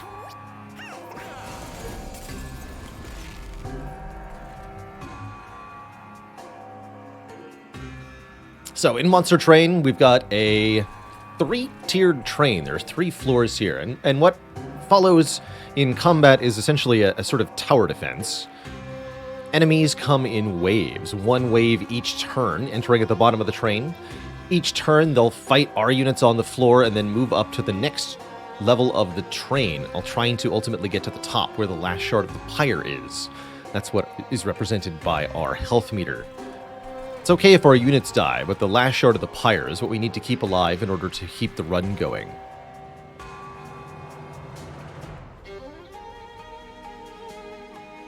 Plink here is going to do damage randomly. Guaranteed this is going to hit the Disciple Protector twice, but we'll do it regardless. Got him. Easy. The stat bonuses.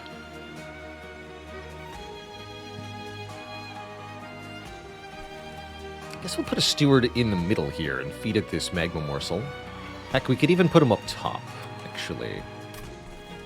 A last line of defense, as it were. Let's actually do that. Put this morsel up top. We could put this morsel behind. Yeah, let's put him behind Rector Flicker for a bit of added damage output. Although that'll limit the amount of dregs I can deploy. No, put him in the middle floor. Feed those morsels to them.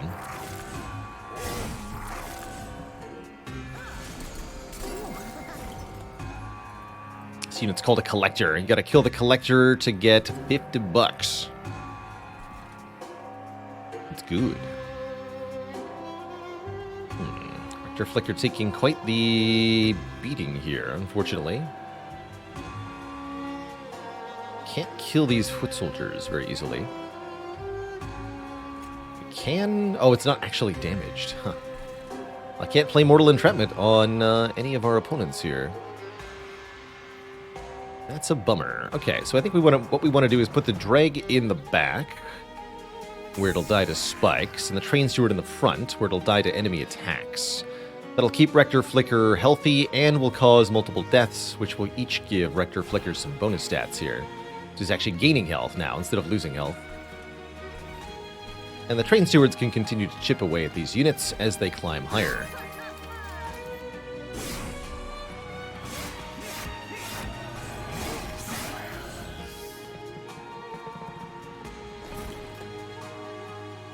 Ah, the plinks. These are good for killing these backline foot soldiers. Get out of here. Good job, Plink. You didn't fail me today. So, morsels are sort of disposable units. They're eaten by other units on the same floor, conveying various stat bonuses. Let's see. We probably want to put lifesteal on this one. Although, we don't want to put attackers on the floor with spikes. So lifesteal on you, then. Is good. Let's give Rector Flicker more damage output.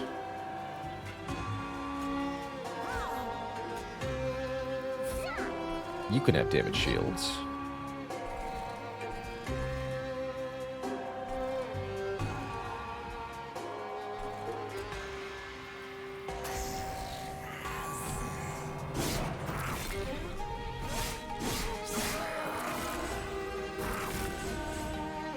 Note that we don't gain harvest when a morsel is eaten. Eating a morsel does not count as a unit dying, because that would be, I think, a little bit too good. However, if the morsel is killed by combat damage, then it does count as a unit dying. And that's pretty sweet. Have some fodder.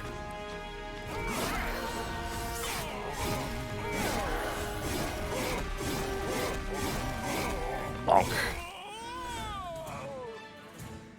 So ultimately, boss fights are all about having your cumulative stats better than the opponent's.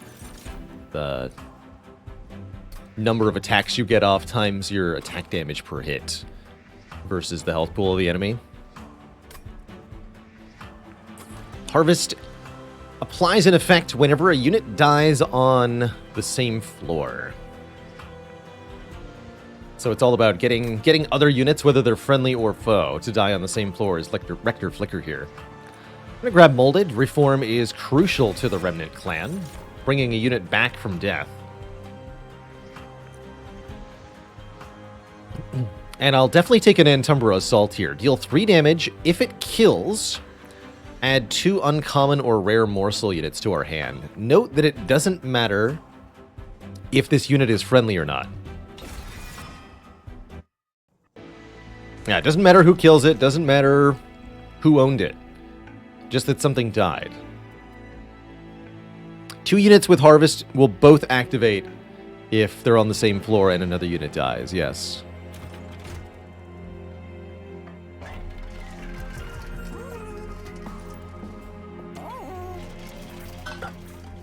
So we look at the upgrades available in the Merchant of Steel and we use that information, that there's multi-strike, to choose what we want here.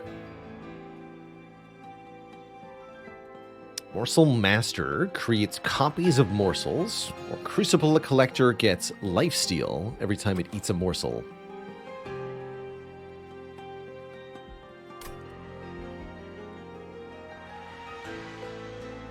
Morsel Master with multi-strike is surprisingly good, actually. Essentially gets doubled scaling from morsels, so it can be a really powerful multi-attacker. And as a 1-pip combat unit, it's easy to stack with itself as well.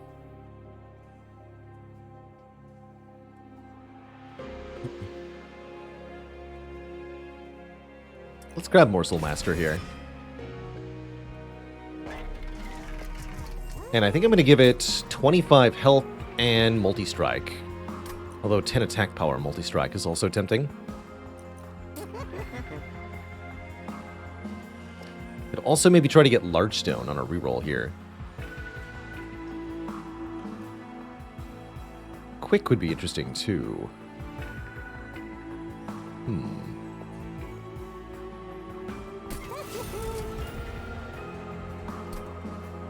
Now, let's just go health. Become chunky. I'm also going to put this 10 damage upgrade into one of our dregs. These little attack upgrades on basic units are a lot more valuable in decks that have non-steward starter units. So let's grab that. Not going to spend any of the rest of this money. We're going to keep it for the next merchant. Do we want to delete a card from this deck with the Purge Stone? It's maybe worth it here. We don't have any spells that cost 2 or more for this value stone. For those who don't have the DLC, this is a Divine Temple. They're part of the Last Divinity DLC, and they really transform the gameplay of Monster Train. At these temples, you'll find 2 upgrade stones, which you can take in exchange for gaining pact shards, which make enemies stronger. So you get a bonus and the enemies get a bonus. But more importantly, there's also the altar upon which you may use the Engage Pact. Sacrifice 1 unit to infuse its essence. Special properties unique to that creature. And infuse those into another unit. So you create 1 unit that has a special sub-power to create something quite unique.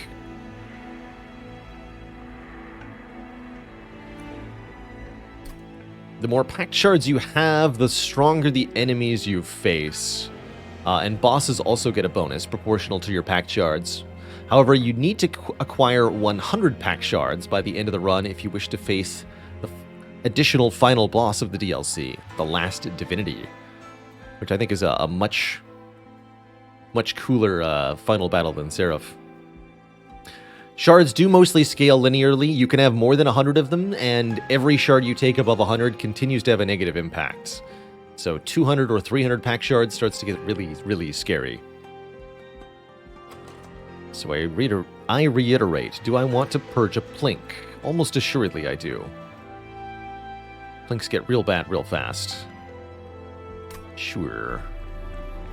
I could also see purging one of these purifying cleanses.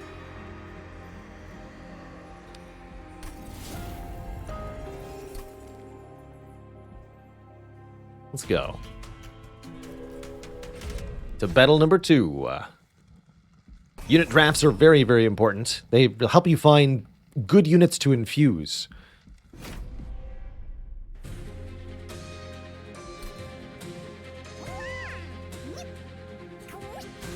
So I think how our setup wants to work now is that we want our Morsel Master to be on 1 floor, eating morsels and getting strong, while Rector Flicker does their best to score kills on a lower floor. Oof, this is nasty though. We can't put Rector Flicker down here. Actually, maybe we just put them both in the same floor here. This will work quite well, actually. For this battle, anyway. Do we dare put the Morsel Master in front? I do dare. Yes, I do dare. Okay. So we go... Flicker... Morsel Master. And make some morsels here. Lifesteal. That's what we want. Good. Train stewards deployed on the bottom will simply get murdered here. Which is completely fine, actually. May I not see you again. This one I'll keep.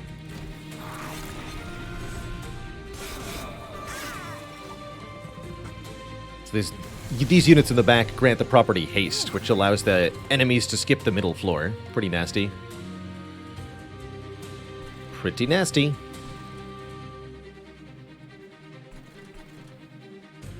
Looks like we'd rather use Plink up top here. Yeah. Perfect.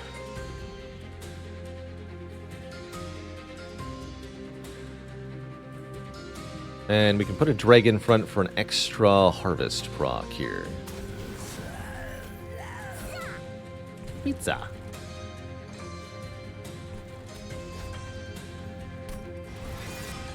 Die again. Just because you can. Might as well. Here, have some morsels.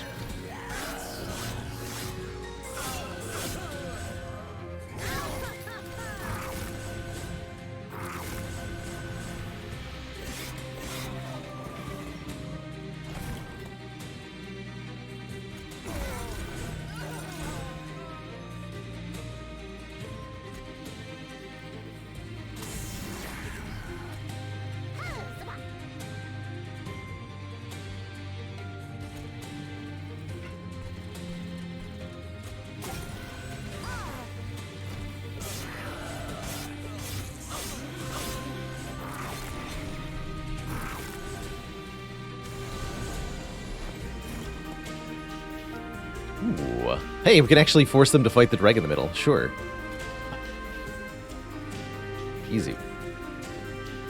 Actually, let's do it this way. Make 2 lifesteal morsels. Kill one of them, which gives us the harvest effect. And then we can play 2 more.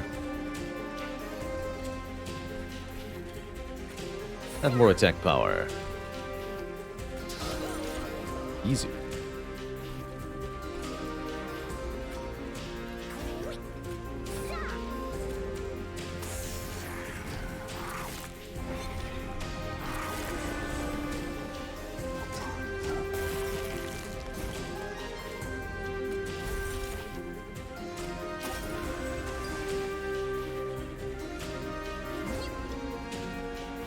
Dies to burn out. Good. You can just do more damage then.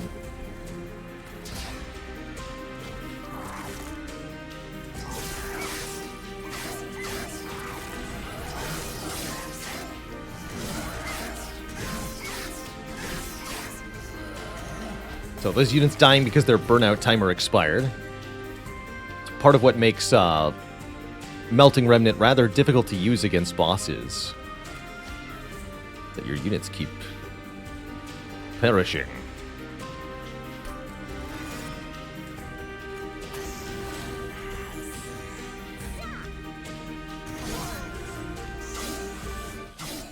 Dead.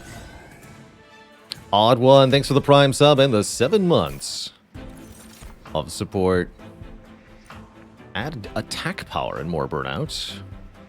Or deal damage to the front enemy based on the number of friendly unit deaths, including our own morsels. Actually, Memento Mori could end up very strong. Let's grab that. Let's grab a Memento Mori. Very easily becomes 50 damage. Mind Collapse is fun. Deal damage to an enemy unit. If it kills the enemy, gain 2 Ember back. Nice little refund generator. Nice for sniping problematic enemies, an effect we really don't have good access to currently. Could take Perils of Production. This could apply Rage and Ember Drain to something. Can also use it to just gain Ember by playing it on morsels. I'll take a Mind Collapse, I think. Oh, Bounty Stalker is back.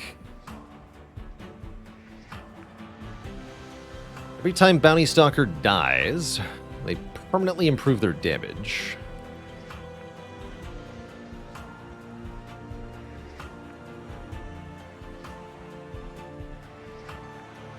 Already been to the Merchant of Steel, haven't we?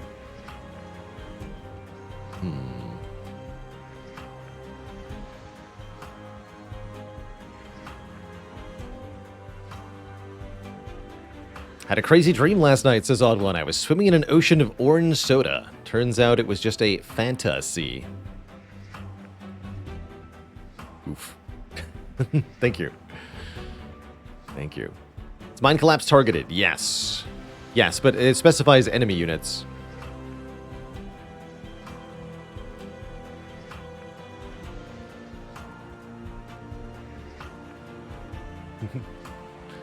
Mathematician will pay for that one. Or require me to top it with another soda-themed joke. Can I top that?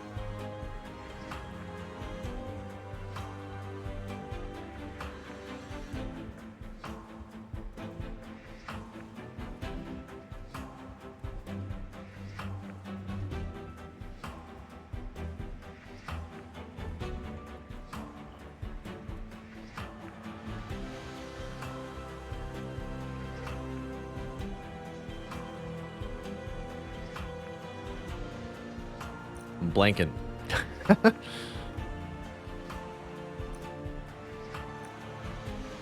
need to get this music out of my head, actually, first, is what I need to do. Let's try it. I don't know if I can actually make that work.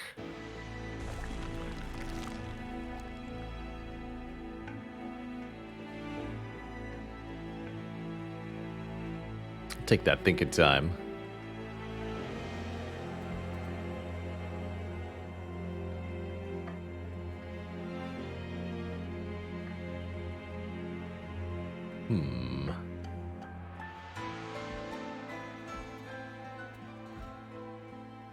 Did it just become better to go Merchant of Steel? Maybe.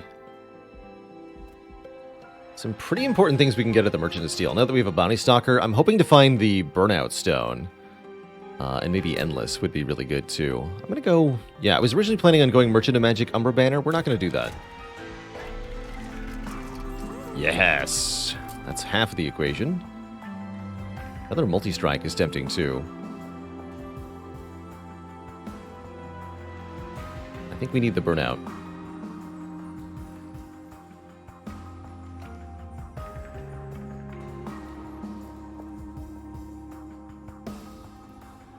So we're saying we want it to be endless, huh? That's the piece de resistance to make this work.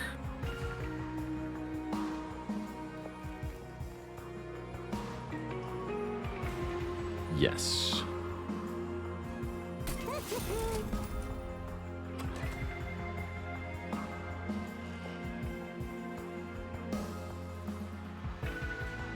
It's true, we could find a way to infuse Burnout and go multi-strike instead. That was an option. Get quick.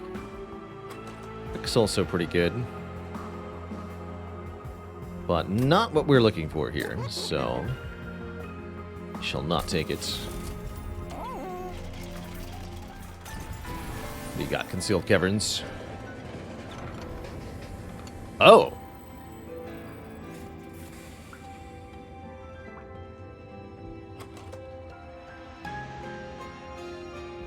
Interesting.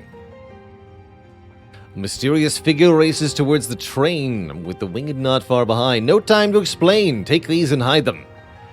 Can't afford to be caught. Quickly now. Do you take something from the mystery man? Take 3 Dante's Candle. Get something later. These are unpurgeable. We have to play them or take pyre damage. But we are promised a reward if we hold on to them. I say yes. Enthusiastically so. I say yes. All we have to do is survive for a bit. We've got pretty low shard count, which I think will help with this.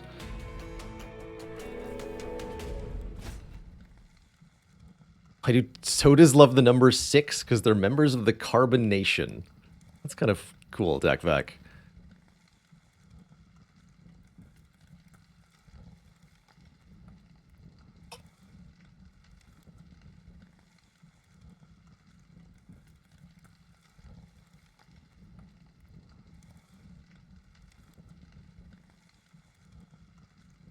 Actually, why does Coke use a polar bear as their mascot? I feel like it would be much more appropriate if they had a Coca-Cola.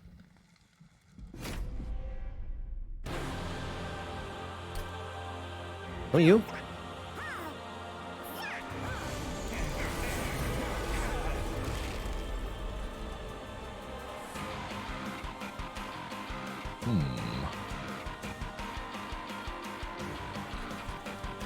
So... question of which floor to set up on is raised.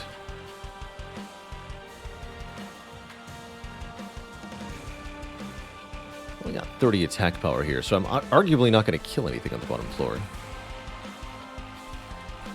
Currently.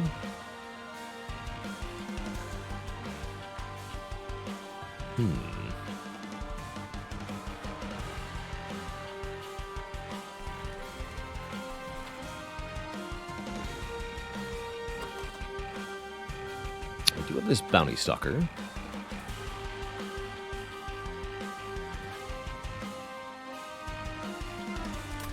I think we just want to set up on the bottom.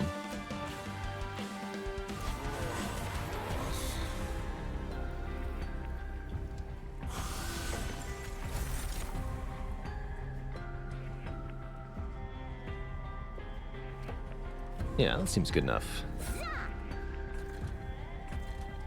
You can die. Or we can put the steward on the top floor. Be in the middle, my friend. Keep that morsel.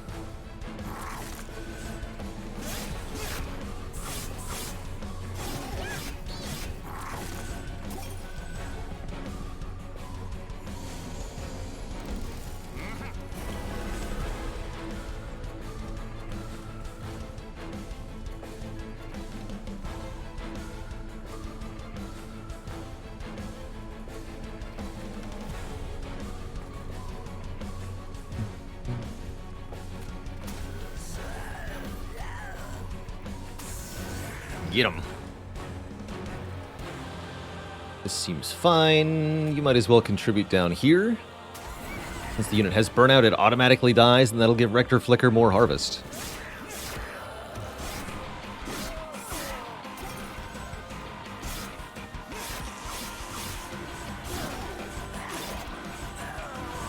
Yeah.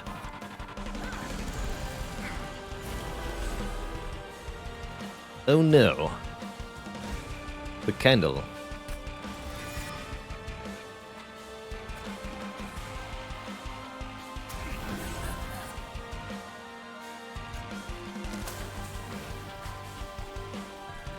This doesn't matter.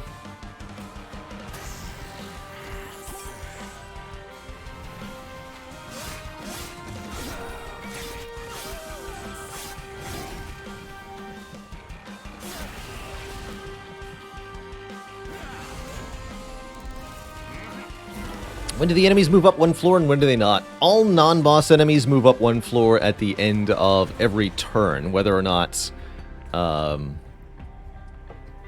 your units are still there or not.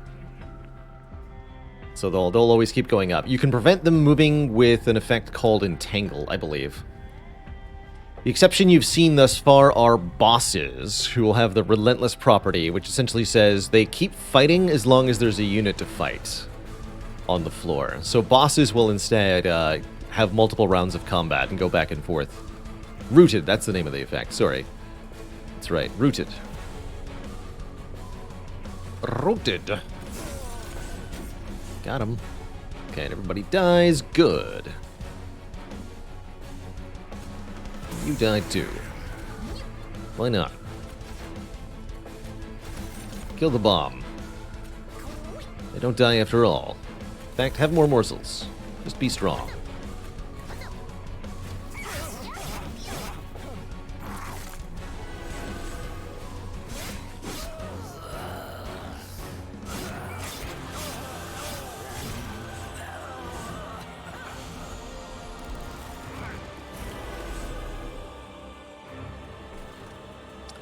Damage on Memento Mori.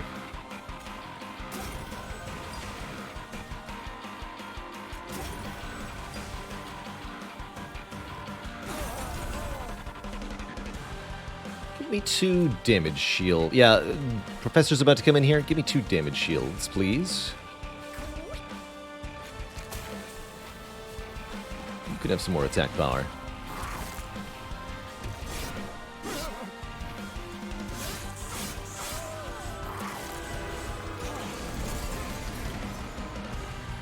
So Rector Flicker's accumulated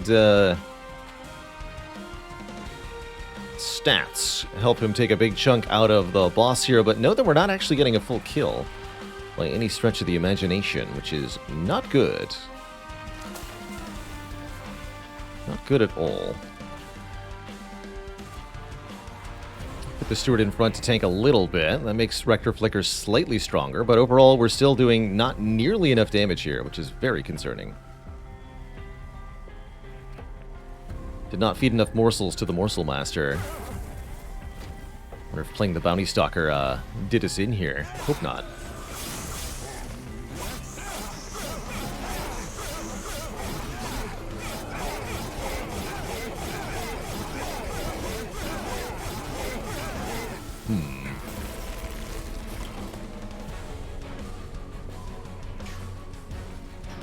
Seems bad.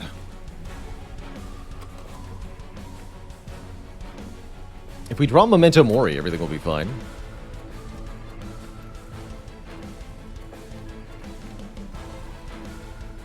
But yeah, overall, this is pretty bad.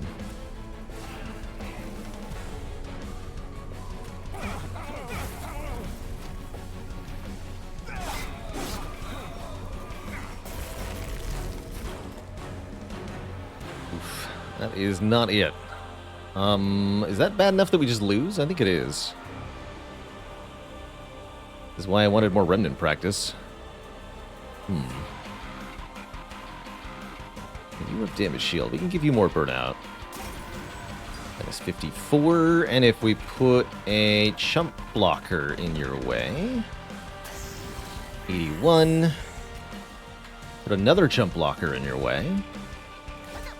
117. Okay, that's enough to stay alive. Good. Wow, spooky.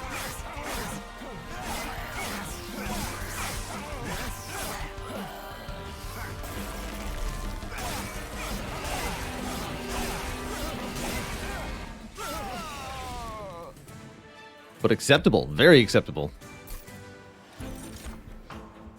Trigger a unit's extinguishability without killing it is a way to abuse the Bounty Stalker. Remove all burnout and debuff effects from a unit. Can be quite something for when we want a unit to not burn out at all.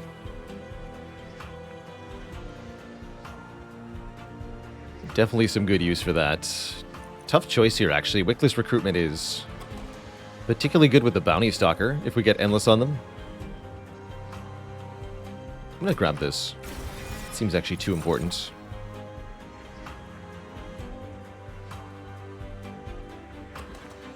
Baron is another Harvest unit. That's not bad on Morsel Master.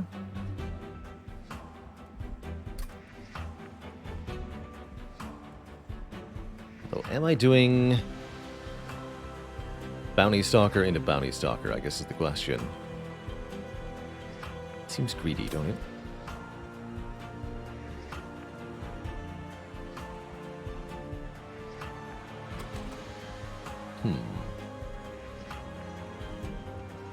Oh, that's right, we're also getting Dante. So we should really focus on that. It's happening soon. Alright, in that case, I don't think I want any of this. Although Harvest Dante is actually kind of absurd now that I think about it.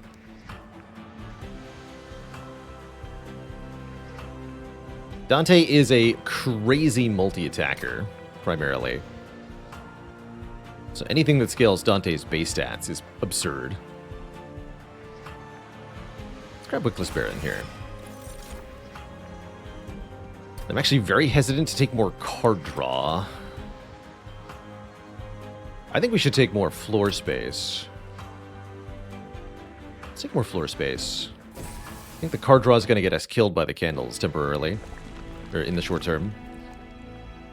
And we're going to remove 2, gain an artifact, I think.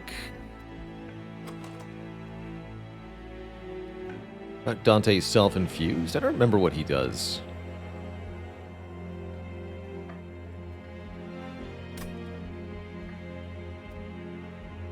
Just multi-hit. Nothing particularly important. Not duping this Morsel Master, am I? It's not a bad dupe, actually. Our next combat's going to be a little spooky. Let's see. Doubling our Harvest effect on Rector Flicker will help a lot, though. What are you? X-cost cards get +3. I mean, we have 1 X-cost card. It's not very good, though.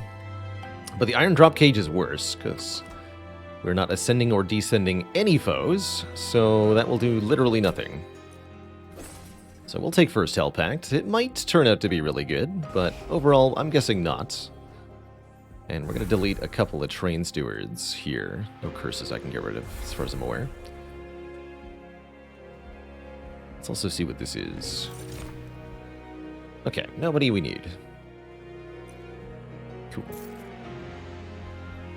So, do we probably want to merge 2 units here? If that's a thing we're doing. I'm actually not convinced it is currently. I think we might want to have 3 separate units at the moment. Okay, Divine Temple, Divine Temple. Yeah, we can fuse them later if we want to. Keeping our shard count low for now is gotta be correct. Could maybe purge another Plink. Spell Chain doesn't do a whole lot for us, although Spell Chain Mind Collapse is actually not terrible. Now that we have Hell Pact. I just don't think we want shards, though.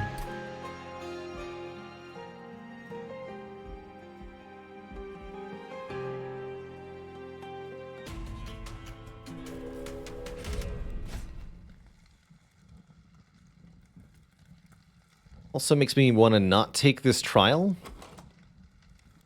We are in just stay alive mode right now. Stay alive mode seems pretty important.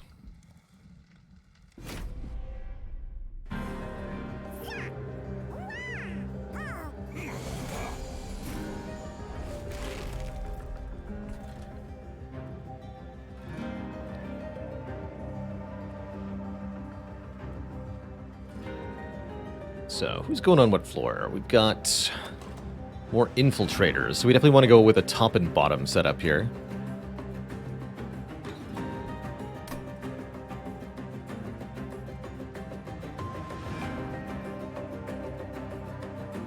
Let's do Rector, Flicker,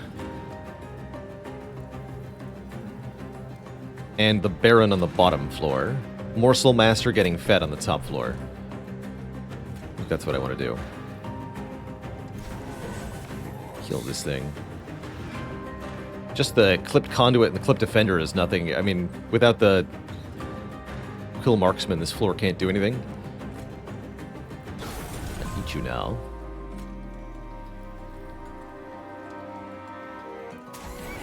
Be into the turn anyway. Oh, I guess it's about who gets fed the morsels here, huh?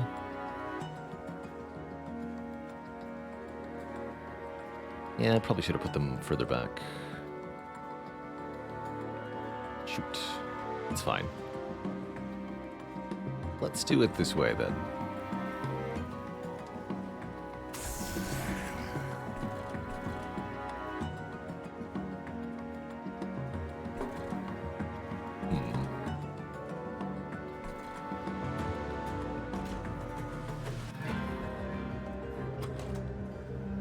Alright, I won't play any of that.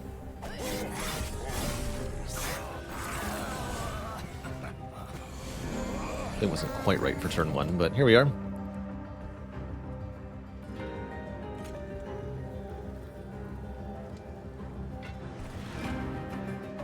This is not particularly good.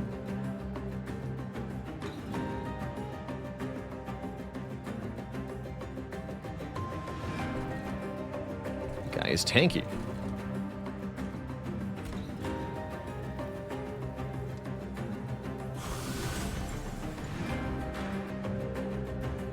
Fine. Might as well put you in front to get killed. Put you behind to do damage. That'll have to do. A bit worried though.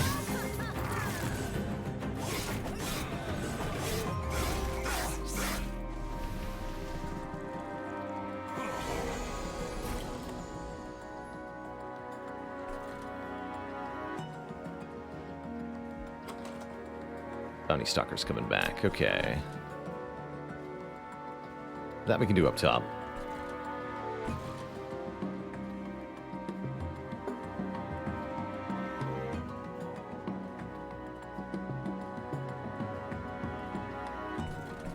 That seems fine then.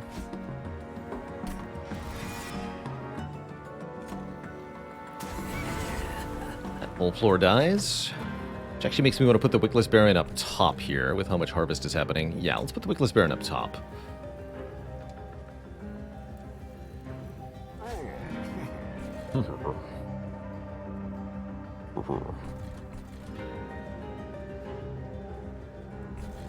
And that means this drag should go down here.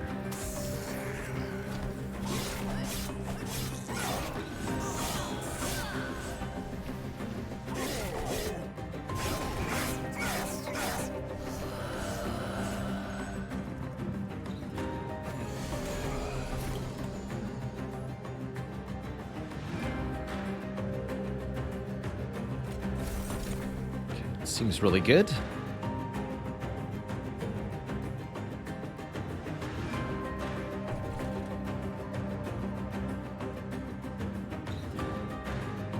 Very much failing to kill things on the bottom floor. That's okay. Things are about to change for us. In a really delightful way.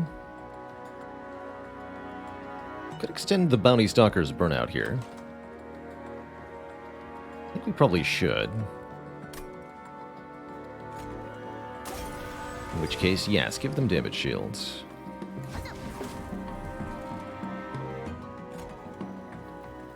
This is extra problematic. Blink!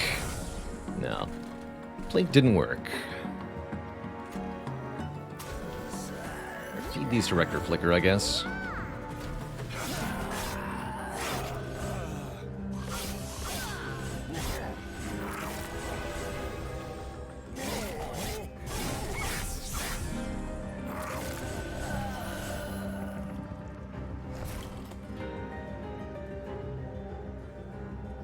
$50 damage.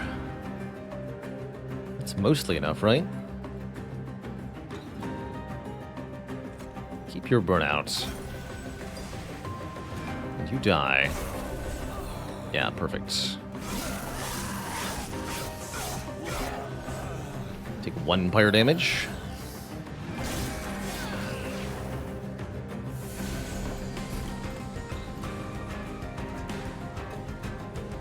Actually, we want this conduit to skip the middle floor, since this boss gets attack power at the end of each turn.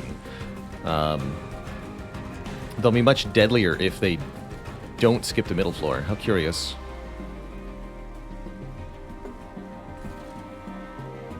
Bounty Stalker being in front is actually not ideal here, though. Lifesteal on Rector Flicker will make a pretty big difference, though.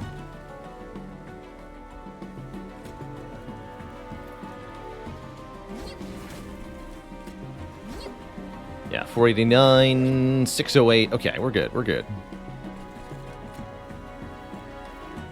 In that case...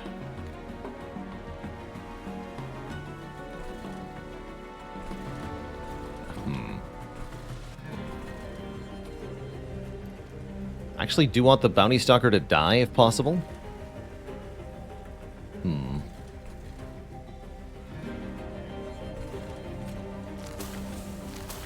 Alright, hold on then. Oh, wait. No. Right. Did that wrong. Okay, well, we win. I'm okay with that. We don't need Bounty Stalker to buff too much right now. But yes, I did want them to die. I just bungled it a little bit. Good news is that the champ was able to beat the boss on his own. Heck yeah.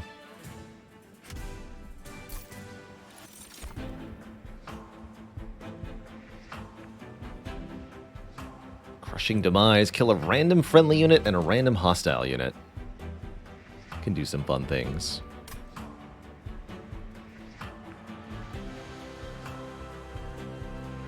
Sacrificial Resurrection is also kind of interesting. I'm just going to skip all this. How long do you need to have the candles before Dante comes? I think he's about to show up. Ooh, Cave-In. Cave-In can do some fun stuff. Give me a Cave-In. Descend everybody on a floor. Here he is. Hello! The mysterious figure returns, this time much more composed than last you met. Ah, my loyal friend, what a pleasure to see you again. Please excuse my manners from before. I was rather occupied at the time. My name is Dante, a collector of rare artifacts and renowned pain in the ass to all those with wings, at your service. Now, I do appreciate your help in my time of need. I was able to evade those insufferable creatures thanks to your help. And for carrying the load, I think I'll join you too, if you'll have me, of course. Get Dante's Cloak, 2 magic power for every Blight card in your deck. Oh, I forgot about that. Oh man, Plinks just got awesome. And Dante the Deceptive, a unit. When played, gain a stack of multi-strike for each Blight card in your deck. Which, by the way, we have 1, 2, 3, 4, 5. So he will gain 5 multi-strike. And we're going to the Merchant of Steel, because he must be upgraded post-haste. With haste. Quick, ideally, actually. Yes. Quick, Dante.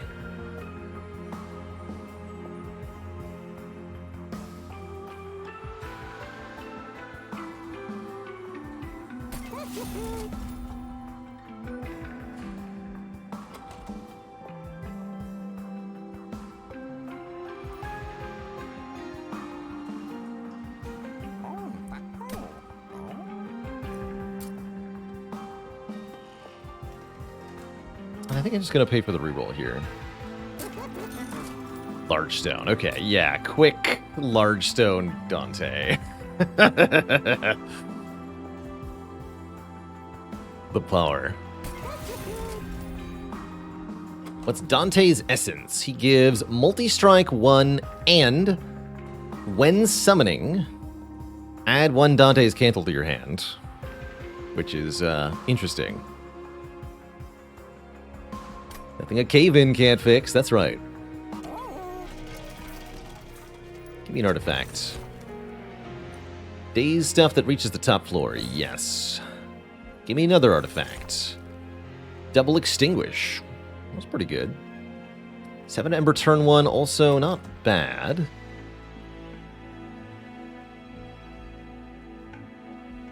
Go with Double Extinguish.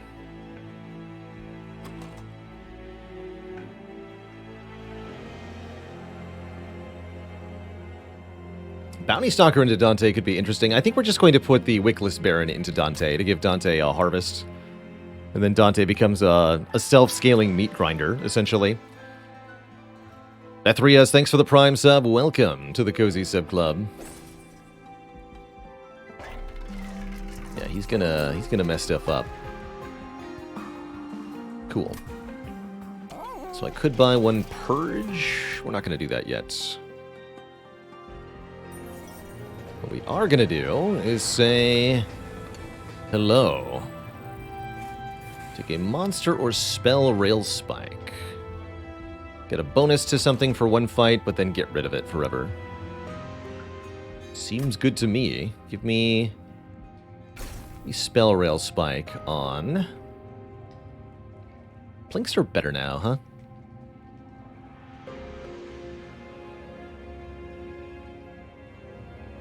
I'll still lose 1 more of them.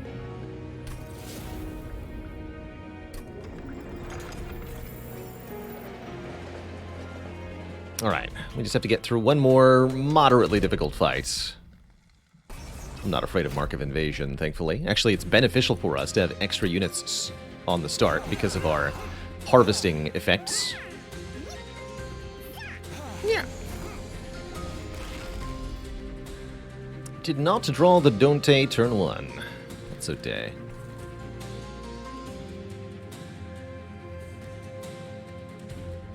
Dante's currently not a harvester, right?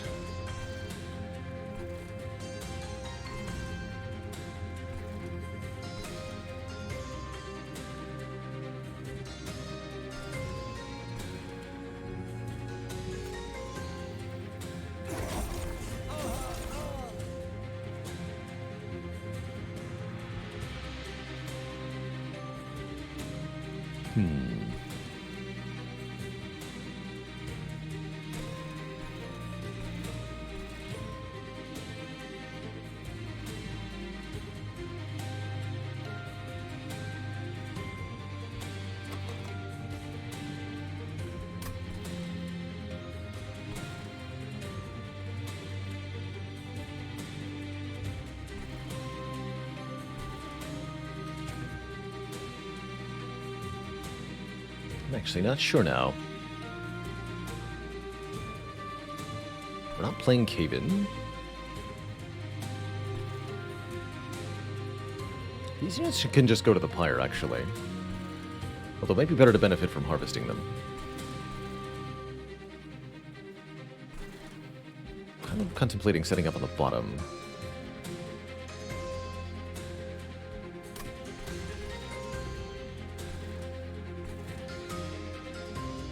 Really want Dante on top, huh? Okay, let's try this.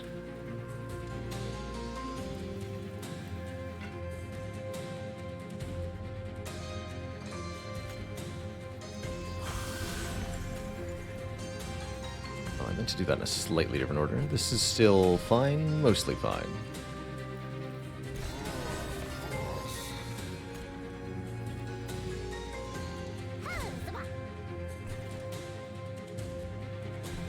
Alright, then you might as well do this. Oh, right. Stealth actually means they still die. That's fine.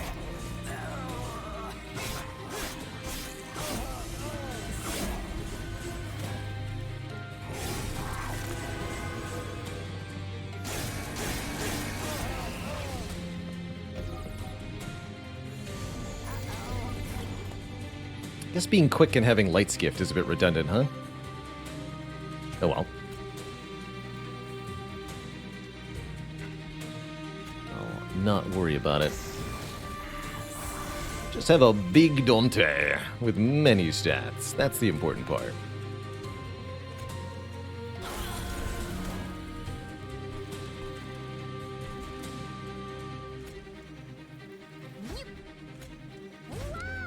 Nope, nope.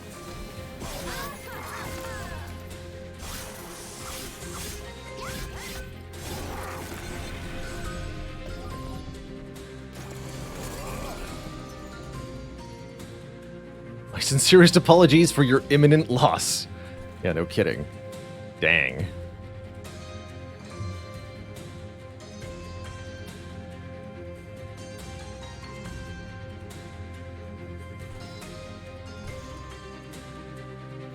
He's a brute. Guess we'll put the Wickless Baron on the top floor. Get rid of that Ember Drain with it.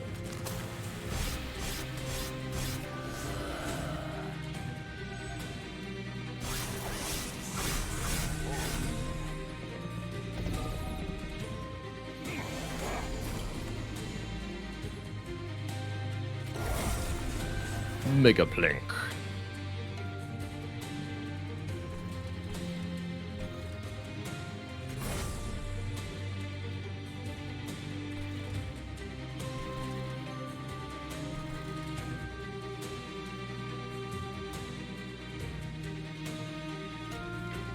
This does 15 plus 10, 25 damage. That's a lot of damage.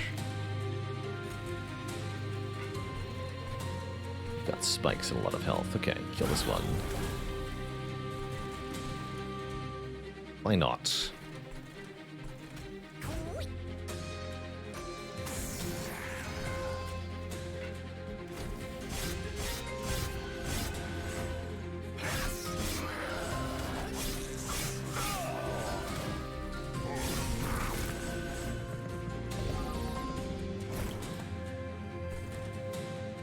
Not quite a kill on the overcharged tank here, but I think Plink can probably change that.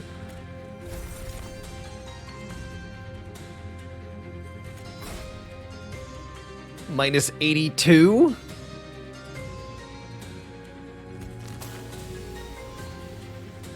The Magma Morsel will make the difference. Hiya! Easy.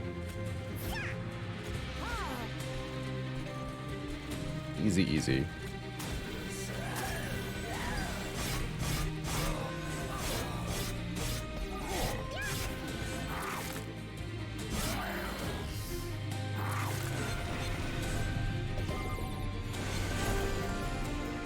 This boss basically just dies down here. Hey, get in there, Bounty Stalker. Perfect. Bounty Stalker's dying again. That's great.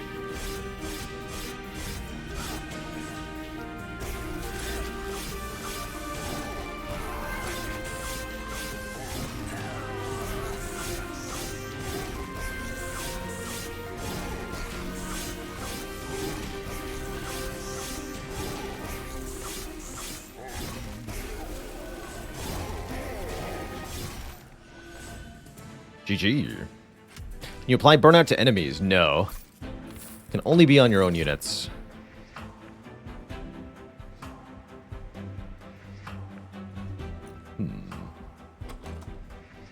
Vaguely tempting. Actually, removing sap from Dante might be really important. Sure, I'll grab resin removal. Kindle is a ton of Ember. Can I do anything with it? Not so sure about that part, but it is a ton of Ember.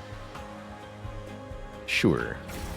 We find another X-Cost card like the Wax and Rail Spike. Could be quite a big deal. Alright, let's get some card removes and visit a Merchant of Magic here. I'd love some spell discounts.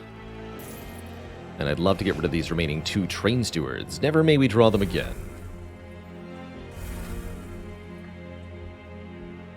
What's here? -2 cost. We're definitely going to sacrifice the Baron into Dante the Deceptive here. So Dante now has Harvest, gain +2/+2. And when you attack 6 times, that's quite a big deal. Let's see what the spell upgrades are. Can remove Consume. That's cute. Add Consume. Also cute. Or make for cost reductions. Let's add Consume onto the Plink at minimum.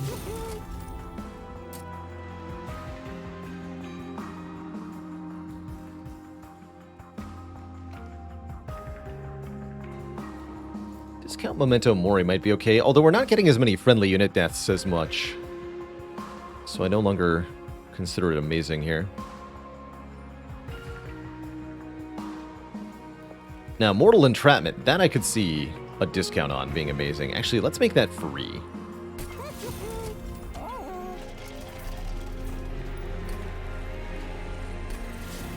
That's a good spell to have free.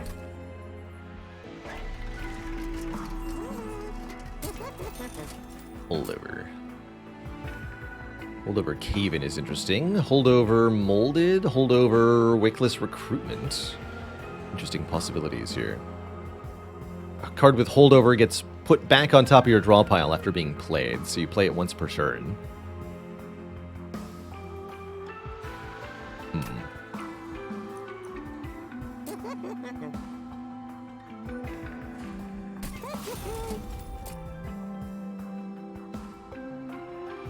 Make this free.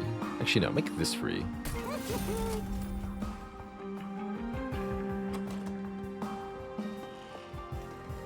I don't feel like we need Reform anymore now that we have Dante, is the thing.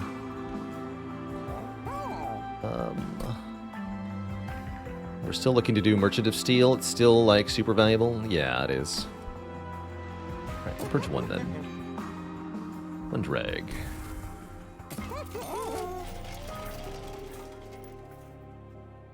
Cool.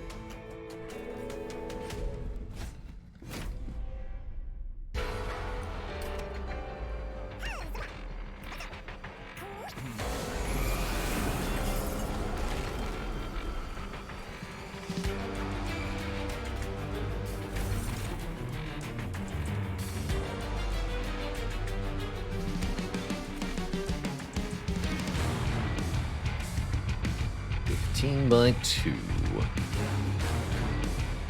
Oh, we can just kill you with Entubro Assault. Good. Yeah, let's just do it this way then. All the spell power sure is nice. But once again, we should have put the Bounty Stalker further back. Not the biggest of deals.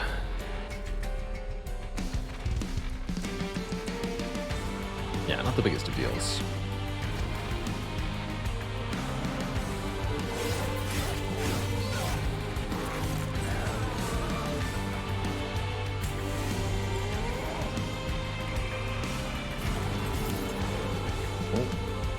Wait one more turn for the big man.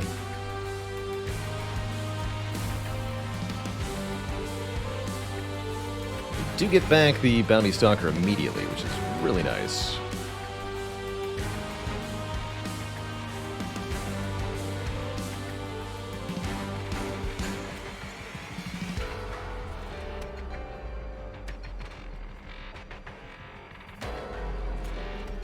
Do you live?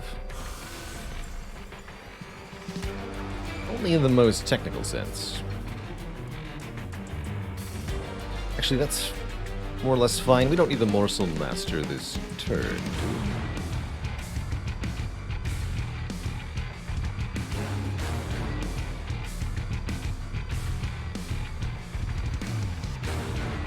Put the Bounty Stalker here.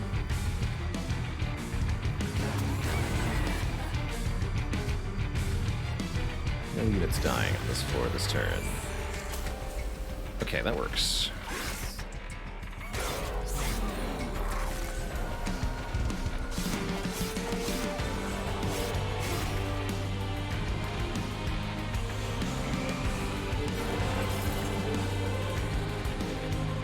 There you are.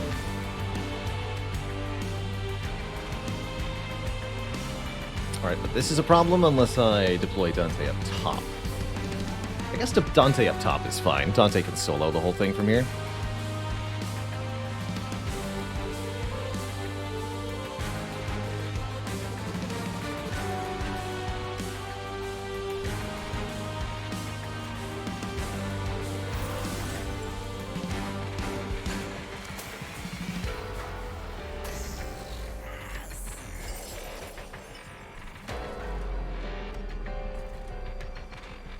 Yeah, Dante can just solo everything.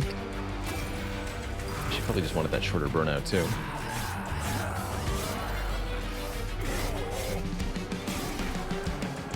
You tell him, Dante.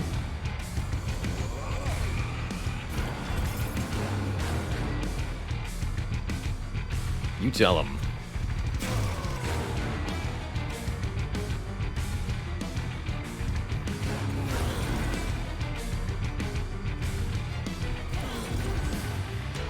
Perfect.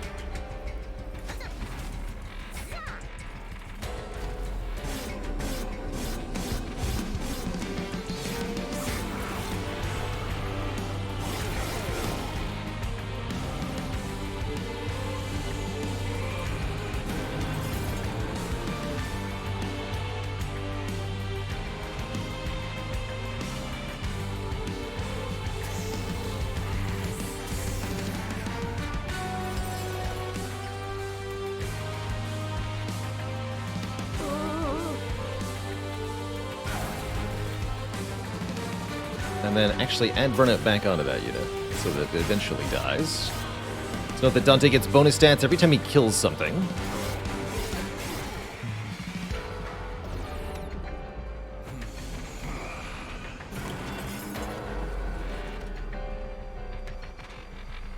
See Cray.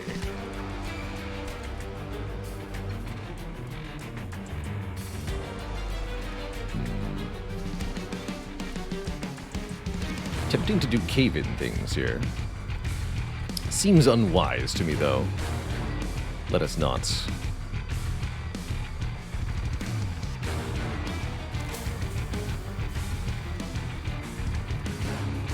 Yeah, we could put morsels on the middle floor and then cave in, but then problem is we're not gonna be able to kill everything. There'll be 4 beefy enemy units.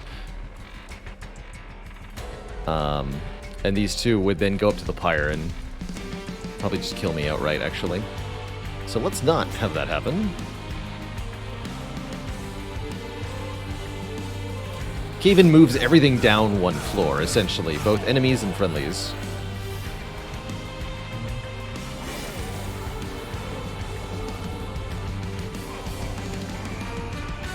Caw.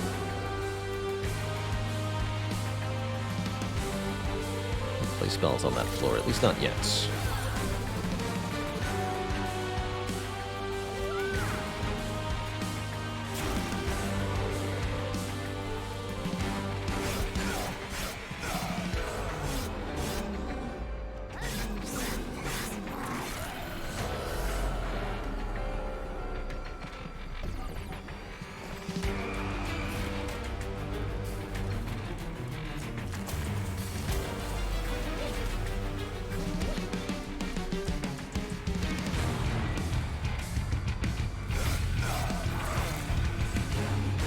Holding onto 1 damage shields. I think he's already beating Arcus? Question mark?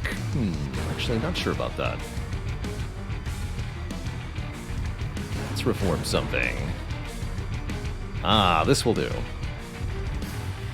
Yes. This will do.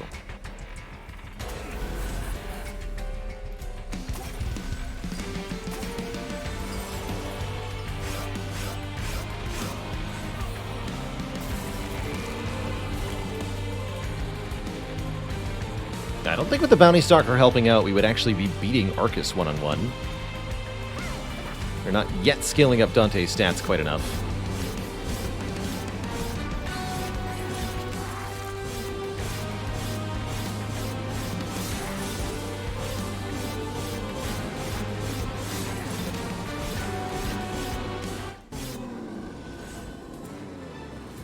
But we'll fix that. There it is, Shroud Spike. Trigger feeding on a morsel unit 2 times X plus 3 times. Oh yeah. We can break that. We're going to take additional card draw. Come on. Intrinsic. Not happening. Alright. Bummer.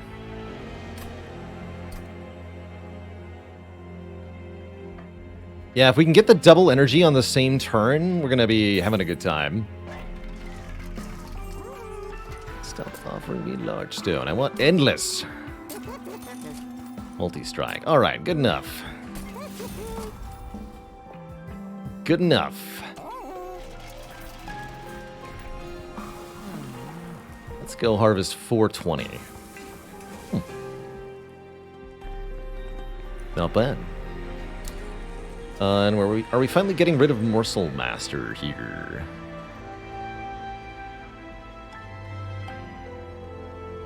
Or maybe infuse one of the dregs into the Bounty Stalker just to get some more burnout on it? Now that we no longer care about it dying as much, we'd actually rather it last a bit longer. Yeah, I'm cool with that. Basic but effective. Maybe we simply remove Morsel Master? Maybe.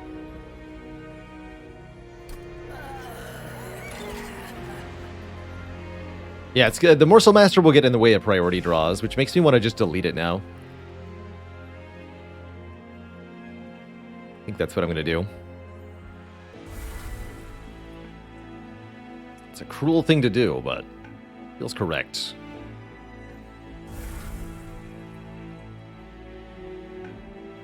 And we should be getting 400 gold. I'm going to dunk one more.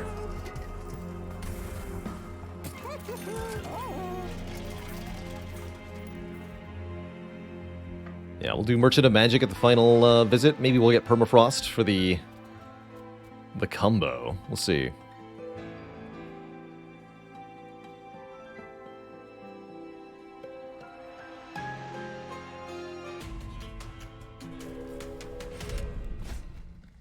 Armor 20.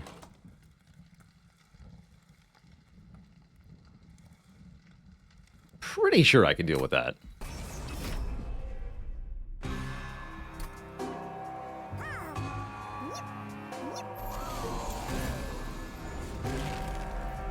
Oh, good.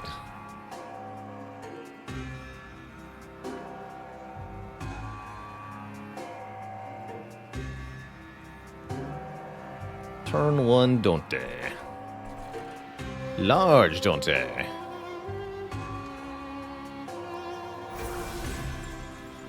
Minus 108, huh?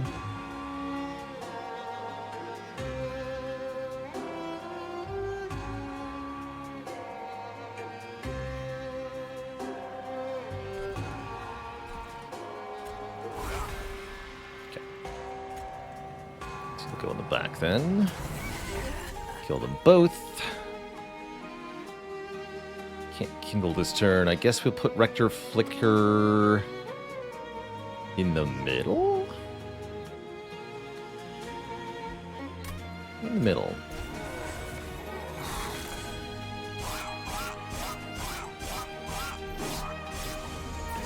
Oh, don't sap me. Oof. Oh, good thing we have debuff removal. Yikes.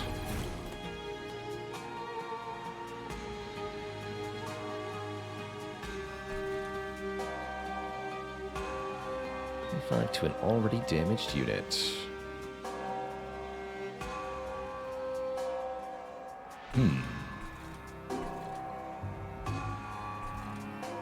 Encumber Assault does 13, so we can Encumber Assault the Collector here. And Collapse does specify an enemy unit. Any stat scale, offensive stat scale on Dante will be enough here, though.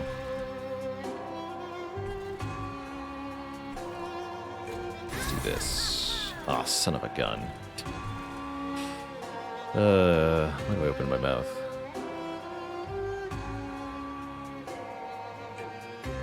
Damn it. I knew I should have used Plink and then Entumbra assaulted my own unit for the third morsel. Blah.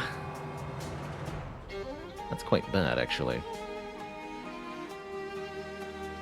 Alright, let me see who Mortal Entrapment's going to work on.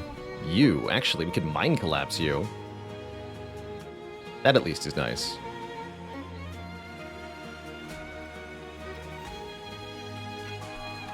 Might as well. Fortunately, neither of these are a valid target for Mortal Entrapment. We might as well get a bunch of health on Dante, but it's not what I was looking for. Gonna be really honest here. Still, it's definitely a way to not die to the boss of this wave, so yeah, I'll take it. And actually, you should get killed to further scale Dante's offensive power.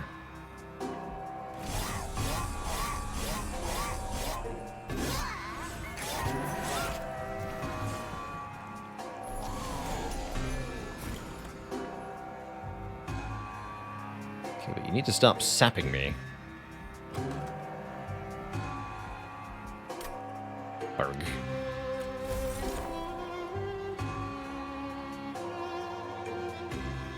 It still looks pretty good. We get the front two. This unit getting through is a bit of a problem, but not the worst thing in the world.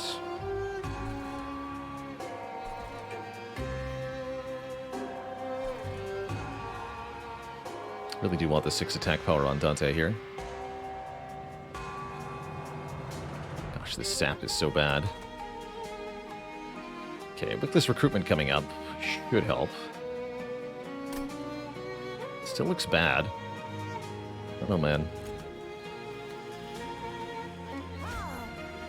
Looks like mistakes have been made. Here,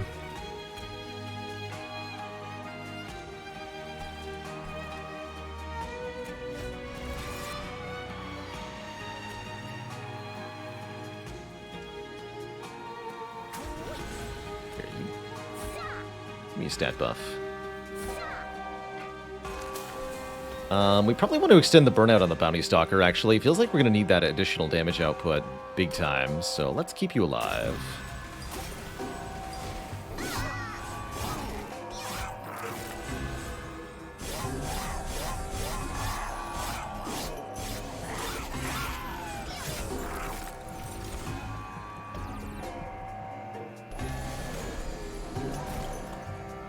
Okay, there's Wickley's recruitment. We can remove all this sap, so give 14 additional attack power to Dante. Other than that, what are we doing here? You're going to hit the pyre a couple times. That's fine.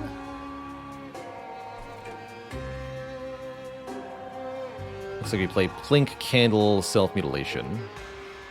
Take 20 to this enemy.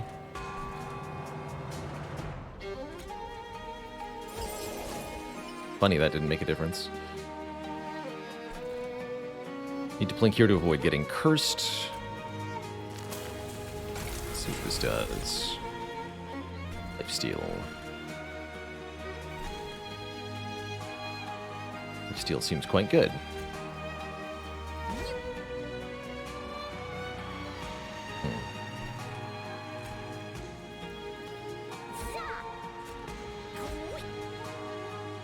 It's 40? Power. Oh, and that actually, since you're dying now, convenient. I can play Plink up top and save 10 fire health.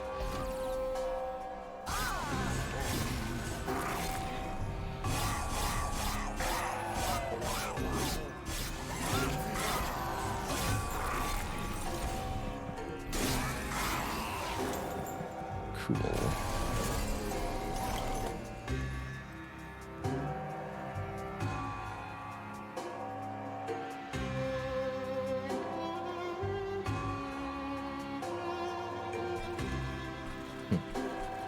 Not quite enough damage.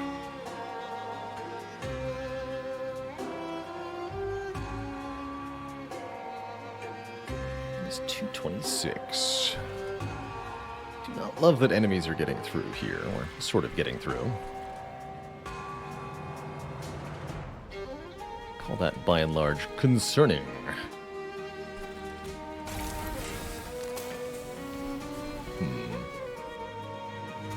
Get more of that. Let's do this here.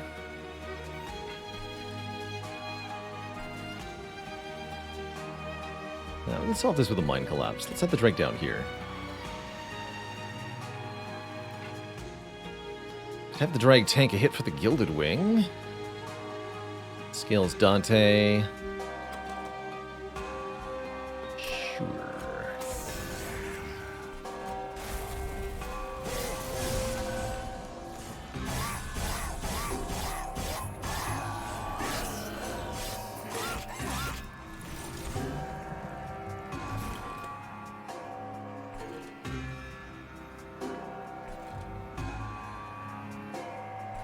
Oh, Cave-In's awesome here. We get everybody on the same floor.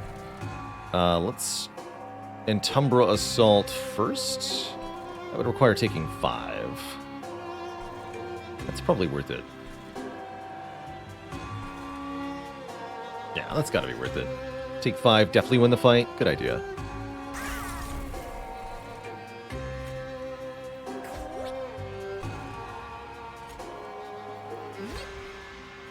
Descend. Excellent. She maybe wanted to remove the burnout from our bounty stalker. I don't think it'll matter, though.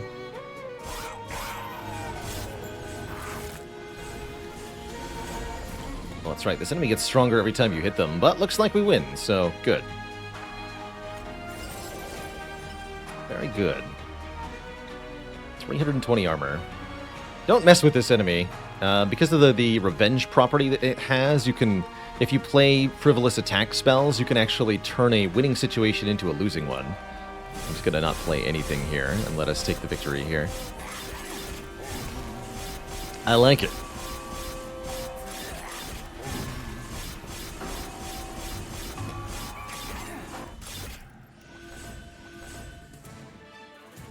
Excellent.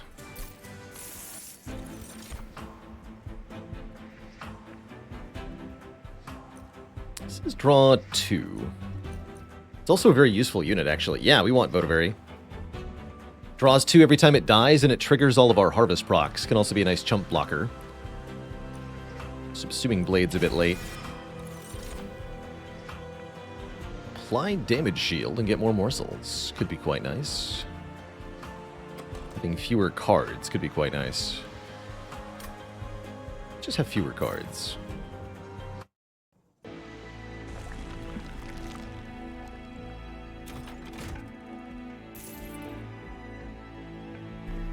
So, no intrinsic. Spell Chain, though. Spell Chain on the Kindle is hilarious. Do we have Permafrost? Is the question.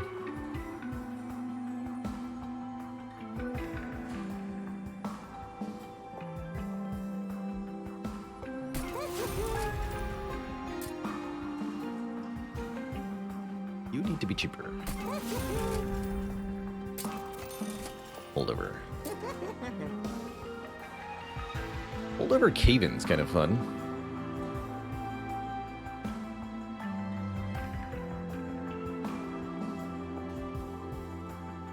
Could hold over resin removal, maybe? I don't feel particularly motivated to do any of that. Fortunately, we got nothing that we can use to set up the Kindle Shroud Spike combo. Probably just staying at 100 shards is the right answer then. Let's see what the trinkets are. Oh. Shoot.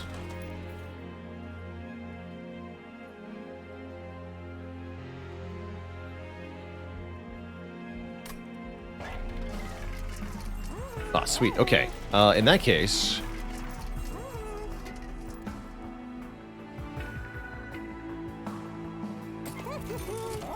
I want holdover on Mortal Entrapment.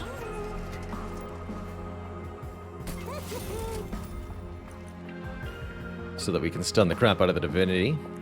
Or Seraph if we need to as well.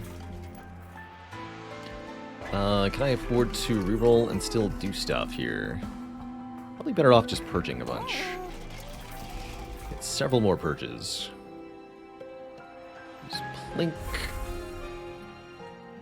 Lose one of these purifying cleanses.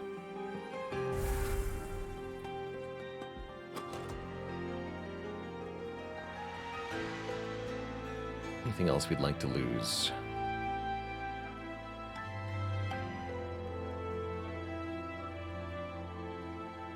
Almost willing to lose Molded. Almost. I like that it can get us back unit if it dies, though. So seems important. Oh yeah, Memento Mori can go now. That's true. Memento Mori and maybe one of the Packed Morsels. Let's do that.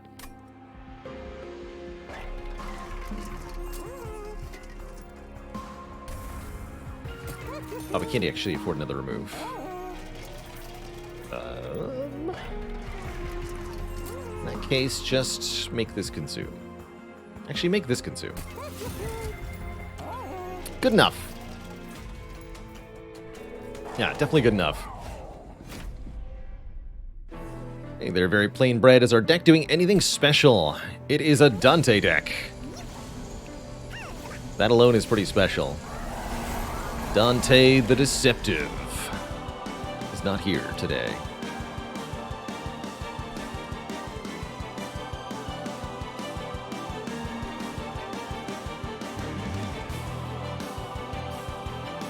Is it purging the Votavary kind of like plus draw? No. Having the Votavary die every turn is plus draw. That's what the Votavary is for.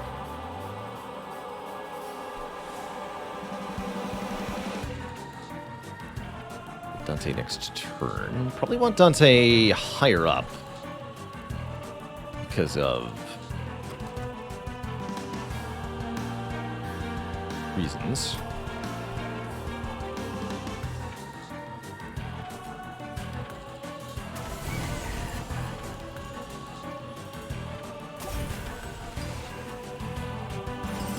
Just have no debuffs at all.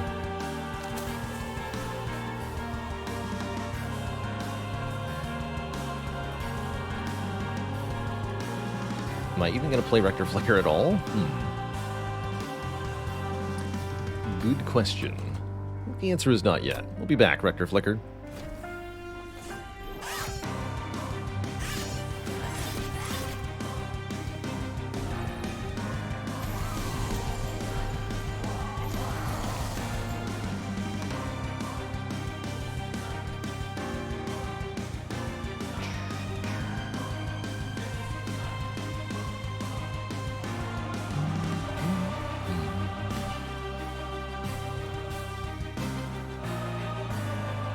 I want a morsel first, actually.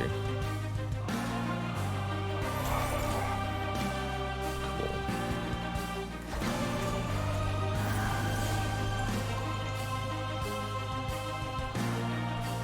Sap is going to be a big problem on Dante.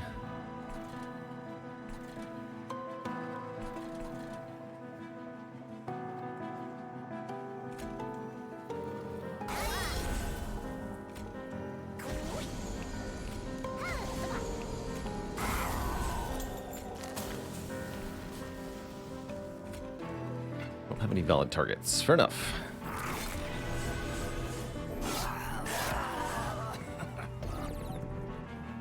That 290 health unit's going to be a problem shortly. We need a solution. It doesn't involve getting sapped a ton. Hey, that helps. Okay, next turn looks good.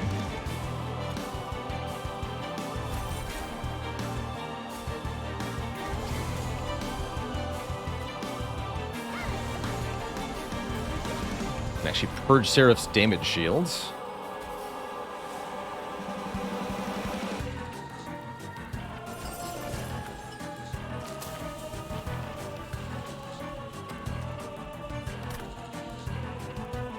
That's important.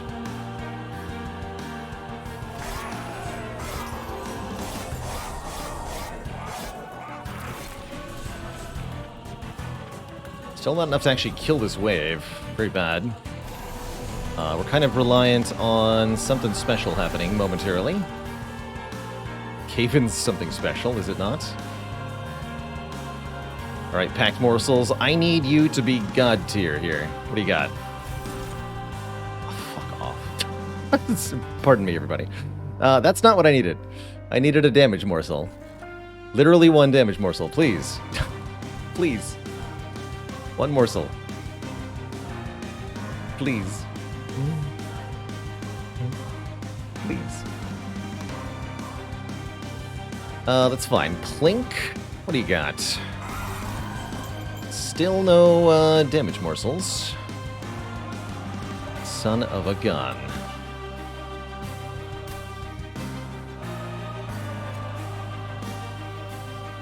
Just one damage, please. Oh, this works. You're quick, though, so it doesn't really work.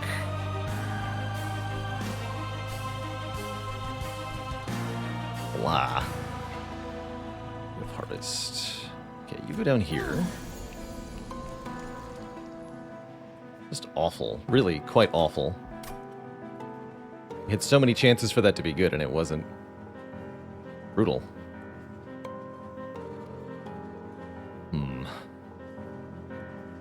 Dante's just doing just not quite enough damage, which is truly sad.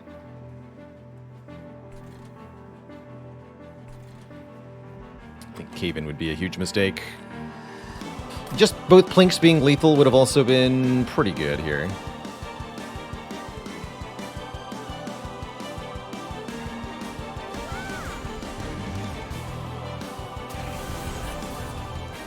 Instead, one of them lives. We take 30 pyre damage, which is bad, but not terribly bad. And we might as well use this for 8 damage shield on Dante. Might as well.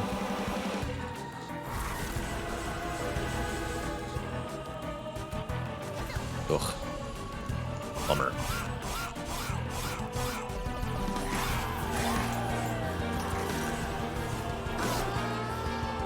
Dante is quick. Yeah, we couldn't have put the Stalker first, unfortunately.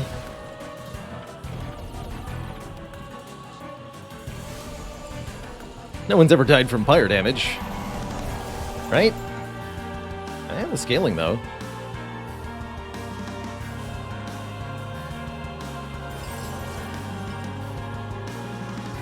Might as well get rid of Kindle now, huh?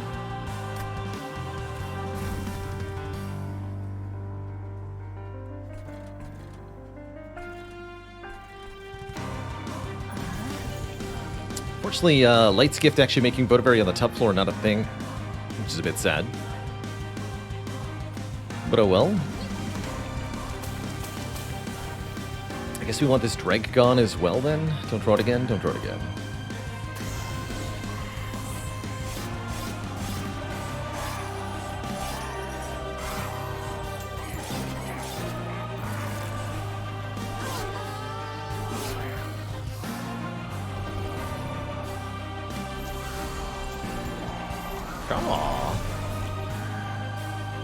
Uh-oh.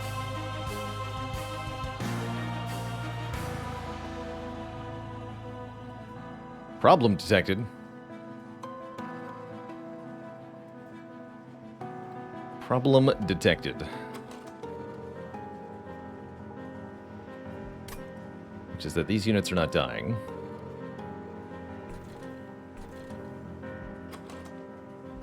Oh boy.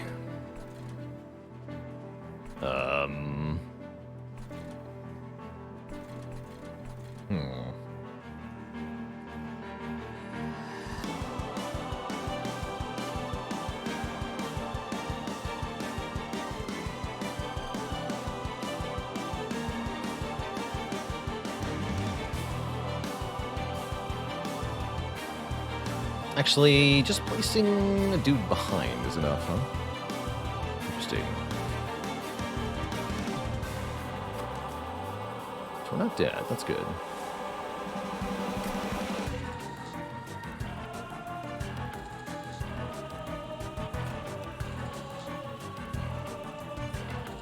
We want to remove burnout from you. And I guess we play this here, yes?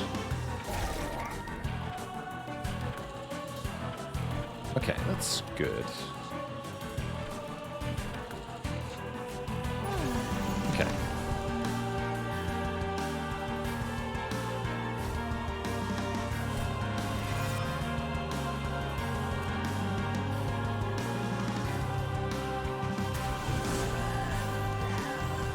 Burn bright.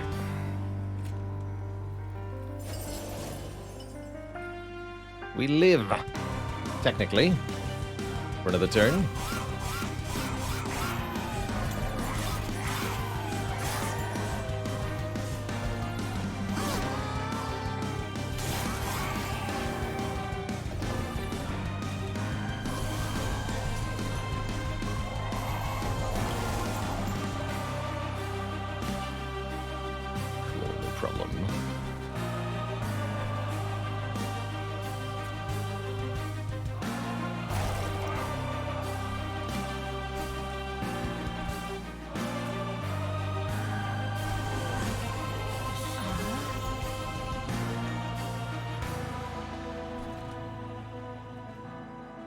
Kill you, get 2 energy back.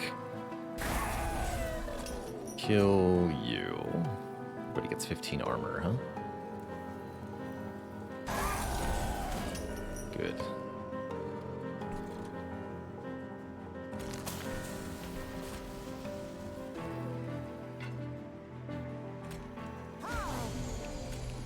Harvesting.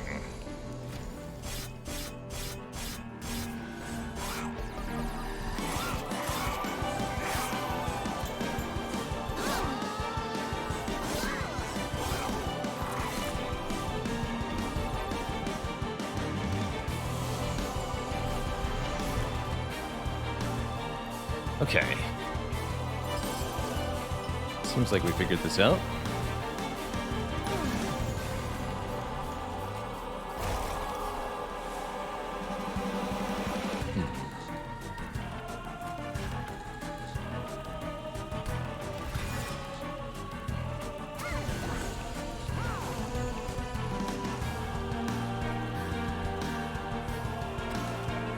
You can just live here.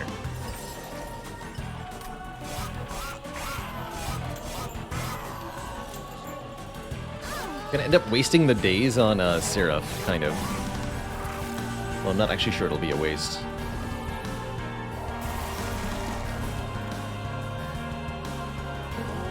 Actually, that's not wasting if he's dying.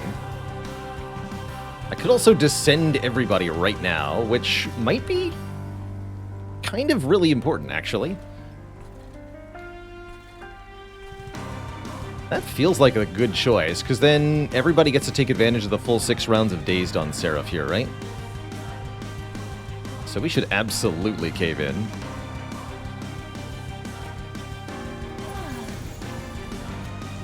Boop. X.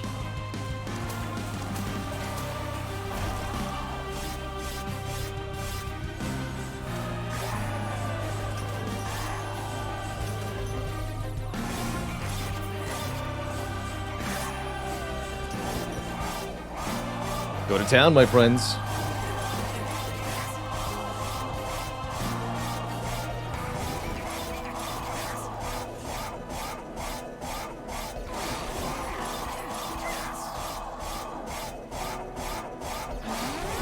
I'm actually impressed this went so well, considering that the rail spike has not worked out one time yet. The fact that we're not dead is pretty impressive. If we can get the rail spike to line up in Divinity, we'll have it easy. If we can't, this could be tough. Just give me Rail Spike and Dante turn 1. Please.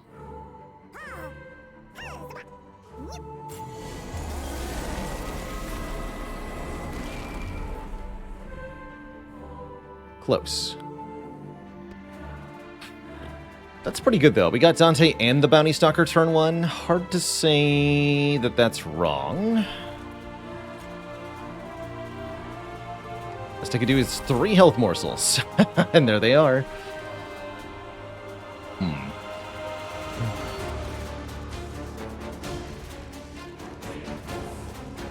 see.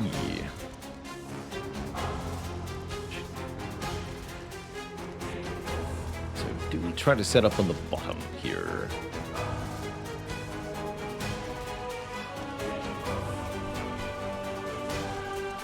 Having our units murdered on the top floor might actually be good. It's kind of a fun thought. That's right, the top floor has sweep. as the divinity goes. Get even more damage shield. That's annoying.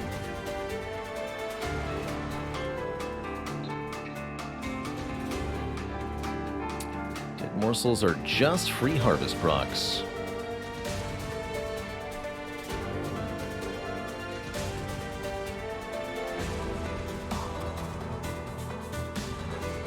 This seemed pretty good.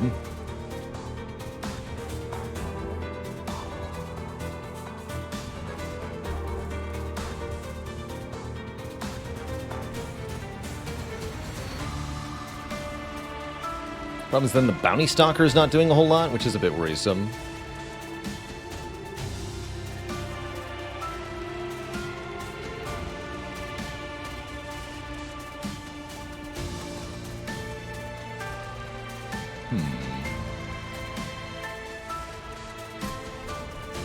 Yeah, like, we're super dead if I don't get the rail spike to line up currently. So, is there another option?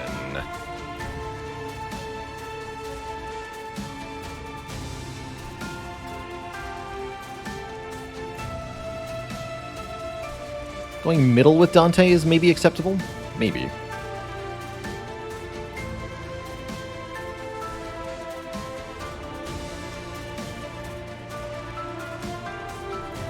I do think putting Dante on top feels like it might be correct here.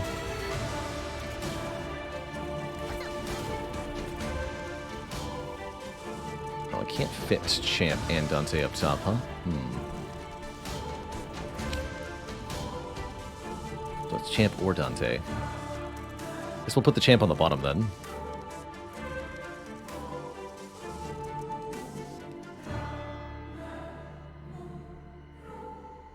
Okay. Yeah, we'll try that. Definitely have mixed feelings about what I'm doing here.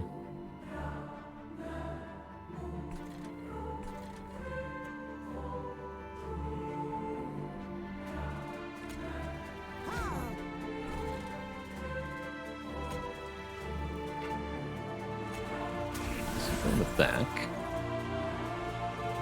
666-2011.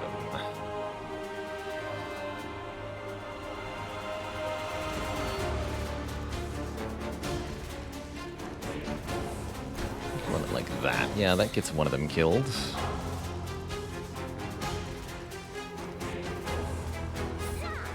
Extend your burnout.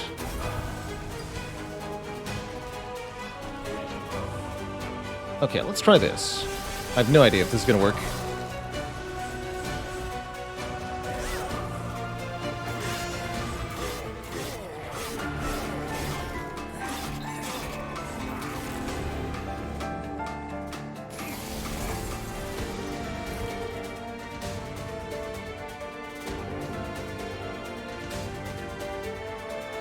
One damage to an enemy unit twice. Probably have to. Oh, Antimber Assault doesn't kill you, huh? Spooky. Probably want a resin removal down here.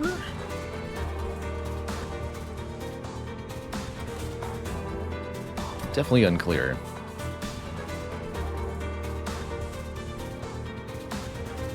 Feels like resin removal here might be important too, though. We can't let these units get by. I really don't care that much about losing Rector Flicker. And we might be actually able to save Rector Flicker by using some morsels as decoy here. Let's do this. Aw, come on. Uh-oh. Plink does Plink things. Now I can't kill anything with Entumbro Assault either. Shoot. That might be a little catastrophic.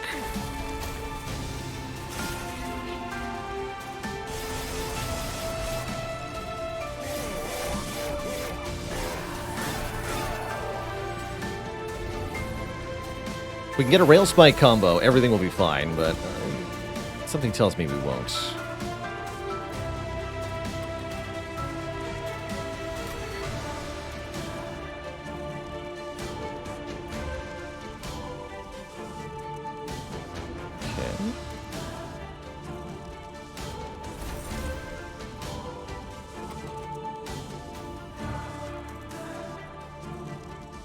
guess we're entirely dependent upon Plink next turn, huh?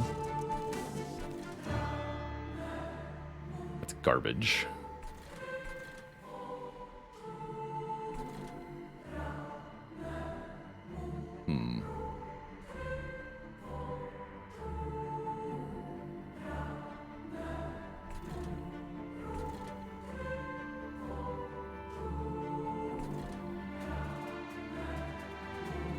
I think we're pretty dead here. I won't be able to kill anything with Plink to create any morsels. Yeah, we couldn't get our combo together. Dang.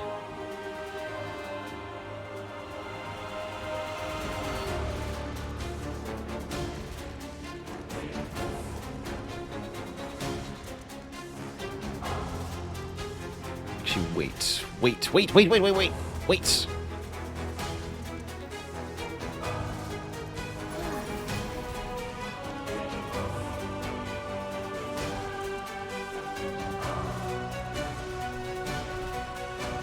Draw 2. It did not help.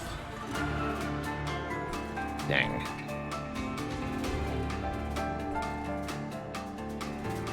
If only there was a way to prevent the morsel from being eaten for one turn. Damn it.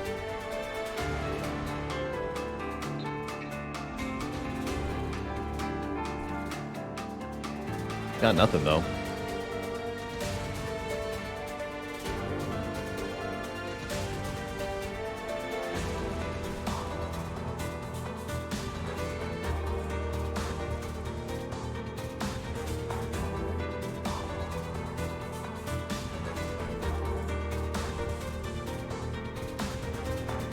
Yeah, I don't see a way to do it.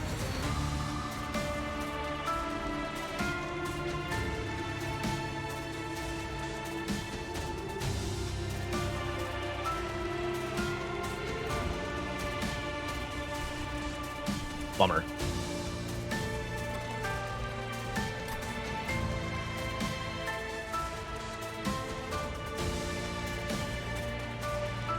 Yeah, we could leave the Magma Morsel in. There's a very faint hope we can draw it. Very faint hope.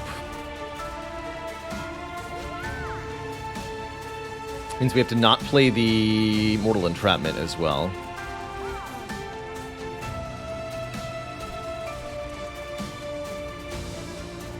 I don't think any of this does anything beneficial to us. Alright.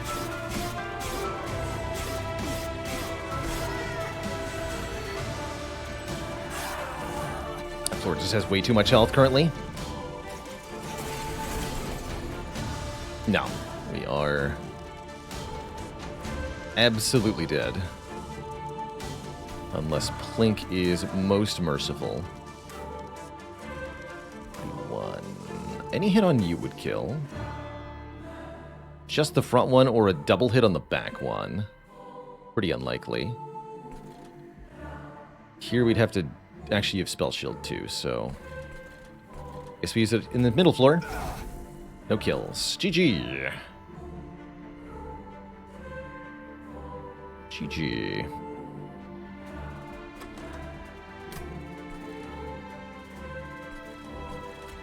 I can eat a morsel 26 times, but I have no morsels. It's because Plink is so freaking unreliable. Damn it. Oh well, so it goes sometimes. Made a good attempt at getting Dante mastered, but couldn't pull it off. Unfortunately, GG.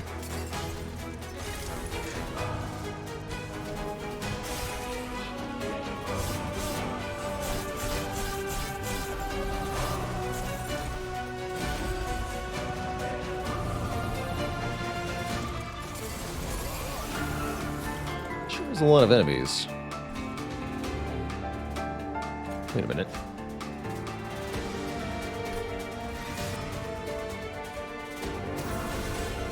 That's not even close to enough. Not even close. All right, good times.